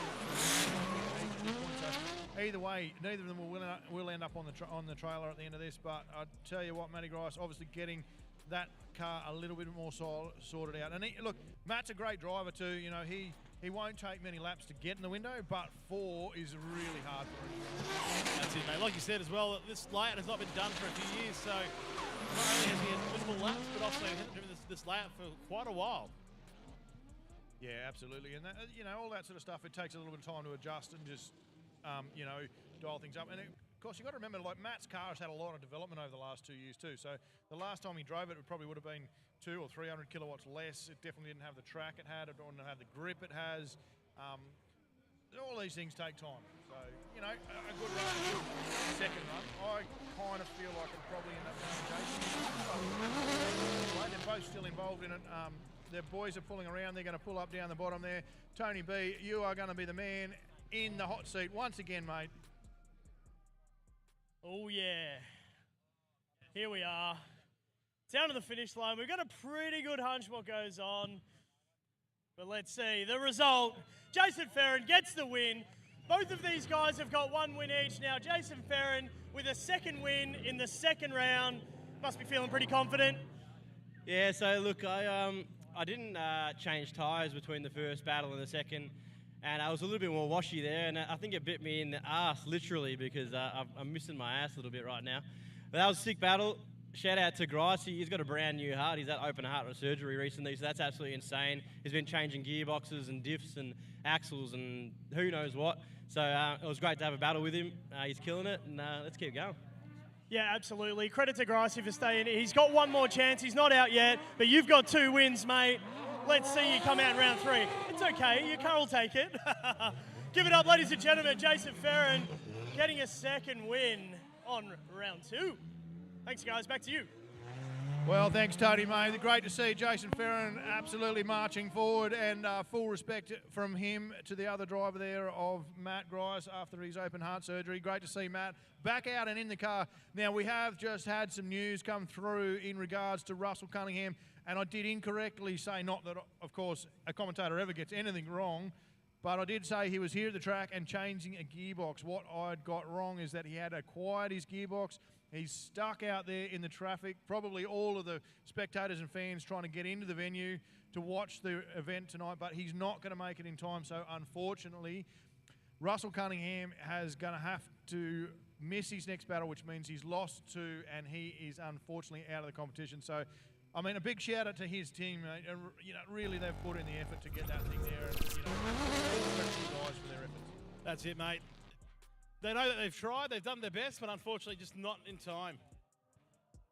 Yeah, we've got a show that's got to keep going. It's got to keep moving along. So it's tough. It's hard luck. And, you know, in drifting, it's a bit different to you know, other forms of motorsport too, right? Like if you break a gearbox out there in a circuit race, well, that's it. It's just day over, right? Whereas in drifting, every aspect, every opportunity is made for you to get back there. And you get a lot more of them, a lot more opportunities to get back out on the track than other motorsports. That's it. That's the beauty of drifting, I guess. You know, you've got the 5-minute rules. You've got the ability to hopefully fix things between. But right now, we've got another battle on our hands. Damien Cook, Flash Smith, 2 of the flashiest cars. Flash getting right up with Damo. Damo pushing as hard as he can, that Zoo Performance Skyador.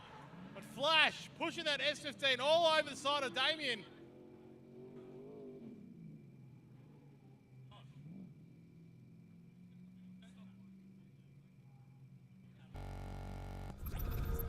Alrighty, well, let's unpack a little bit of that. A good entry there from both drivers on the Pertec Bayswater replay. And then all of a sudden a little bit of a bobble or something's going on with Flash's car. It just doesn't seem to, and I mean, look, what did we say? It's a cursed track, or who was it that said that? Someone said there was a cursed track here? Oh, mate, it was someone, maybe it was Sam Mudge, I think, was it? Yep. Cursed track, mate. So I don't know what's happened there. Even a little bobble from Cookie. I'm just watching the replay there in the lead, so...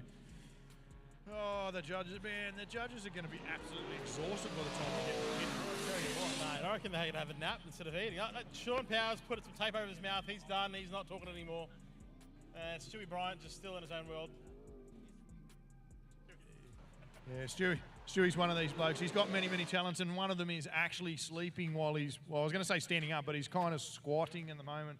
He's gone into just this Zen-like state where he's just slowly mulling over things in his head. He'll come up with something really exciting for us in just a little while, but for now we're going to watch these two drivers head back down towards the start line. Damien Cook in the bright yellow, you cannot miss it unless your name is Dan Mackey and you need to go and see the eye specialist comma line. Well, he's coming back around to the... Okay, so Damien's coming back to the start. This was only the first battle, is that correct? We're still supposed to be seeing a rerun? Damo has bent a tie rod, is coming through on the official channel. That's apparently what's happened. So Damien Cook has bent a tie rod. He did bend one of those earlier on today. In fact, he bent it into something that looked much more like an S than a nice straight tie rod that was prepared to push wheels and tyres around. I hope he's got a spare one. Flash Smith heading back towards the start line. He's obviously going to wait up there for him. But Damien's coming in, so I guess that'll probably mean a 5-minute rule for him.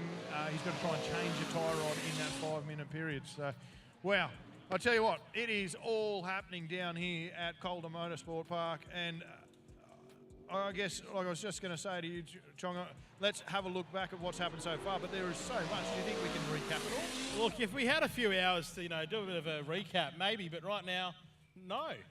Got a couple of friends here. I think that's a Christmas beetle, isn't it? I reckon it was wrapped by Bling Designs. It's Harlequin. Pretty good. Mate, the day has pretty much just begun. Battles are still coming our way. We're here till 11 p.m. till night. So much going on. So make sure you come on down. Mate, it's finished work. It's 4:30. Definitely time to knock off if you haven't already. No one works past 4:30 on a Friday. Let's not. Exactly. Well, we're Australian. Especially when the sun's out. Absolutely. I tell you what, it was an ugly looking day this morning when I arrived at the track. There was cloud cover, and when we went out for driver's briefing, it looked like there was going to be rain, but that hasn't eventuated. We have a dry track. We have the sun shining. It is warm. It's toasty here. The track is in great condition. The drivers are ripping through tyres, and we've had so much action already. Mate, so much action. I'm super keen to see what's up next. The judges look extra excited as well. They're just nothing to say. These guys up here, we got Stewie Bryant, Lee Pidwell, and Sean Power, our 3 judges here for the final fight. Round 5 of the Battle Royale Champion Championship 2022 here at Calder Park Raceway. Yeah, and look, I think we were about to have the second one more time of those super committed drivers of Alex Kandarovski and Cam Martin warming their tyres up down there in the scrub zone and pulling into the line. So the story so far from these guys is they had a pretty ugly first battle, the initial one. The judges said, nah, don't like it, give us a decent battle, go and do it again. And then they managed to do identical mistakes in their lead runs. We were amazed. So the judges have sent them again, and here they go. Here we go. The sudden death has been told. These guys need to do something. Kandarovski in the lead. Cam Martin the chase. Kandarovski, huge throw in there. Big front wheel lock up, but no. Kandarovski's got this. Cam Martin right behind him. Cam Martin right behind Kandarovski. Kandarovski pushing out to the last clipping point. Cam Martin stops in his tracks. Ladies and gentlemen, what is going on here? I reckon Cam Martin might have done something to that car as he went over that bump inside there. There looks like a trail of fluid of some description behind the silver R33. Cam sticks his head out the door and has a look. He's making his own assessment as, arms are up. The recovery crew quick to respond as always on the scene coming down here. But they're definitely, I don't know if you're seeing that, mate, but I can see a trail of something Yeah, it doesn't behind look the too good, 33. mate. Could be Not a diff. ideal. Could be a diff. Looks like it's coming from the back, maybe. Well, I tell you what, this was destined to end in some form of controversy. I reckon, mate. Look, I don't know if this leak or whatever it is can be fixed by Cam, or if you can even get to the second battle. But yeah, here we go. Sean Power, Eagle Eye, Sean Power. His 2 cents is he reckons it might be the fuel tank. Could be. The recovery team very quick to get something on top of that too to douse it down. So it could be. You could be right. I mean, that's why these guys are the judges, right? They've got far better eyesight than us. You know what? They've got good eyes, but my nose is smelling gearbox oil. I can smell diff or gearbox oil. It smells quite strong up here. Yeah. Yep, we can all smell it up here. Mate, I've got a good nose. Confirm. Gearbox.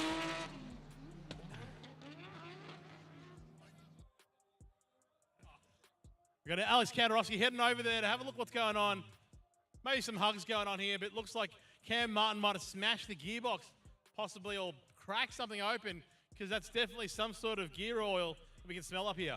Yeah, well, you can see we've just watched that replay there. There's a point where he bounces over that aggressive curve there, and I wonder if that's the point where it's just dislodged whatever was keeping that oil captive in that gearbox, and it's spilt it, unfortunately. All it's in, it's all over the track.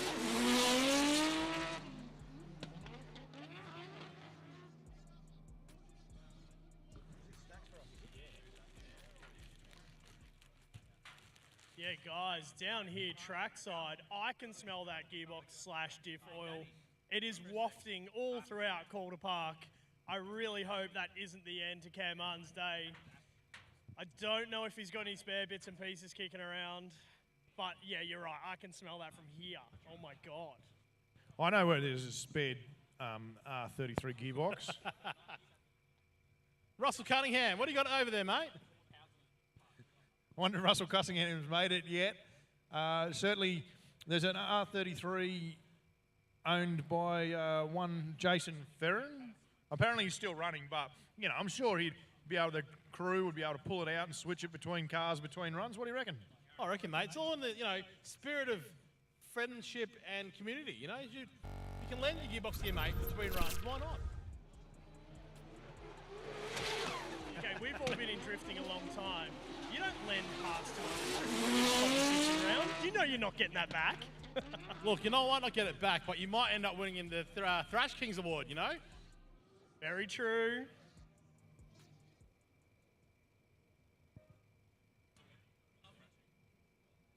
Hey, Tony B. Speaking of Thrash Kings, we've got a Thrash Kings Award today. Can you tell us a bit more about that?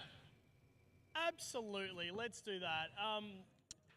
Without getting too emotional, I'll keep my keep centered. But the Thrash Kings Award is in memory of one of our fallen soldiers, I guess you'd say, Chris DeJager, one of our mates in drifting, no longer with us, but he was an absolute champion in the sport. Would help anyone out whenever he could, offered coaching to drivers. He moved to Japan. He loved drifting so much, he just packed up and moved to Japan, drove with the best of them over there, earned his stripes, and unfortunately, he's no longer with us through his own struggles. So a quick shout out also to Mark Bateman. He's over there somewhere. The chaplain is here. So he's showing support in motorsport. He's an impartial person that you can go and talk to if you're feeling a bit down on yourself or whatever's going on, especially guys. We just don't get a chance to talk about our problems. But that's all about what the Thrash Kings prize or the award is all about, is just recognising mateship, camaraderie, and just good essence in the sport. So that's what it's all about. That's it, Tony B. We're all mates out here, and like you said, especially around the guys, there's nothing wrong about talking about your feelings and having a chat with your friends. If you're not feeling the best, you might have had a bad day at the track. You might have had a bad day at work. Maybe something at home. But, talk to your mates. Open up. Everyone's friends here. And if you don't have close friends, I'm sure anyone will listen. Tony down there will have a chat with you. Chunga, I'm up here. I'll have a chat with you guys as well. So we'd love to have a chat with you all. Righto. All right, ladies and gentlemen, I am down here with Kanarovsky, Alex K, Speedtech S15. It looks like Cam Martin's car looks dire. It's on the back of a truck there. We can smell gearbox and diff oil. We don't know what's happened, but you got a big smile on your face, mate. Talk to us. How do you feel? I feel amazing. I actually count how many times Cameron's beaten me and I've beaten him. It's not the best way to win, but it's drifting, and now we're through to the next battle. I'm excited. 2 reruns and similar errors between both of you guys. We could see that you both were pushing harder and harder. Love watching you guys drive, and I love to see you in the next round. Well done, mate, because this was elimination. You are still in the game. Well done. Awesome. Yeah, the cars are so quick and so much grip and power and speed that even the slightest of adjustment sends you straight and you just make an error. And it's clear because we're both doing the same thing run after run. But that was a good lead run that I just done. I was pretty pumped to chase him, but it was great. I'm excited. Thanks, guys. Awesome, mate. Very well done. Gear back up. Get ready for the next round. Alex Kanarovsky, Speedtech 2JS15, going through for another chance. Battle Royale, round 5. Back to you guys. Well, I've managed to catch up with the Russell Cunningham. He's down here. He's made it back, mate. You've had all sorts of dramas today. Tell us what's going on. Yeah, so blew a gearbox right at the end of practice. Car was feeling amazing, better than it's ever had. A bit more traction, and just blew third gear on a lead run. So I'm out, unfortunately. I've just got back with a gearbox, but can't get it changed in time. Yeah, mate, look, I mean, Chunga and I have been doing everything we can to get as many OMTs as we possibly could and give you as much time as we could, but you've gone through a fairly big procedure to get to just even back here with the gearbox. Yeah, a mate of mine, he lives up the road from me. He made a start pulling the gearbox out of my race car. I got like a circuit racing car, and that's a great gearbox. And I just thought I'll grab it here. At least I can drive Saturday, Sunday. Yeah, okay, so Russell's going to get the car fixed, and he's definitely going to keep driving Saturday and Sunday. There's lots of more time to be had out on the track, unfortunately, out of the competition. How have you enjoyed the Keep It Reet competition, the whole format? How does that work for you? The format's good. I've really enjoyed it. I'm a bit disappointed I haven't really got a result so far. I think top 8's probably the best I've done, which I think isn't a good reflection of what I can actually do. So yeah, I'm looking for whichever comp is up next. Don't care what state. I just want to go. Oh, awesome. That's great to hear that, mate. We're really missing seeing you out there today. I know there's plenty of guys here that would have loved to see you out there having a crack, but we're excited to hear that it hasn't dampened the spirits and you'll be back again somewhere in Australia. Yeah, thanks, mate. I'll be out here Saturday, Sunday, and hopefully the Keep It Reet series next year. Awesome, mate. Thanks for your time.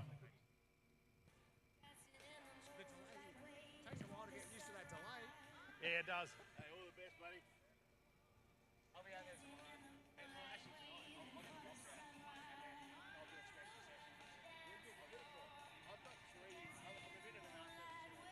Ladies and gentlemen, don't forget, if you want to jump in a car and go for a ride, that's Ride the Pro. Head on down to the pit area, see the big blue marquee, and see the girls there.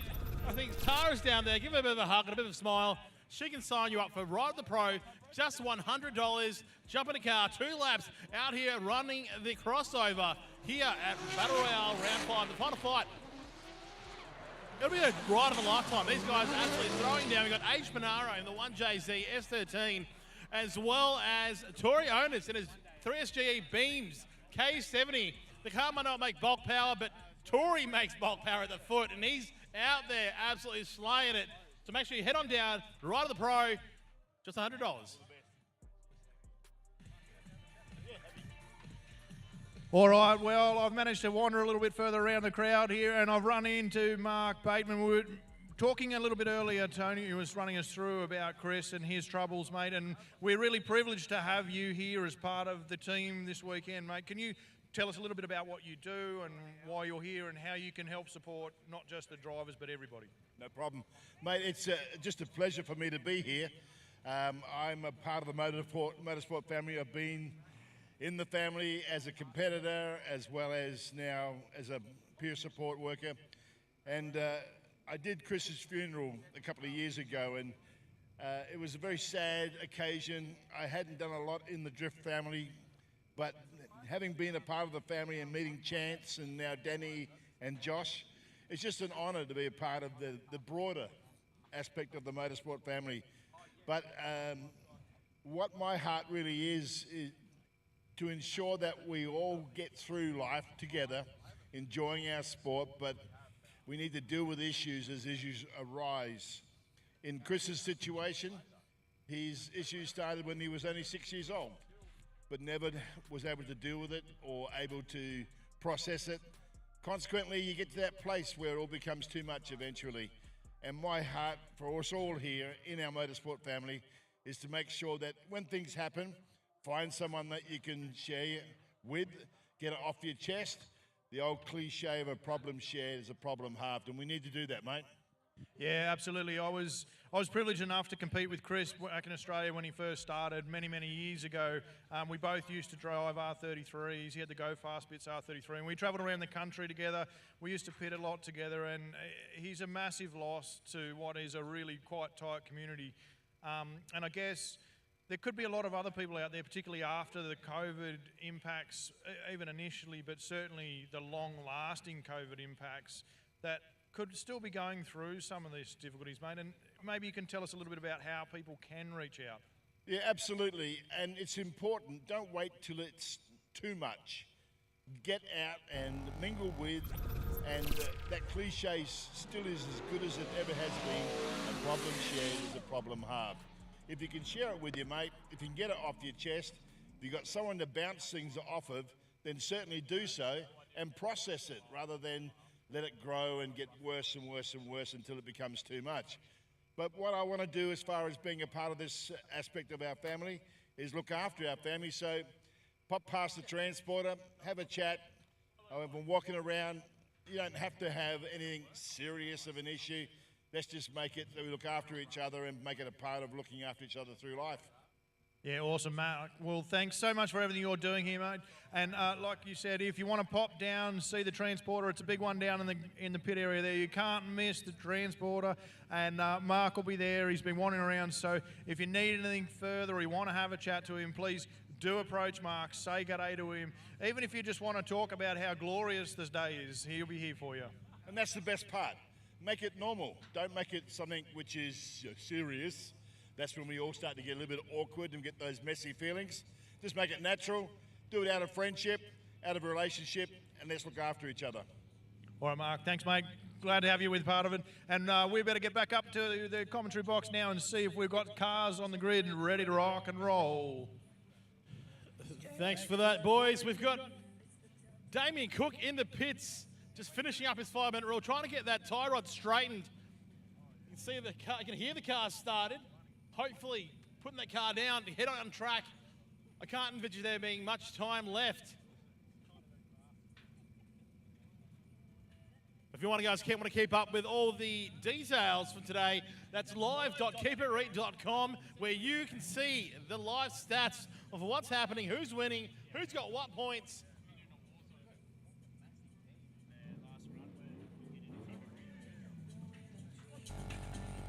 Well, there you go, mate. I can see Damien Cook is rolling.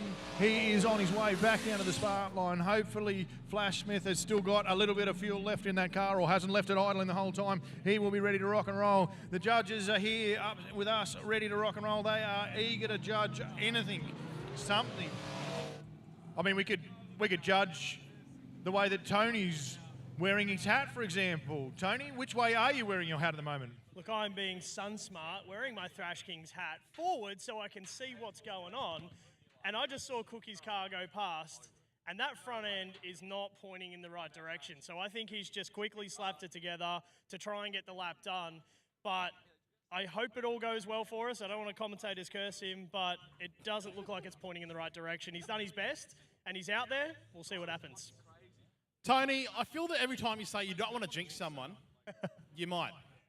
So we'll just ignore it. Yeah, I'm just not going to say it anymore. I'm sorry. Well, my theory is that maybe if you've got a car with wheels not pointing the right direction, you could complete a run, because all the ones that haven't pointing in the right direction haven't been going so well. That's pretty true, mate. These cars out here, these guys battling as hard as they can, trying to wrestle these cars around this track. But here we go. Flash Smith is in the lead. Damien Cook the chase. Flash Smith, fast entry into the corner. Absolutely blazing that S15. Not quite hitting the slipping points, but doing a pretty damn good job. Damien Cook. Nah, that car is not driving straight. Damien not happy with it, obviously, but just deciding to throw it in. And you know what? If you can't win it, pin it. Well, he didn't quite pin it, but he definitely couldn't get it all the way around, except for in that hoop. That wasn't a bad little hoop down there. He was just making sure that it wasn't too slippy offline on that cleaned up oil patch, I think, because, look, both these guys have had one win so far, so either way they'll still stay alive at this point in time as they go around, but I've got a fairly strong feeling we could get a result out of this, and in fact, yes, the judges have said there's going to be results, so we watched the third deck Bayswater replay there of Flash Smith blazing off into the distance. I mean, look, you guys, if you want to have a go at judging, it's a good place to start. You guys can judge this one and say who at home you thought might have won it. Was it Flash Smith? We'll have a thumbs up for Flash Smith and a smiley face for Damien Cook, all right? So let's have a little bit of judging home. Here's the first run, all right? Damien Cook getting ahead. Flash Smith doing not too bad, staying in the position. Then all of a sudden, Damien Cook having a big bobble. Flash Smith another bobble. All right, so that was run number one. So you guys at home need to have in your head, who do you think it was going to be? Now, I don't know if we'll get run number two in before the guys get back. Yes, here we go, instant replay. So Flash Smith taking a big lead out there. Damien Cook just struggling with that out of alignment wheel to just initiate. Flash Smith skipping off in the distance and coming back around. All right, so judging at home, who is going to go a thumbs up for Flash Smith? Throw your thumbs up now for Flash Smith if you think that Damien Cook is just such a good guy with the best looking car out there, then give him a big smiley face. Either way, I want to see thumbs up or smiley faces for all those people watching at home right now. But we are going to go down to Tony B, who is down trackside. He's going to get an interview with at least one of them and find out who the winner is. I am, mate. I am trackside, and Flash Smith gets the win. Unfortunate for Cookie with the steering issues. Flash, you've got a second win now. Bit unfortunate that Cookie had some mechanical dramas there, but he tried to get it back out and sent it. But let's take nothing away from your driving. Been driving absolutely awesome. How do you think you're going so far? Yeah, thank you very much. Yeah, just lucking it in, but I'm glad Cookie got it fixed so that we got to have a battle, because you don't want to win just driving down the track, right? And Cookie's awesome. So awesome stuff.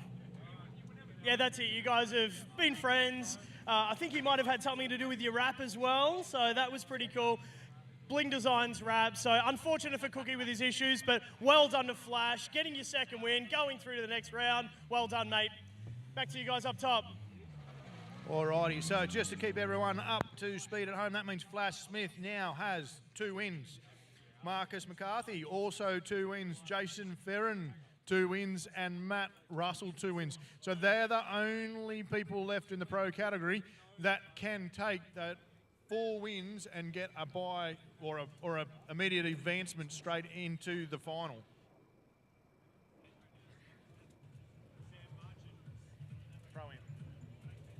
Here we go. On the line, we got Sam Mudge in that Murray River Motorsport red S13 and Alex Romano in the maroon AU Falcon. Here we go. Mudge on the lead. Throwing it in hard. Right up against that wall. Romano in the VA right behind him. Not giving him much room. Mudge pushing as hard as he can. That RB20 S13. Romano, that Falcon right behind him. You know, I was just thinking, we actually have an opportunity to see 2 Falcons battle each other today, don't we? That would be Falcon sweet. Anyway, here we go. Replay, Sam Mudge. Big initiation, throwing it in hard there, showing where to go. We've got Anthony Romano in tight, close, putting himself in that pocket there behind him, trying everything he can to get that big Falcon in behind the little S13. Doing a good job of it too. Not a bad run. I'm quite impressed with that from the big car. That isn't that easy to do. Sam Mudge throwing down and going pretty hard out there with that RB20. Mate, gotta love an RB20. Stewie, you're paying attention now. RB20, 25, 26, 30. Which is your favourite? 20. Why? Because it sounds good? Revs. Reliability, he says. So Rev's reliability, and I personally think they sound amazing. Well, I guess that's 3 ticks, so it must be a good engine. That'll do us. We are all, of course, professionals up here. You can see a little bit of smog back On the live stream, we've got a towards us. skyline up against, just up against the backdrop, really.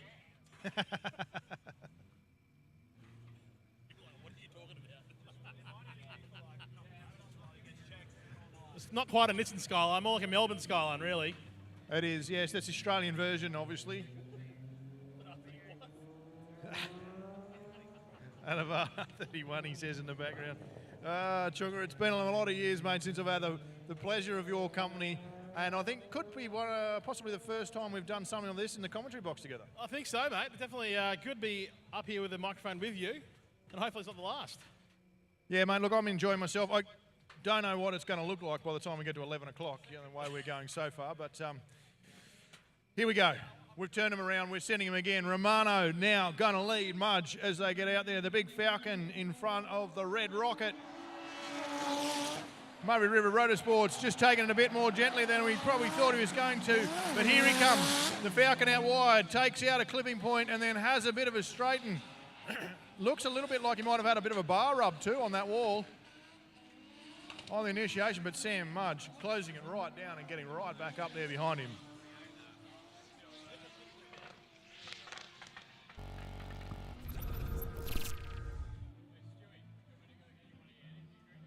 Here we go, and the Pertnick Bayswater replay. Romano in the lead. Mudge in the chase. See Romano, mate, I am super impressed with this Falcon. He's throwing it nice and deep. Really out to that 6th clipping point. Tags it. A little bit, a big straight there, unfortunately, into the 3rd clipping point, but then out to the 4th and the final, and across the finish line. Sam Mudge doing a fantastic job of the chase as well.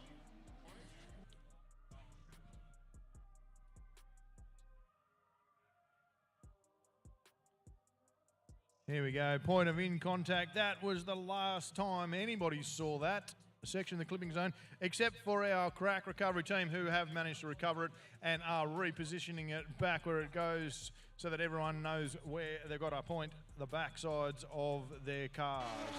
All right, these guys are going to make their way around. The judges are still having a chat.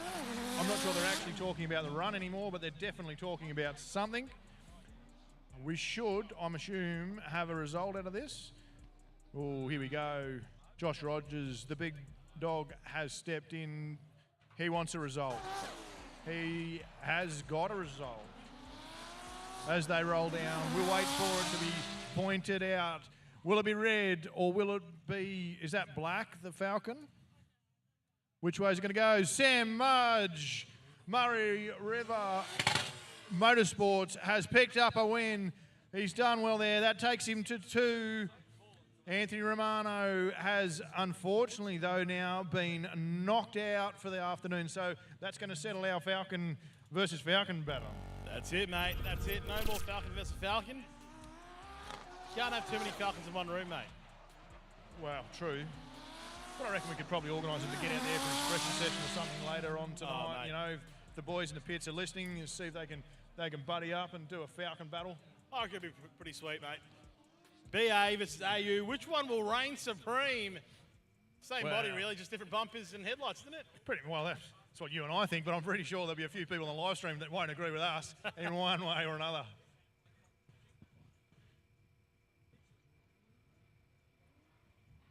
So we've got a few people on the live stream at the moment.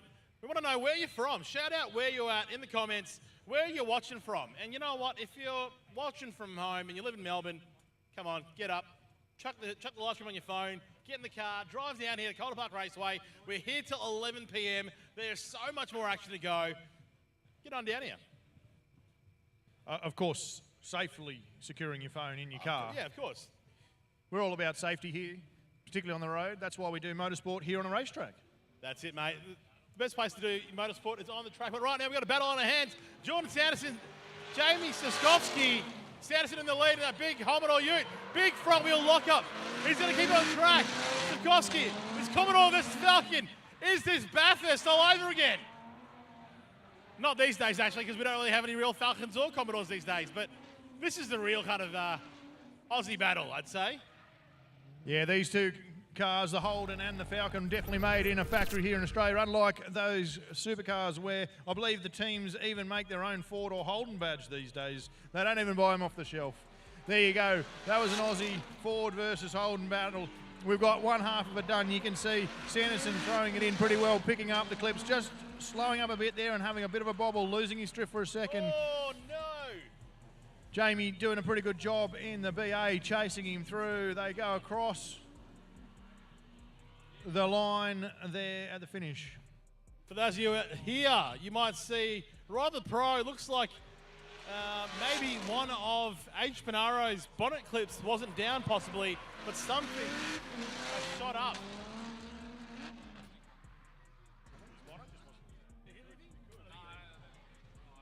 Maybe his blow valve was just too powerful and just popped it up.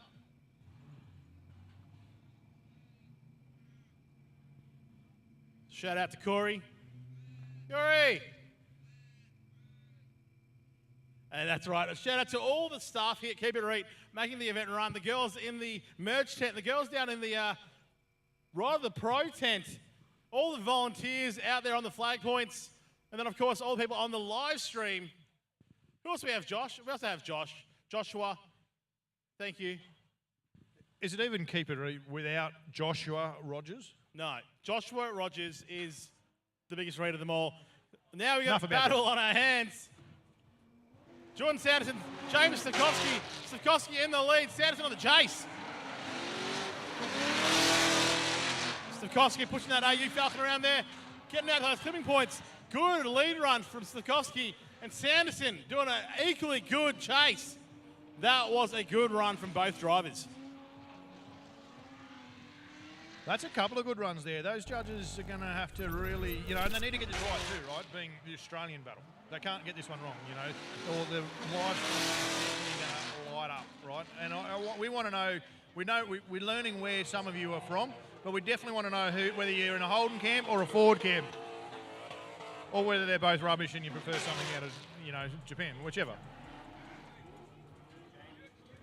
Well, there you go.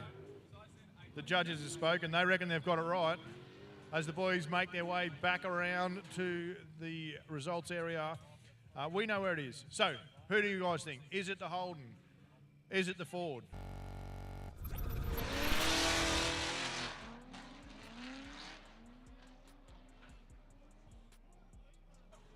These guys have both got one win each.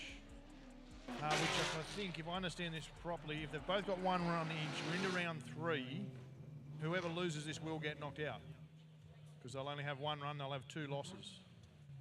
That sounds right to me, mate, I reckon. I reckon you could be on the money with this one. Alrighty, so who is going home watching down there for the point? It's going to be the Falcon of Jamie Stevakovsky. I don't know, these names, I just can't pronounce them. Must be something about names a little bit further south than New South Wales. Anyway, I apologise to Jamie, but he has got the win, and that, I think, means Jordan Sanderson is out.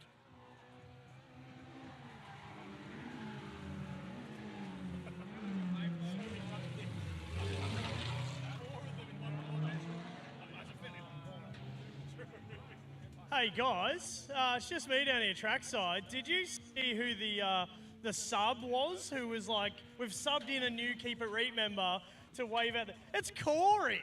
How you going, bro? Are you having a good time? Oh yeah, always. Mate, they are some fancy boots, brother. Tell me about them. Snakeskin. Amazing. Let's watch a battle.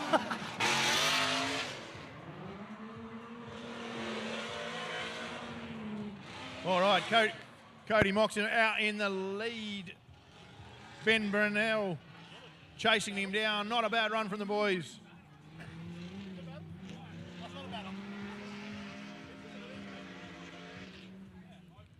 Tony B there keeping us up to date with all the fashion around the grounds. You would have thought we were at Melbourne Cup, but no, Tony, that was Tuesday, mate. We are here now, Friday, at Keep It Reet, and we are having a great time.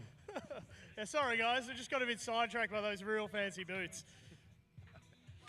Yeah, no, fair enough, mate. They are pretty fancy boots. I have seen them going around. They've been getting some miles on them, that's for sure, those boots. So Well done down there. Look at that. There you go. It's close up for the viewers at home. Are those boots? Are they legitimate snakeskin? Were they? Who caught them? Oh, you didn't catch your own boots. Well, I'll tell you what. Got something to work on too. Next year's Keep It Reet on hand-caught boots. If anyone can bring a set of hand-caught boots up to the commentary tower, we'll see what we can do. Organise you a sticker or something exciting. Alrighty.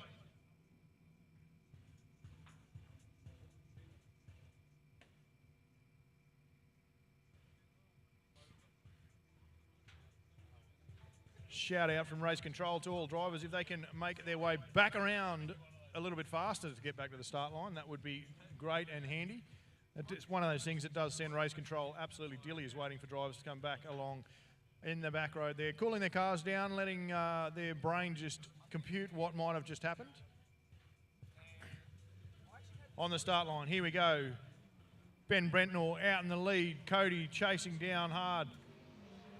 Not giving him a lot of room on the initiation there, but Ben having a big initiation, a little bit of under as they headed to that. Oh, he managed to gather it up, got the loud pedal well and truly hammered down to the firewall now. Oh no!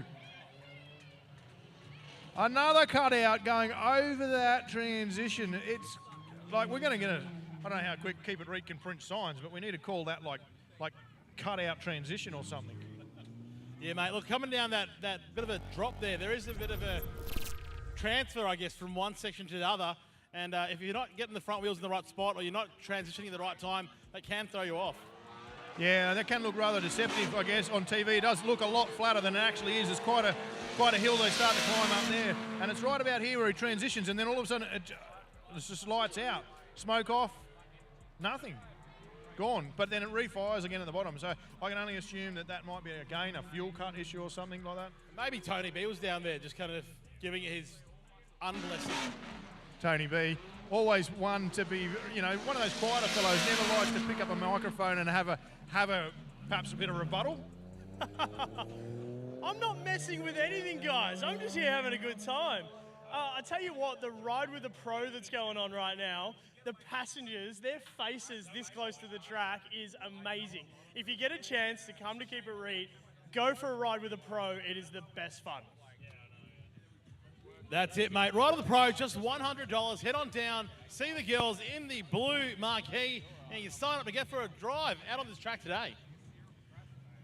And of course, to go for a ride in the pro, you people home on the live stream will need to jump in your cars and get yourselves down here. Now, it is just a mere $40 for the adults to come in and watch all of this amazing and awesome action. $30 for kids. Kids under 12 are free. And it looks to me like it might have been Cody that got the win on that one. Waiting to see what's going on. We've got another battle ready to rock and roll. I'm pretty sure it's Daniel Ridley and Aaron Gorton on the line. We'll wait for official confirmation that Cody got that one. Yes, guys. Cody Moxton in the K Corolla gets the win, but we got a battle. Righto. Here we go. Aaron Gordon, Daniel Ridley. Gordon in the lead. Ridley on the chase. Aaron Gordon absolutely hammering that big wagon around there. Oh, over-rotating. Aaron Gordon throws it away onto that third clipping point. Unfortunately, over-rotating, and Daniel Ridley avoiding contact.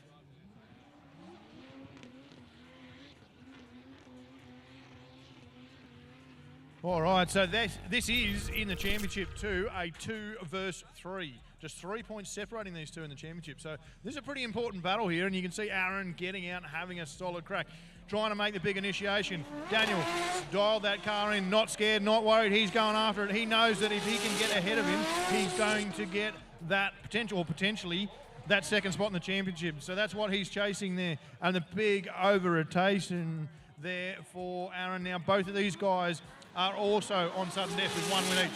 So whoever wins this one will go through. The other one gets knocked out, and that could change the championship. That's it, mate. Things are getting pretty tight up there. These boys doing their best, but hopefully, is that going to be enough? Well, I'll tell you what, Aaron Gorton rotating that R31 wagon, that's not going to help. But, and I've said it a couple of times now, that's only half the battle. And we have definitely seen some pretty interesting second half so far. That's it, mate. Now it's up to Gordon now to put the pressure on Ridley. Ridley needs to make an error, really. So Gordon needs to be putting that pressure on him and forcing that error. Yeah, absolutely. I mean, the most likely thing that would be happening here is if Gordon can put that pressure on Ridley, then he's going to force that into an OMT and they'll go again, right? Which then resets it. They can go again. And that gives Aaron the opportunity to take a win and take the second place in the championship. So they're on the start line. We're waiting to see what's going to happen here. Are we ready to go?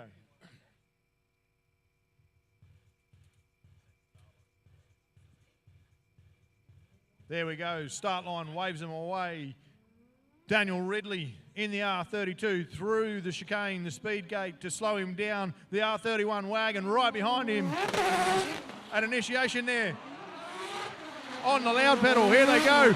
Oh, there's the pressure. It is a blowtorch worth.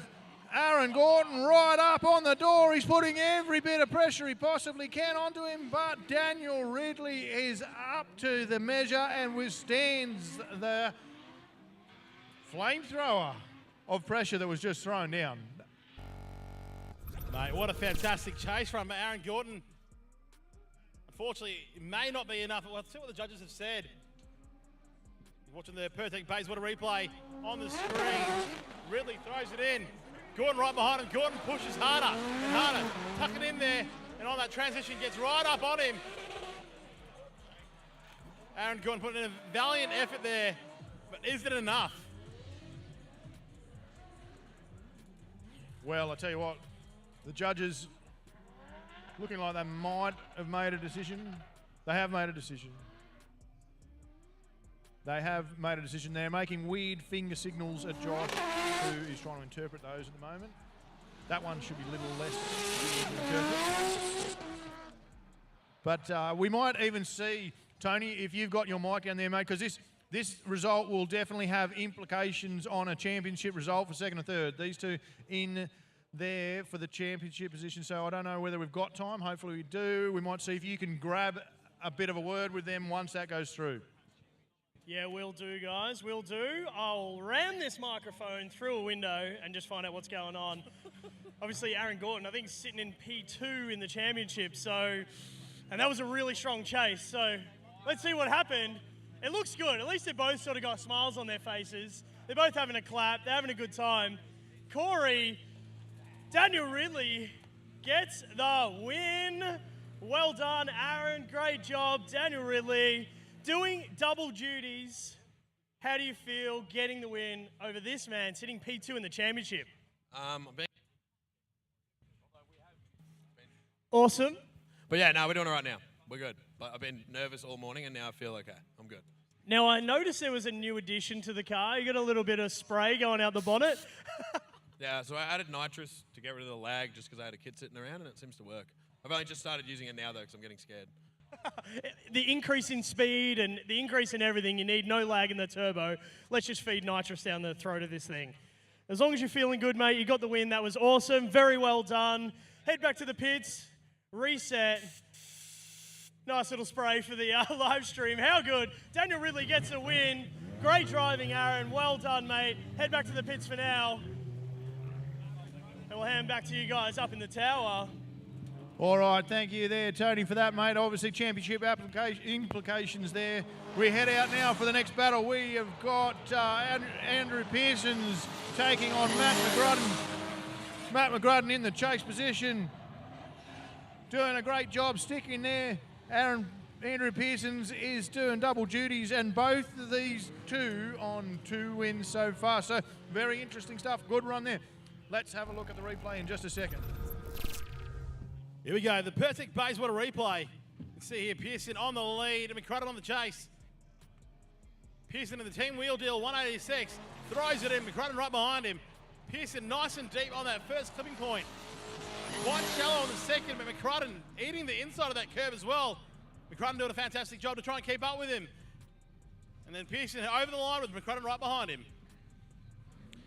I don't think there's too much in that battle, to be quite honest, as the guys are round the back, making their way back towards the start line again for the second half of this, with almost laser-like eyes of Josh Rogers up here telling these blokes to hurry up and get around there. I'm pretty sure this is the first gear crawl at the moment.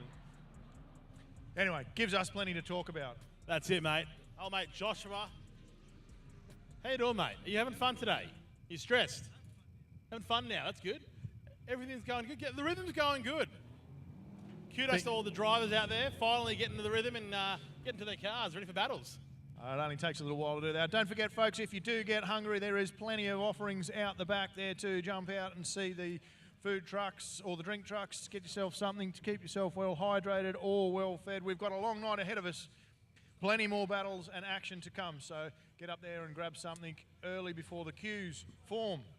And you know what? If you're at home and you can't get here because maybe you live, really far away, you can jump online at keepitreet.com/merch and you can order your merch online. So if you feel like you're missing out, you're getting FOMO, jump online, order about 5 jumpers and 1 t-shirt and maybe a hoodie, and you'll be right. Absolutely. That'll definitely keep you going until the next season of Keep It Reet starts in 2023. Battle Royale, I'm sure, will be back again next year. Bigger, better, faster, more insane. But for now, we have 2 cars staged on the start line and away. Matt McCrudden going to be leading out this time. Andrew Pearson in the chase. Early initiation, very early initiation, that one. The guys have got to drive it a long way into the corner. They do that. Sort of a mid-line transition there, a little bit off the clip. Not the best lead, but not a bad one. And a great chase there from Andrew Pearson. Well, that'll be up to the judges, mate. I don't know what we're going to do with that one. I'm not going to do anything with that one, but definitely up to the judges. We're just going to keep talking about it. The judges will just have to watch the replay, say. See here on the replay, the boys coming up. McCrudden on the lead in that MX-23 Conceder. Right behind him, Pearson. Pearson, a bit of a wobble there. McCrudden not quite out to those clipping points.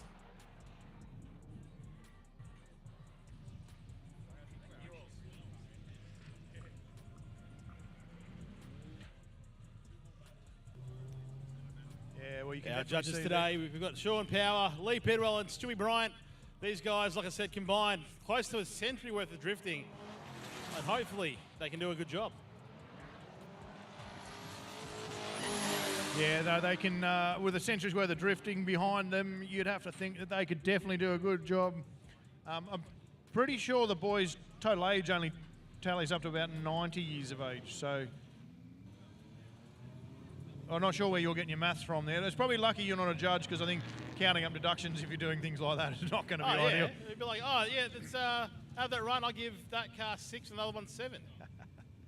All right, but we do have a result. The boys have pointed out that they have got a result as they come down now. A bit of throttle dump. We always love that. The results now getting radioed down to Mr. Boots himself.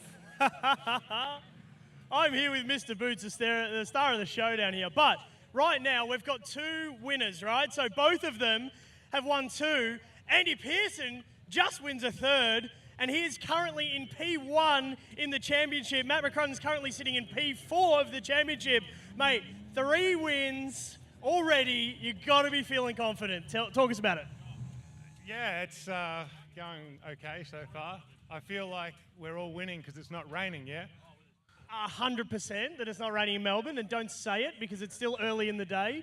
But you're driving with the pro guys, you're driving with, in your class, in amateur. We've already had calls from the tower that you need to be bumped up into pro class because you're just driving so well today. How are you going to tackle the next battle? You're going to go right through to the top? Talk us. Any car setup, anything different? I think I'm just going to try and get 3rd gear instead of 5th gear like I did in my battle before, because I do way better in 3rd gear than 5th gear. So. Yeah, solid strategy. Definitely grab the right gear, but mate, you've been driving so awesome. Been great to watch. That's 3 wins in a row. Go on fuel and tyre, and we'll see you back out here for the next round. Well done, Andy Pearson. Currently position 1 in the championship, and he's got 3 wins today in the final round. That is hot property, Team Wheel Deal. Back to you guys. All right, thank you there, Tony, mate. keeping us up to date. Now, the next battle to come out is going to be Jesse Scott versus Nathan Beasley, and both of these guys have also had 2 wins, mate, so they are in the same boat. Now, on more important information that we've just got across from the judges, and I'm sure all of you watching at home are really excited to know that they've just finished doing long division, multiplication and all sorts of different maths over there, but they've worked out that it's a skerrick over 50 years of drifting experience they've got. That's a lot of drifting, mate. That is a lot of drifting. Nearly as much as you. Well, it's not quite that many, but, you know, it's a lot of years, mate. That is plenty of experience. And, you know, like, think of the number of tyres they've gone through, even just using scrappers.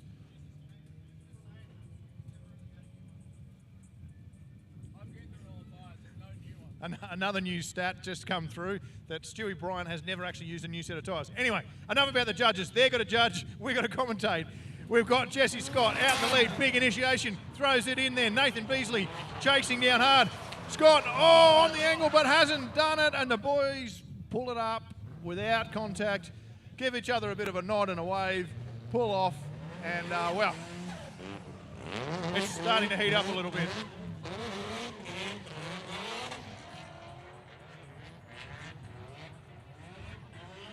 Definitely starting to heat up a little bit out there, mate. That's it. It's getting tight out there. There's guys pushing super hard, throwing it down because they want to win. They're here to win. They're here to have fun as well, but ultimately they want to win. You can see Jesse here throw it in up against that wall in the replay. Throws it in just a bit too fast. Over-rotating on that dirt, and thankfully, right behind him, Beezer avoiding contact. Yeah, well, that's it, mate. I guess these guys in the amateur class are learning that tarmac has far more grip than dirt does.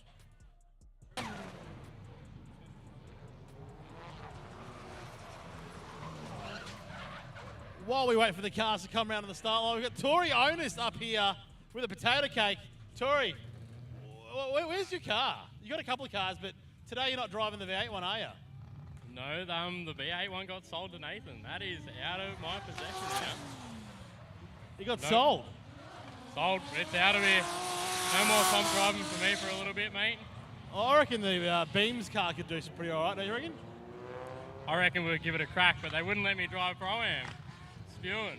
I don't think we're putting any 265 semis on that one, mate. 100 kilowatts just ain't going to cut it. I heard you coming through this first corner. 5 clutch kicks. Is that right? And a couple. And a couple more as well? I reckon there's something in there. You know, how's the car though? Is it fun? Mate, it's the most fun I've had in years. I should have built a beta earlier. This thing is fun. So what you're saying is people don't need to build a ridiculous FD spec car. You can have just, you know, a regular kind of what you call beta and have some fun out there? That's exactly it, my man. Get an AU, put a lock kit in it, some welded diff, and a half cage and send the thing. Just go have fun. Perfect. Speaking of beaters, Jesse Scott is up next. Nathan Beasley. Beasley in the lead. Jesse Scott on the chase. Jesse all over the back of Beezer. Can he close the gap again? Beezer pulls away slowly, hitting that clipping point. Jesse Scott, can he get back on his door? He's trying his hardest, but Beezer has stepped it up and put the foot down. Well, there you go. That was another situation where Jesse Scott needed to apply the pressure to Nathan Beasley in the lead, and he did exactly that. He put all the pressure on right from the get-go. You have a look now on the Pertec Bayswater replay. Heading out hard into the lead. Beasley, big initiation. Scott right there, not giving him an inch. Good initiation, good area in the zone. Again, through nicely through the second zone. Flicks it back around, comes into the last section there. Fills out that zone as well, ticks all the boxes. That's all he needed to do to get that done, in my opinion, but we'll have to wait and see if the judges agree. A great run from both the boys there. They really did an excellent job getting those cars through that section, and we are getting to the pointy end. Remember, these two boys have had 2 wins. So, like Tony said before, they won't get knocked out, but one of them will get 3 wins and be up there with Andrew Pearson as the only other one that can progress or get the progression through into the finals. So whoever takes 4 wins, there'll always be one in both of the categories, will get 4 wins, and they get an automatic acceleration straight into the final. So they get to sit out, watch what the others do while they try and work it out to see who will be taking them on in that final. Alrighty, here they go. Boys are coming down. The winner of this battle is Nathan Beasley. Steasley, S13 goes through. Well done, mate. Well done. Great win, great driving. Did your car just cut out? Yeah, it just died then, yeah. Well, hopefully we can sort it out for you, but how are you feeling after that one? Yeah, it was good. Not the best way to get the win, but still happy. I made it this far, I guess. And you've been driving well, a couple of little battle scars, but the car's still looking good. You're going through to the next round. You're in, I think it was P5 in the championship, so you're a contender. Let's see how the rest of the day unfolds. Awesome, thanks, Tony. Awesome, mate. Take care, and let's get Pro Class back out. Oh, let's crank this thing over and try and get it off the line here.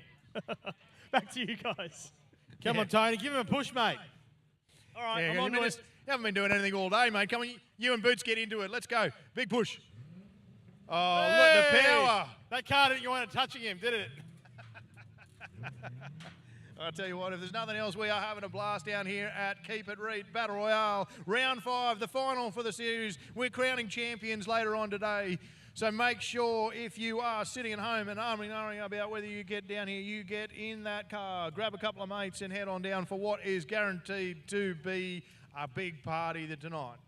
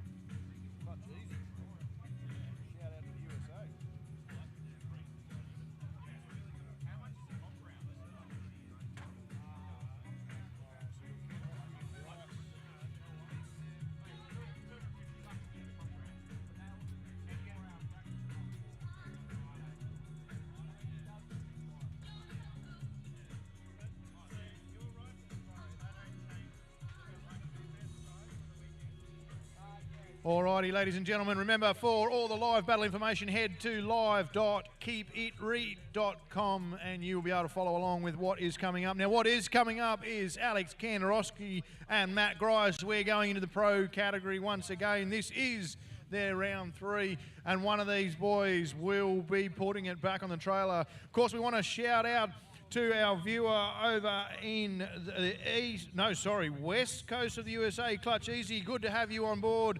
Make sure you give us a big like and a share, mate, and get a few of your other mates on there. It must be pretty early over in the morning, I'd say, so well done. Keep it up. You know what, mate? Also, a big shout out on the live stream to Twisted Dead Body Man. He's been there all afternoon commenting, you know, trying to G everyone up. Mate, thanks for your effort. We love it. We want to see more people like you on our live stream. Yeah, absolutely. He's going to be one of these ones, I think, maybe if we get later on and we're trying to decide who's going to win, he's going to be one leading it out for who is going to be a thumbs up or a thumbs down. We might get a bit of crowd involvement a little bit later on. What do you reckon? Alrighty, they're away now. And Kandarowski out in the lead. Big entry. Gricey going in hard behind him. Kandarowski's got it all ablaze. Front wheels, rear wheels. Bit of left foot braking, never heard. Gricey doing his absolute best to chase that thing down, but we said it earlier, didn't we, Chunga? that car of Kandarowski's is an absolute weapon.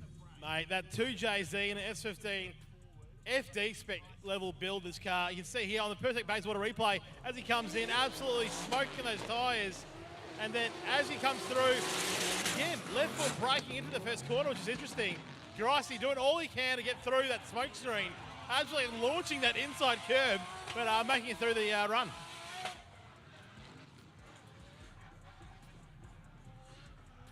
Yeah, definitely Kandarowski throwing down hard now. He knows that he needs a win here to stay alive in the battle competition this afternoon. Matt Grice will know the same thing. He hasn't had that many laps. He's had a whole bunch of dramas with that car. Glad to see it's the car and not him, of course, after his open heart surgery recently. And it's great to see him back out in there. He's got a little bit of work to do, I feel, in this second run out in the lead. So we'll see what happens. Remember, Alex Kandarowski was the man that spent 3 reruns or something in the last bracket, taking on our current championship leader.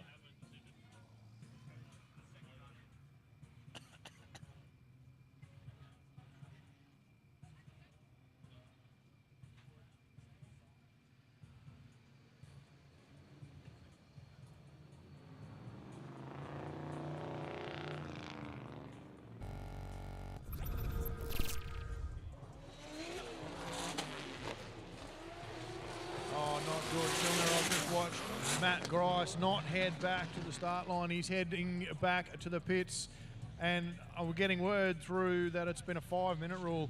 Can this, well, not sure, but can he have any more bad luck today, this guy? Mate, hopefully he can get it sorted. Matty Grice doing all he can to try and get the car back on track, because he's doing what he loves. He's out here drifting with his mates. But you know what, look, you can see in the pits there, already his mates are all scrambling to get ready on that car and get it ready and hopefully fixed up.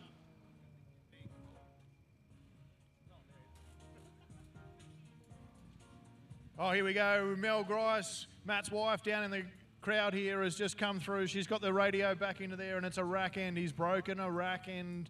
I don't know if that's going to be repairable. There's definitely not a lot of movement, or at least not movement. You think that the guys are trying to get something sorted in 5 minutes. Oh, they're having a bit of a look.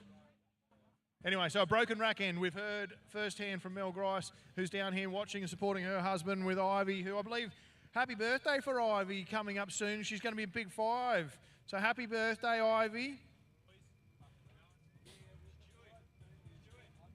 Great to see the families out here and enjoying the sunshine, sitting on the hill, catching a couple of... Here we go. Here we go. Matty Russell in the lead. Marcus McCarthy on the chase. Matty Russell absolutely pushing that 8.6, but Marcus McCarthy right behind him. 2 SR-powered beasts. Both these cars super quick. Mate, I know he blinked and it was nearly over.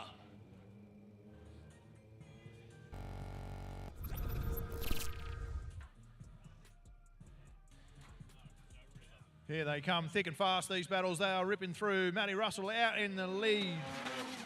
Big entry again. He's known pretty well for him. Doesn't mind to throw it out. I've seen him up in the Northern Territory throw down a couple of big entries too. Switching it around, coming back through, picking up pretty much everything as far as clipping points go. He's done a good run and not a bad run there in the chase as well.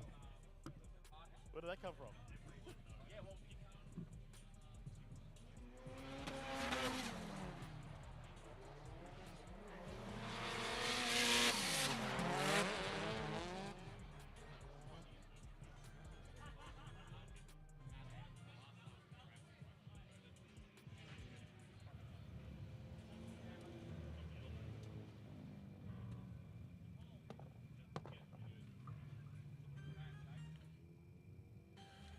Alrighty, so a bit of an update there on Matt Grice. He is feverishly working away with his team. The Keep It Reet crew are there. Looks like it will be a 5-minute rule, and he's trying to get that sorted to get back out for the second battle. So they are working away on that one in the pits now. I can see that from our commentary position.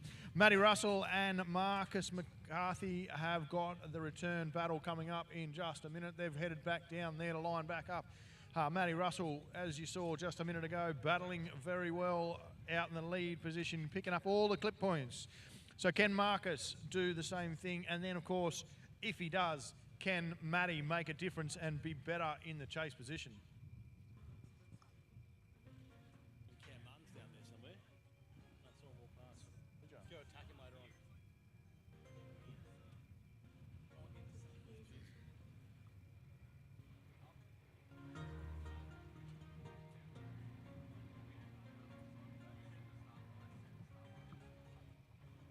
Alrighty, on the line, here we go, ready to rock and roll. We've switched him around, we've sent him again. Marcus McCarthy in the lead. Matt Russell giving nothing in the chase so far. He's right there up on the back bumper bar. Big angle from Marcus out in the lead. But Matty Russell in the Wreckham.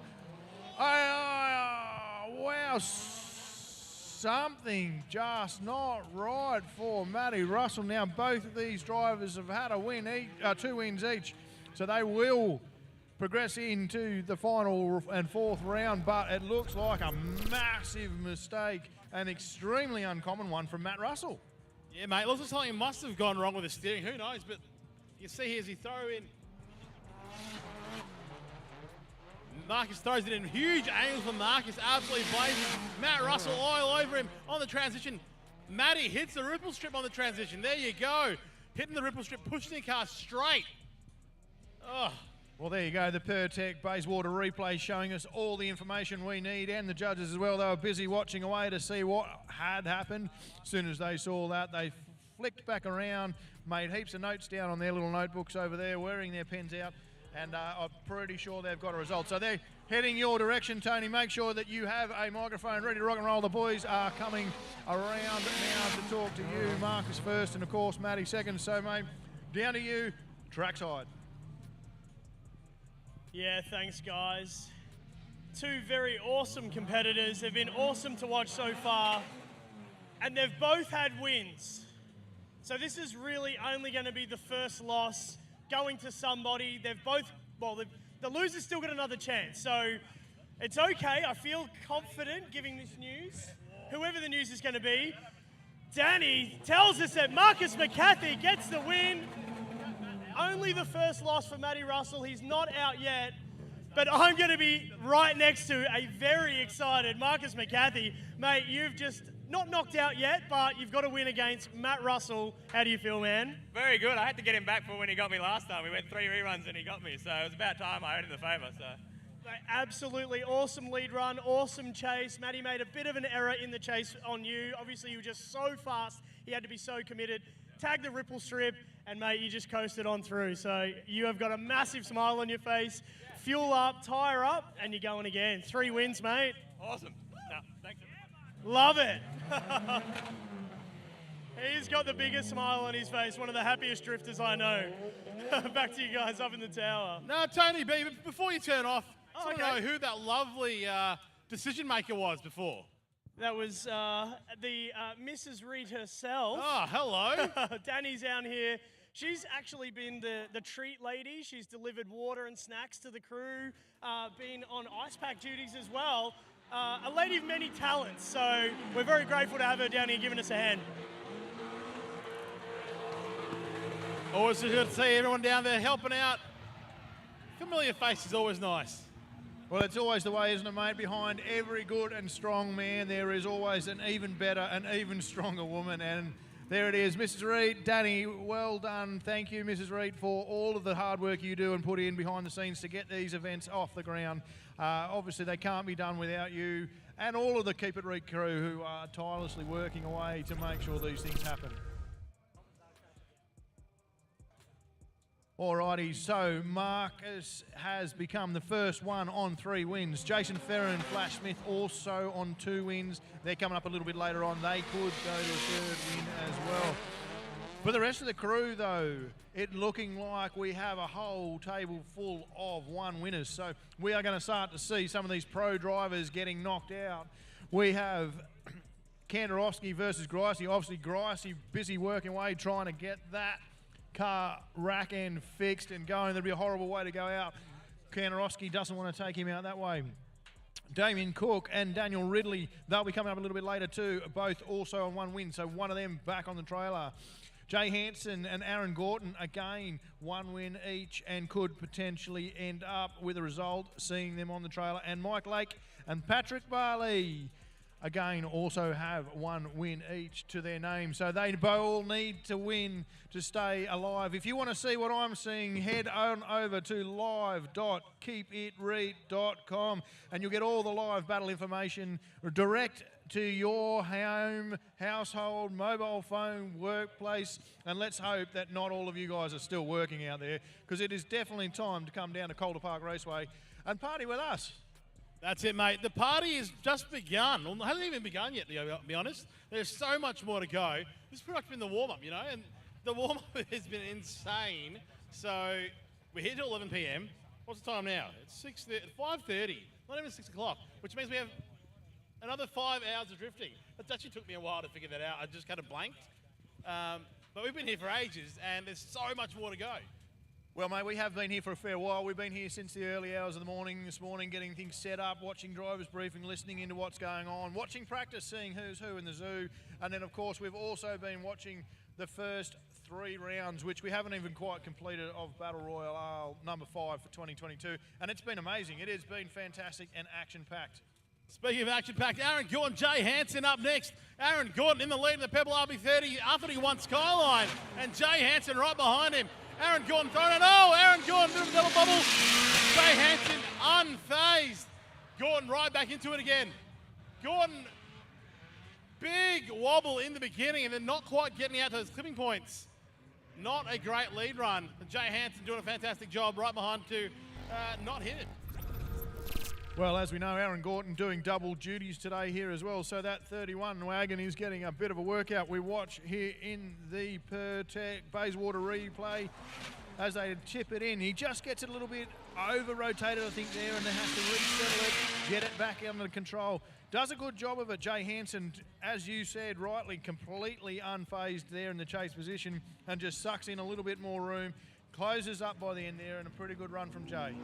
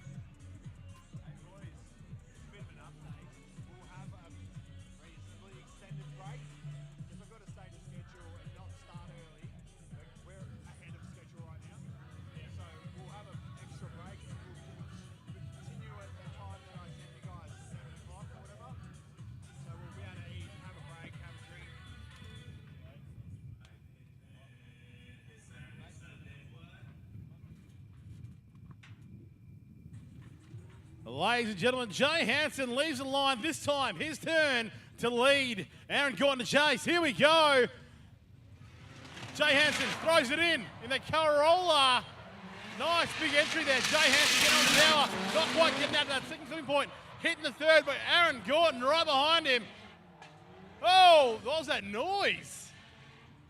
I heard something there. It was a solid crack, but I wonder whether it might have been just a bit of E85 just hitting the end of the gate or something like that. So it was a big crack, but you're right. All right, here as we watch on the Bayswater Pertec replay. Stepping it in there, Jay Hansen getting it out. A little bit of an error there from behind for Aaron Gordon, trying his best in the step up to his pro category here, but Jay Hansen just laying down a pretty good run. A little bit shallow in that last clip, but otherwise a pretty good run all the way around. These boys both on 1 win, so whoever loses here is going to be out for the afternoon. It could be Aaron Gordon, it could be Jay Hansen. It's looking like the judges have come up with a decision, and we're going to get down there very shortly to talk to Tony. We've got the lovely Gunny is going to give us our result, and Tony is going to go and, what did you say, mate? You're going to jam a microphone through a window somewhere? Just politely going to jam the microphone through the window. There's nothing sus about it. But yeah, that big crack sound, I certainly heard it from here as well. I'm curious to know what happened. Both drivers pushing very, very hard, and this is for an elimination. So I'm keen. Let's see what happens.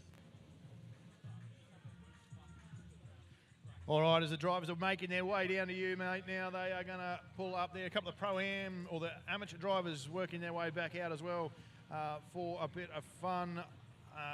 Or they're round 4, actually. What have we got? We've still got their round 4, haven't we? So we've got a winner.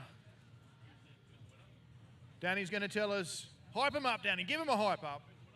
Oh, and that is it. Jay Hansen gets the win. Unfortunate for Aaron. He is knocked out. This was a knockout round. Well done, Jay, getting the win. You must be stoked. Talk to me. Oh, very happy, mate. I think we've sorted that fuel cut issue. Glad the little Strash Kings SR20 Corona could get up. But look, Aaron put down an awesome lead. Very happy with that. It was great to chase. So, yeah, it must have been close, I think. It was absolutely so close. Both of you guys pushing so hard. I love the little SR just taking down RBs. You know that I'm a fan of that. But great driving. You're through to the next round. Send it for the Thrash Kings team. Love your work, mate. Keep going. Awesome stuff. Thank you, Jay Hansen. Back to you guys up in the tower. All right, thank you very much, Tony B, mate. Keeping us all up and informed, getting that right from the, well, literally the horse's mouth down there, or the driver's mouth, mate. We've heard some news through on the Matt Grice 5-minute rule, trying to get that rack end changed, and unfortunately the guys haven't managed to make it through their 5-minute rule, so Grice is unfortunately out today. So Kanarowski's getting a free run or a bye run through to make it official, putting it in there. A little bit of understeer. That car is understeering through that corner, eh? Mate, it's actually quite interesting. He's even faster this time around, but I did notice not so much front left foot brake. Less front, yeah, less left foot brake. Yeah. Less left foot brake, but it seemed like he was, if you watch, I don't know if we've got a replay of it, it seems like he's actually getting a little bit of understeer there, and the front end is sliding. It's not gripping up like he was hoping for. So whether or not we are just starting to see that change in the day into the dust conditions, and perhaps it's affecting the track? That's it, mate. It is all starting to cool down. It is getting quite windy here at Calder Park Raceway. So who knows? Those track conditions are changing. But right now, up on the start line, who we got up there, mate? The old mate, bright front car.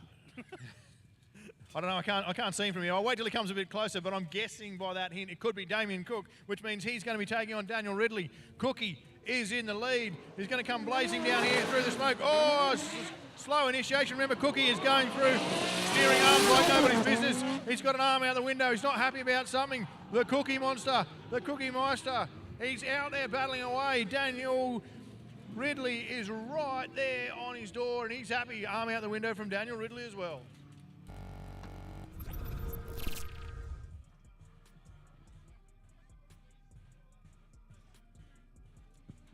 Check it out on the Pertec Bayswater replay. See Damien Cook here in that big Commodore kind of fronted Skyline, throws it in. Bit of a bobble there. Not out to those clipping points. Daniel Ridley right behind him. Doing all he can to keep up with behind the Cookie Monster. Damien Cook blazing over that finish line. Bit of a messy lead run there. Yeah, I mean, that can't be a fun car to drive right now. I think he's had 2 or 3 steering arms he's thrown at that thing today to try and get it right, and there's no way that alignment's going to be properly in you know, where it was originally when he wheeled it off the trailer this morning. So a lot of commitment still to be throwing it into that wall. That's it, mate. Coming into that corner, well, it's not even a corner. It's really a straight that you're throwing it in at high speed. And like you said, you know, if you've had a few different kind of alignments today, who knows where you're going to end up.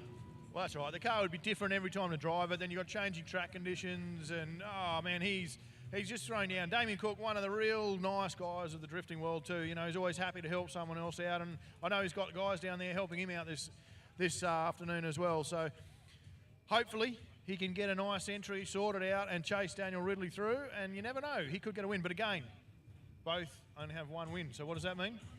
That means it must be a knockout soon. That.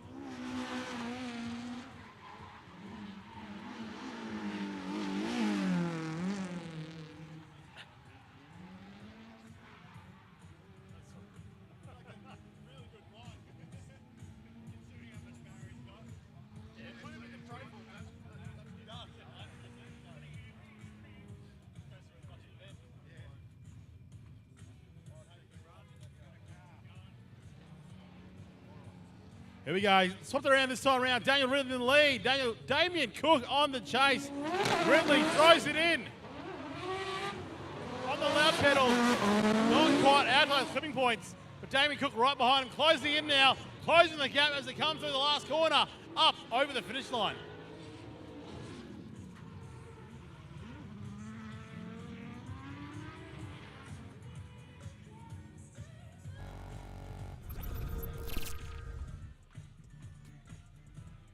Well, here we go, having a look at the Pertec Bayswater replay as Damien Cook in the chase position manages to get a pretty good initiation this time.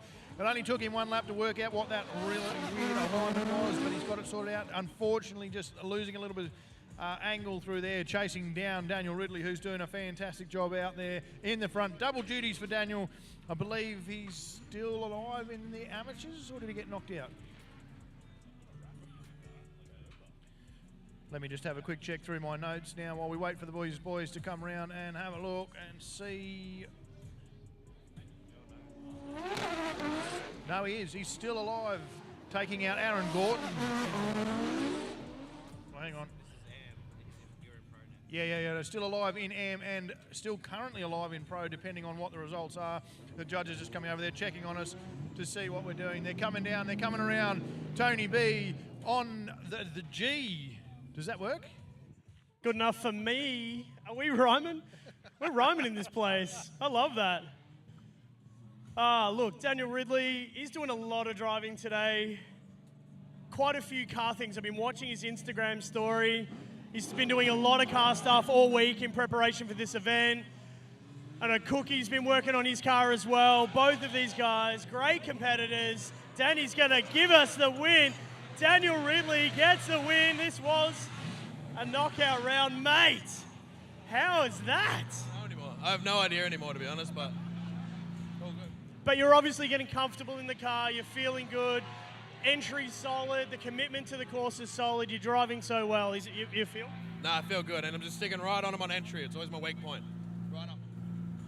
That's the whole point, mate. Right up him on the entry. Love watching you drive. You're really setting it today. Very impressed. You're doing double duties as well. Do you have any tyres left?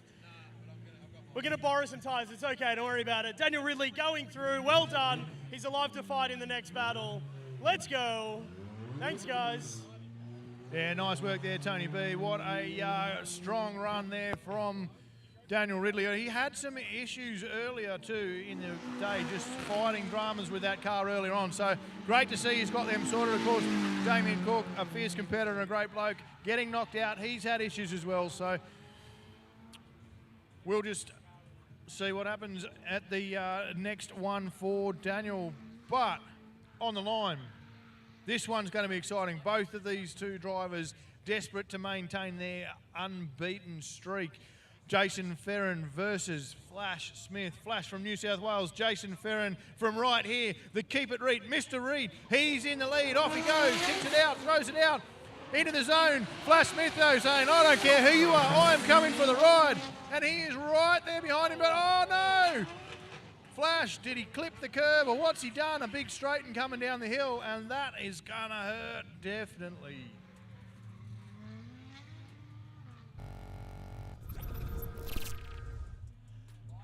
We'll check that out. The Pertec Bayswater replay. You can see here Jason Ferrin in the lead. Flash Smith on the chase. Flash sticking with Ferrin on the entry. Jason nice and deep out on the tipping point. Absolutely blazing their tyres. Flash comes onto that transition, but the car's massive straighten. Jason Ferrin keeps powering through, but Flash regaining the drift and finishing it over the line, sideways. Yeah, I don't know what Flash did there. It's been a bit unusual for him. He's sort of normally been pretty smooth through that zone, so don't know, maybe just got it all wrong. Maybe coming up against Jason Ferrin, and again, we talked about it earlier, the pressure of coming up against someone who's right in form, you know, the top of the game, dominating on the Australian field as well. I guess out there's just so many factors and variables that can happen out there. There's a car, there's yourself, there's the track surface, and the other driver. So these guys definitely put it on the line, doing a fantastic job out there. Yeah, absolutely. And of course, as we've said so many times already just today, that's only half the battle.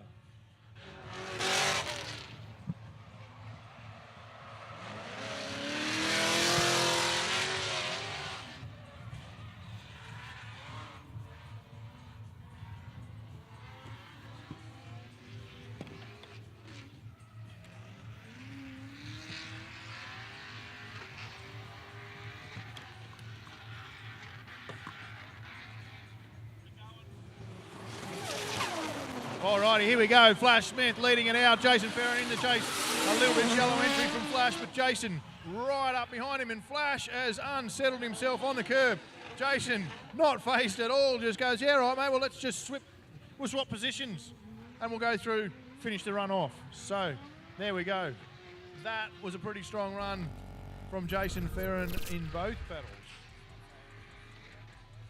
You can see here on the replay that Flash started in the lead. Coming onto the first entry there. Quite shallow. Jason Farron right behind him, following him.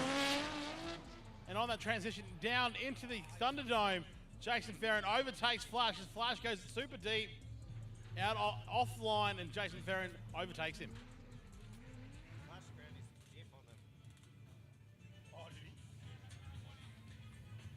Well, there you go. There you have it. That is a lead and a chase, and they were two halves of one battle. Look at my maths go. I'm working maths out too as well. The boys are coming their way around. They're going to make it down there to Danny and Tony, who are going to issue out some results for the boys. Either way, these boys will be continuing on. They won't be getting knocked out with 2 wins each at this point. One of them, though, is about to take a 3rd win and move up into an equal spot at the top of the tree with Marcus McCarthy, who's the other one that has got 3 wins.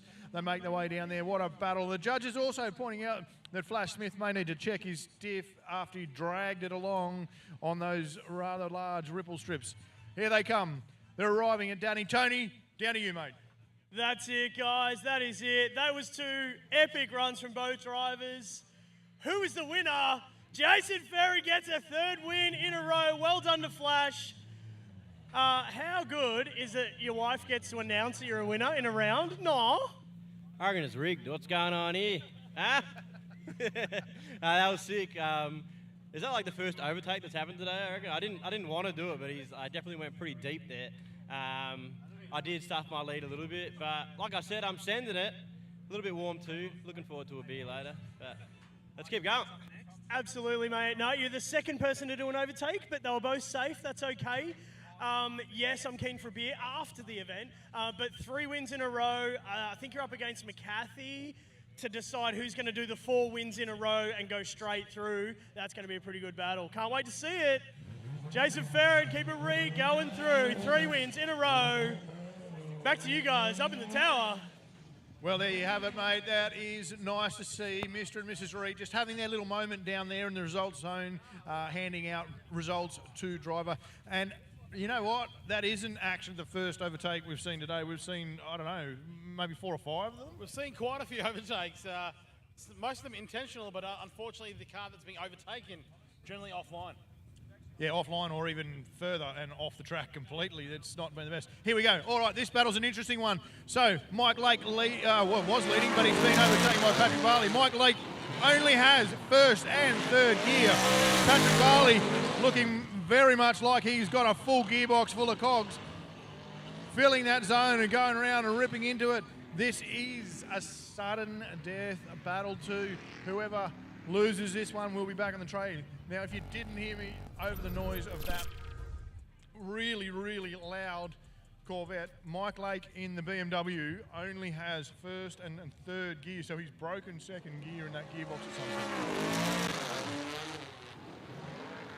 See, Pat Barley comes in, throws it to a big angle, bit of a tap with the foot brake, but nice and smooth through that run, absolutely blazing those tyres. Mike Lake doing all he can to try and keep up with him. It's going to be interesting, I'd say, when they flip it around and Mike Lake goes 1st. With only 1st and 3rd, it's going to be interesting.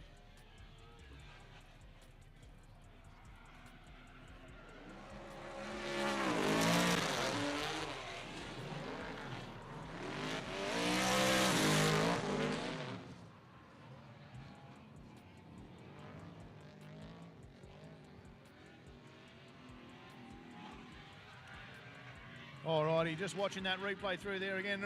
Real kudos to Mike Lake doing a great job there with only, well, I mean, he's probably got other gears beyond third, but certainly first and third gear makes it pretty hard around this track. I know a lot of the drivers have been using second gear through that last section there, so Mike doing a great job getting it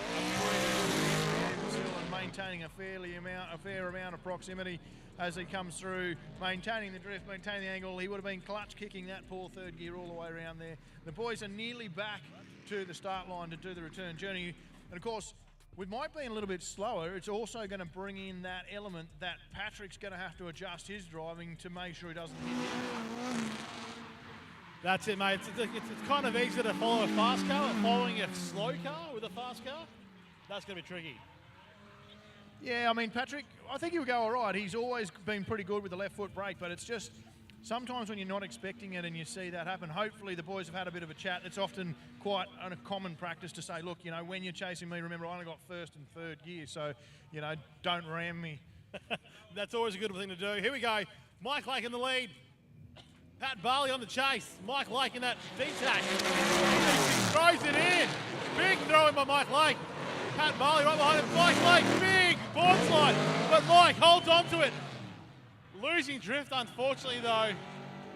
Pat Barley finishing it off, idling while spinning those tyres over the finish line. And Mike Lake is straight in the pits and going home. Righto, well, I'll tell you what, it is all happening here today. Here they go, lead it away on the Pertec Bayswater replay. Mike Lake out in the lead, trying to get an initiation there in third gear, manages to get it done. Eventually, Patrick Barley leaving plenty of space to him, and you can see Mike Lake carrying too much space. Then all of a sudden, whatever he's hit there when he's hit that ribble strip underneath that car has upset it. You can see him running away to hide in the pits away from the prying eyes. He's out of the car. He doesn't look too upset or disappointed. He knows what's happened. He's done a good job. Patrick Barley's going to come around and collect what one would think is probably going to be a win, but of course we've seen weirder things in drifting over the years. If you want to keep up with what's going on, get on to live at keepitreet.com and you can follow along with all the results and the updates as they go live there out to the World Wide Web. Alrighty, Tony, I know you're down there, mate. I know you're listening in. Patrick Barley is the only car coming back to you, and we suspect he's going to get the win. I'll leave it to you, mate. And I'm so glad he shut it off because his car is so loud. Patrick Barley from the Northern Territory. Oh my God, he's brought the car down from the NT. That is some super commitment to drifting. A dominating performance, mate. How are you feeling? Yeah, pretty good to get one under our belt here. It's a fantastic layout. Like, I've never driven this particular layout colder before. The only words that I could put to it is like a motocross track for drift cars. It's awesome out there. Yeah, we were saying that before. You jumped on the sim before coming out here. You'd done a few hundred laps, but there was no way of recreating the elevation through the bump. But, mate, let me tell you, on your lead run, you were just 90 degrees with that wall and just flat out. It looked absolutely amazing. Unlucky for Mike Lake, had a second gear issue or whatever, but take nothing away from your driving. Brilliant stuff. Can't wait to see you in the next round. Any final words? Let's get it done. Yes, that's what we wanted. Let's get it done. This Corvette is absolutely amazing. I'm moving away from it. It's so loud. Back to you guys up in the tower. Yeah, well, thanks, Tony. Keeping us informed all the way through, mate. It has been an epic first 3 rounds. We are nearly getting into the pointy end where we'll start to battle it out for trophies. But before we do that, mate, we're going to have a bit of a break. Look, I'm pretty hungry. There's a bunch of food options up here. There's ice cream, there's twisted potatoes, burgers, dim sims, wood-fired pizza. What else is there? Coffee, donuts. Mate, the next hour or so, I reckon I'm going to be eating all that food. Yeah, I think it's worthwhile we go along and we have a little bit of a try of all of them, mate. But don't tell the crowd down the front here too much about it because you know what they're going to do. They're going to go and line up ahead of us and we are probably going to be waiting a full hour to get something to eat. Mate, it has been fantastic. Matthew Chunga, I've really thoroughly enjoyed hanging out with you so far. I'm really looking forward to coming back. And what is it, 7 o'clock we're back?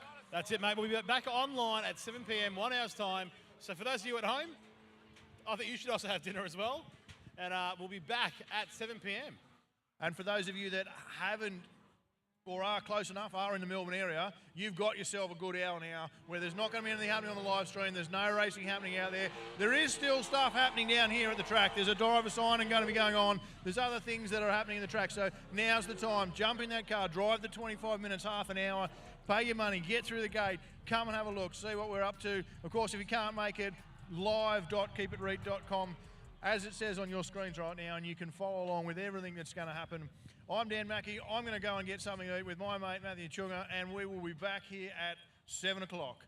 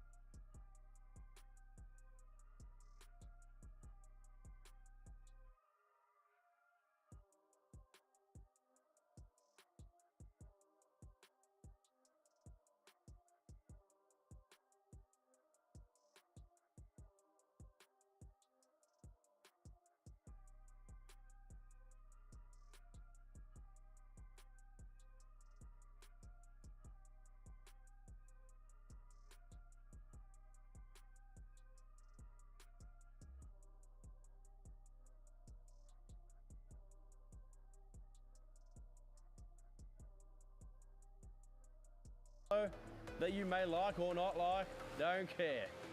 Now come down in the front here. We've got the discontinued 20-inch Work VS-TX graphite center, bronze lips, and it looks hot. Now come round to the back. She's sitting pretty, as always, on the Shockworks fully adjustable coilover suspension. Come back here to that ZZAF, and we've touched every corner of this car with a turbo back, 3-inch stainless exhaust made down at the Kangang factory, and with a pulsed titanium, burnt titanium tip to finish her off. Now to finish the car off, we've gone the darkest legal tint, and of course, engine-wise, we've done everything we can to push all that power, and she's got 305 real kilowatt, tuned by Checkered Tuning. But of course, we've added the crackle tune and the flame tune, so she'll be spitting flames and crackling down that road to really finish off this beast of a car. Now, if you want to get yourself in the entry to this first ever Z giveaway, you're going to want to head yourself to keepreet.com, because double entries are now live. Don't miss out. Jump on it. Support what we're all about. keepreet.com.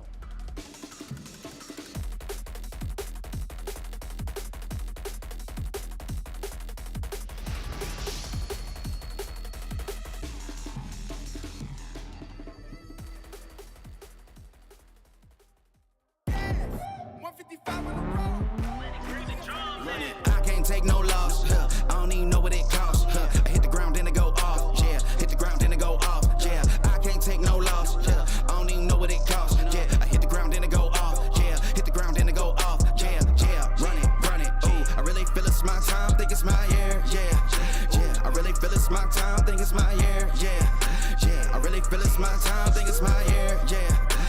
I really feel it's my time. Think it's my been ready. Used to hold myself back, my self-esteem been better. Gotta keep on chugging. Ran through everything in front of me. Might smoke bed heavy. Got a whole agenda. Can't aspire to get ahead, so bump that. It's no surrender. Got a dollar flipped up. I'm trying to get it an FT to get them when they're hand and crypto. Learn how to fix that. I don't really hold out of books, but I'ma learn how to fix that. Some opportunities and never come unless you paying attention. So no, I can't miss that. Moving. MVP, I got the record. I might have to prove something. Big jumper worthy. They gon' have to retire my jersey early. Whole crew coming. Had to work something, cause I had nothing in my pocket. Yeah, I did all that.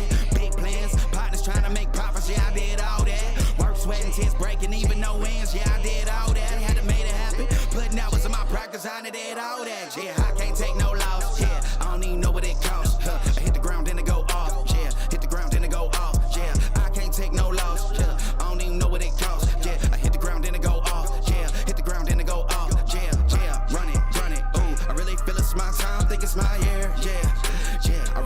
it's my time, think it's my year, yeah. I really feel it's my time, think it's my year, yeah.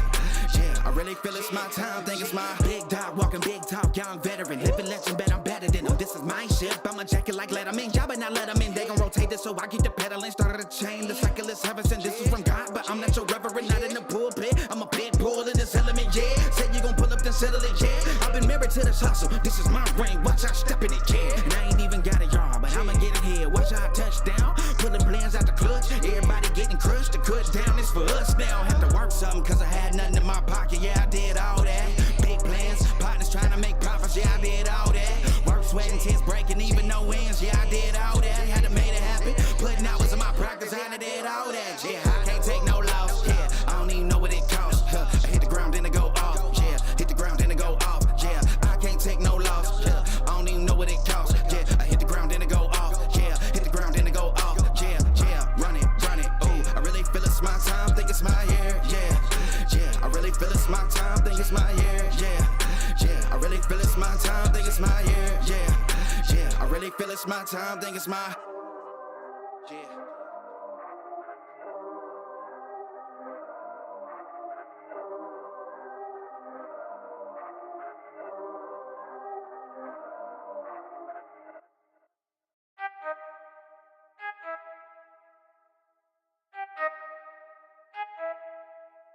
I need to know everything, who and the what and the where, I need everything. Trust me, I hear what you're saying, but act like it's new what you're telling me. I'm curious, George, I hop in the Porsche, 5 on a horse, I'm ready for war, I'm coming for throats, to turn to a ghost, I need to know everything. Now you be surprised at the info you get is by letting them talk, so I'm letting them talk. Gotta keep quiet, maneuver in silence, then let them in, chalk up their body, another one body, that's just how it go. I got some secrets, I'm shaking the game so they stay on their toes. Stay in your lane, how to stay on the go. I can play with the pros and act like a rookie, so they overlook me, then I double up again under their nose. None of them cold, they just got lucky but never adapted, so I'm to wonder if it's coming to blows. My enemies cutting it close, I let them think that they got me, but what do you know? I had them beat before we ever spoke, I'm ready for smoke. I need to know everything, who and the what and the where, I need everything. Trust me, I hear what you're saying, but act like it's new what you're telling me. I'm curious, George, I hop in the Porsche, 5 on a horse, I'm ready for war, I'm coming for throats, to turn to a ghost, I need to know everything.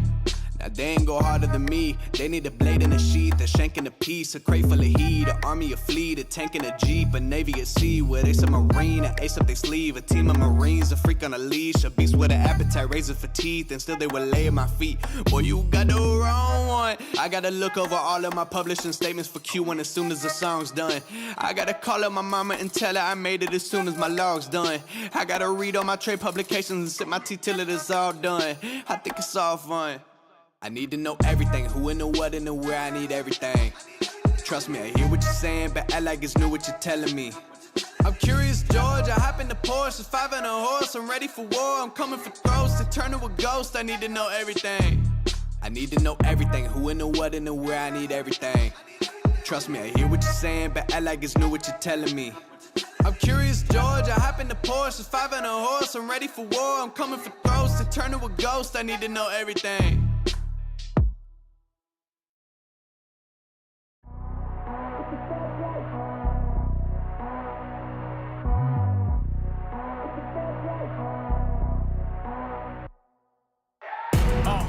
Fast life, the fast living. They see the ambition, they know I'm past driven. Look, we are not the same, this is not a game. I've been swerving through the city in and out of lanes. Yeah, cause if I see it, then I want it, then you better know I got it. Ain't no options, I'm about to do the damn thing. I'm an outlaw, you can never catch me. I'm in first place, you can never. These are the moments, only got one life. This is your moment, whether wrong or right. You're your own enemy, your own enemy, your own enemy. Yeah. When I fall, I keep running. Feel the pain, but I love it, yeah. You know I'm built for it, you ain't gotta ask twice. You ain't by that fast life, 100 on the dash with the cash light. You ain't by that fast life, big dog status with your stats like. You ain't by that fast life, just know 100 duffers at the bag price. You ain't by that fast life, 6 speed, yeah, I'm smashing on the gas, gas, gas.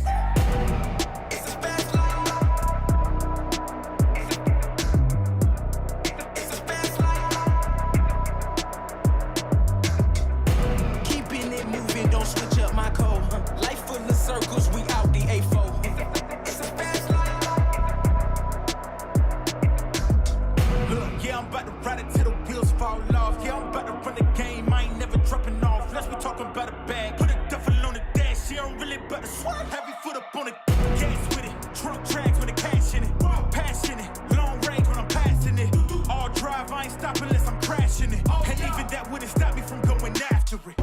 These are the moments, only got one life. This is your moment, whether wrong or right. You're your own enemy, your own enemy, your own enemy, yeah. When I fall, I keep running.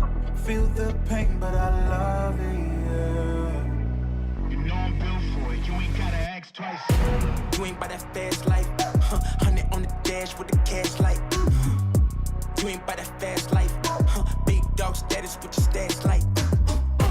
You ain't by that fast life, just know 100 duffels is the bag price. You ain't by that fast life, 6 speed, yeah, I'm smashing on the gas. It's a fast life. It's a fast life. Keeping it moving, don't switch up my code. Life full of circles, we out the A4. It's a fast life.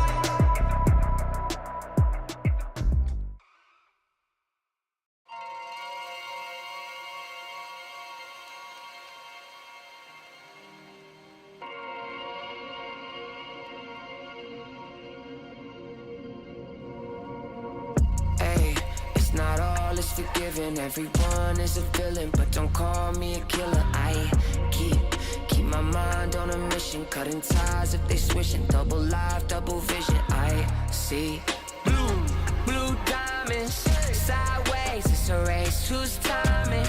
5 days out of state, new climate, no trace, quiet place, move silent. Bitch throwing hands in the parking lot, getting stuck. Digging up the sand, doing donuts in a Bentley truck. You learn how to raise when the world doesn't show you love. Yeah, I told you what, yeah, I know what it's up. Put it all in the mixture, let the red devil kiss ya. Better hope that I miss ya. Ayy, teach a man how to fish ya. Feed the fan, feed the kids ya. Lead the gram for the picture. Hard to get this far, hard to get this far. If you don't know your way around, it could tear you apart, it could tear you apart if you turn it into someone else. Ayy, it's not all is forgiven, everyone is a villain, but don't call me a killer. I keep my mind on a mission, cutting ties if they switching. Double life, double vision. I see blue diamonds, sideways. It's a race, who's timing? 5 days out of state, new climate, no trace, quiet place, move silent. They're calling on me, they're what they gon' say, yeah. I ain't falling for it, most of them two-faced, yeah. Friends switch up on you when they see you doing great. I make myself alone just to find peace. And if you ever cared, then you know where to find me, yeah. And there's no going back once I leave it behind me. Hey, it's not all is forgiven, everyone is a villain, but don't call me a killer. I keep my mind on a mission, cutting ties if they switching. Double life, double vision. I see blue diamonds, sideways. It's a race, who's timing? 5 days out of state, new climate, no trace, quiet place, move silent.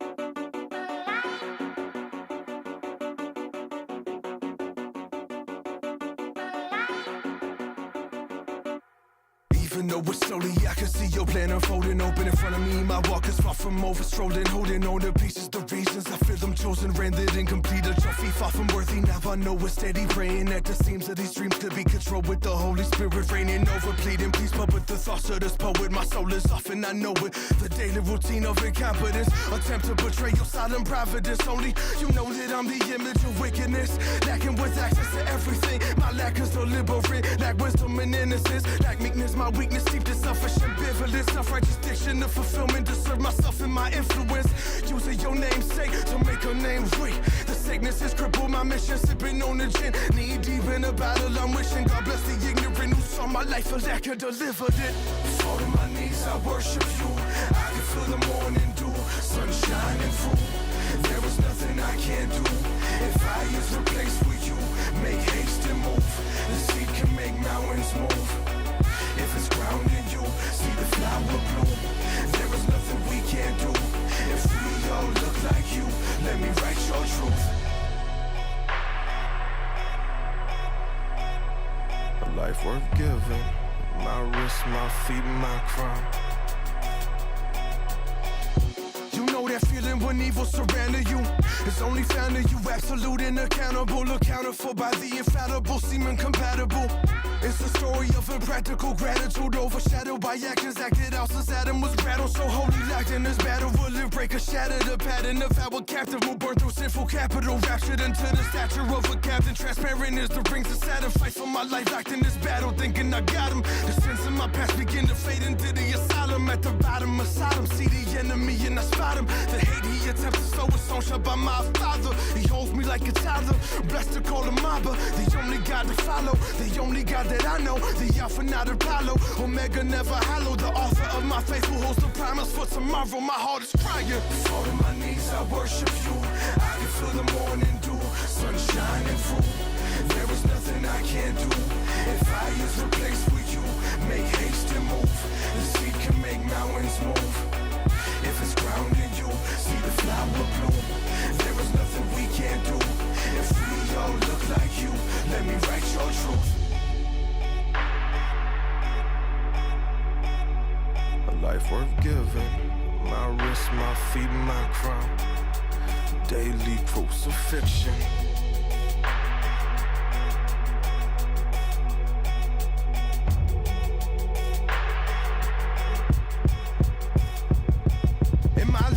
I always knew there was something I needed. Never knew what to call it. Felt like my stomach was bleeding, but the hunger that I felt was more than inconvenient.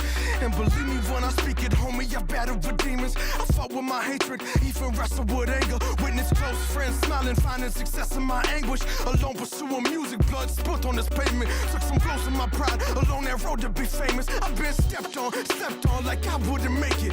Little did I know my dreams needed a wake up. Had to love selfish people to find love in selfish unwise. Worship many idols in my life, but found one God. And he's told me much more than one time that he hasn't failed me, not even one time. And I was made complete when his only son died, praying that he reminds me daily when the sun rises. So I fall on my knees, I worship you. I can feel the morning dew, sun shining through. There is nothing I can't do.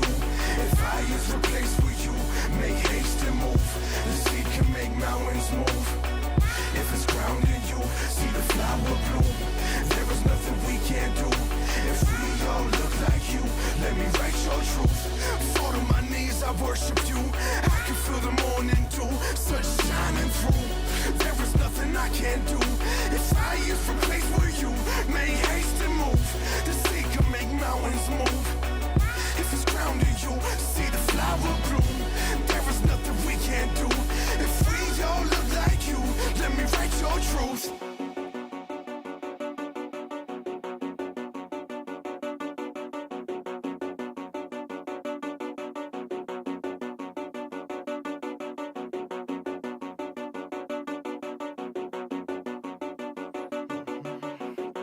My wrist, my feet, my crown.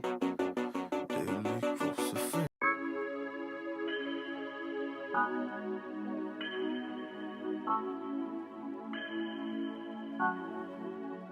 I don't want just anybody. Can you treat me like somebody? I don't want just anybody. I don't want just anybody. Let me treat you like somebody.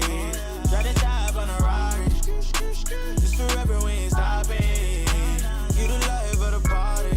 No love. Apply that pressure, don't need no straw. Try to you special, I need your love. Need your love, need your love right now. Won't tell nobody. Down the middle, if I get it, then you got it. Seen a first inside the lobby. It's a girl I want for life right beside me. Stuck together through whatever, like we signed me. Change low type, I keep telling her to try me. Keep it on the low, but I'm falling for your high key. Check off every box, gotta do it like Nike.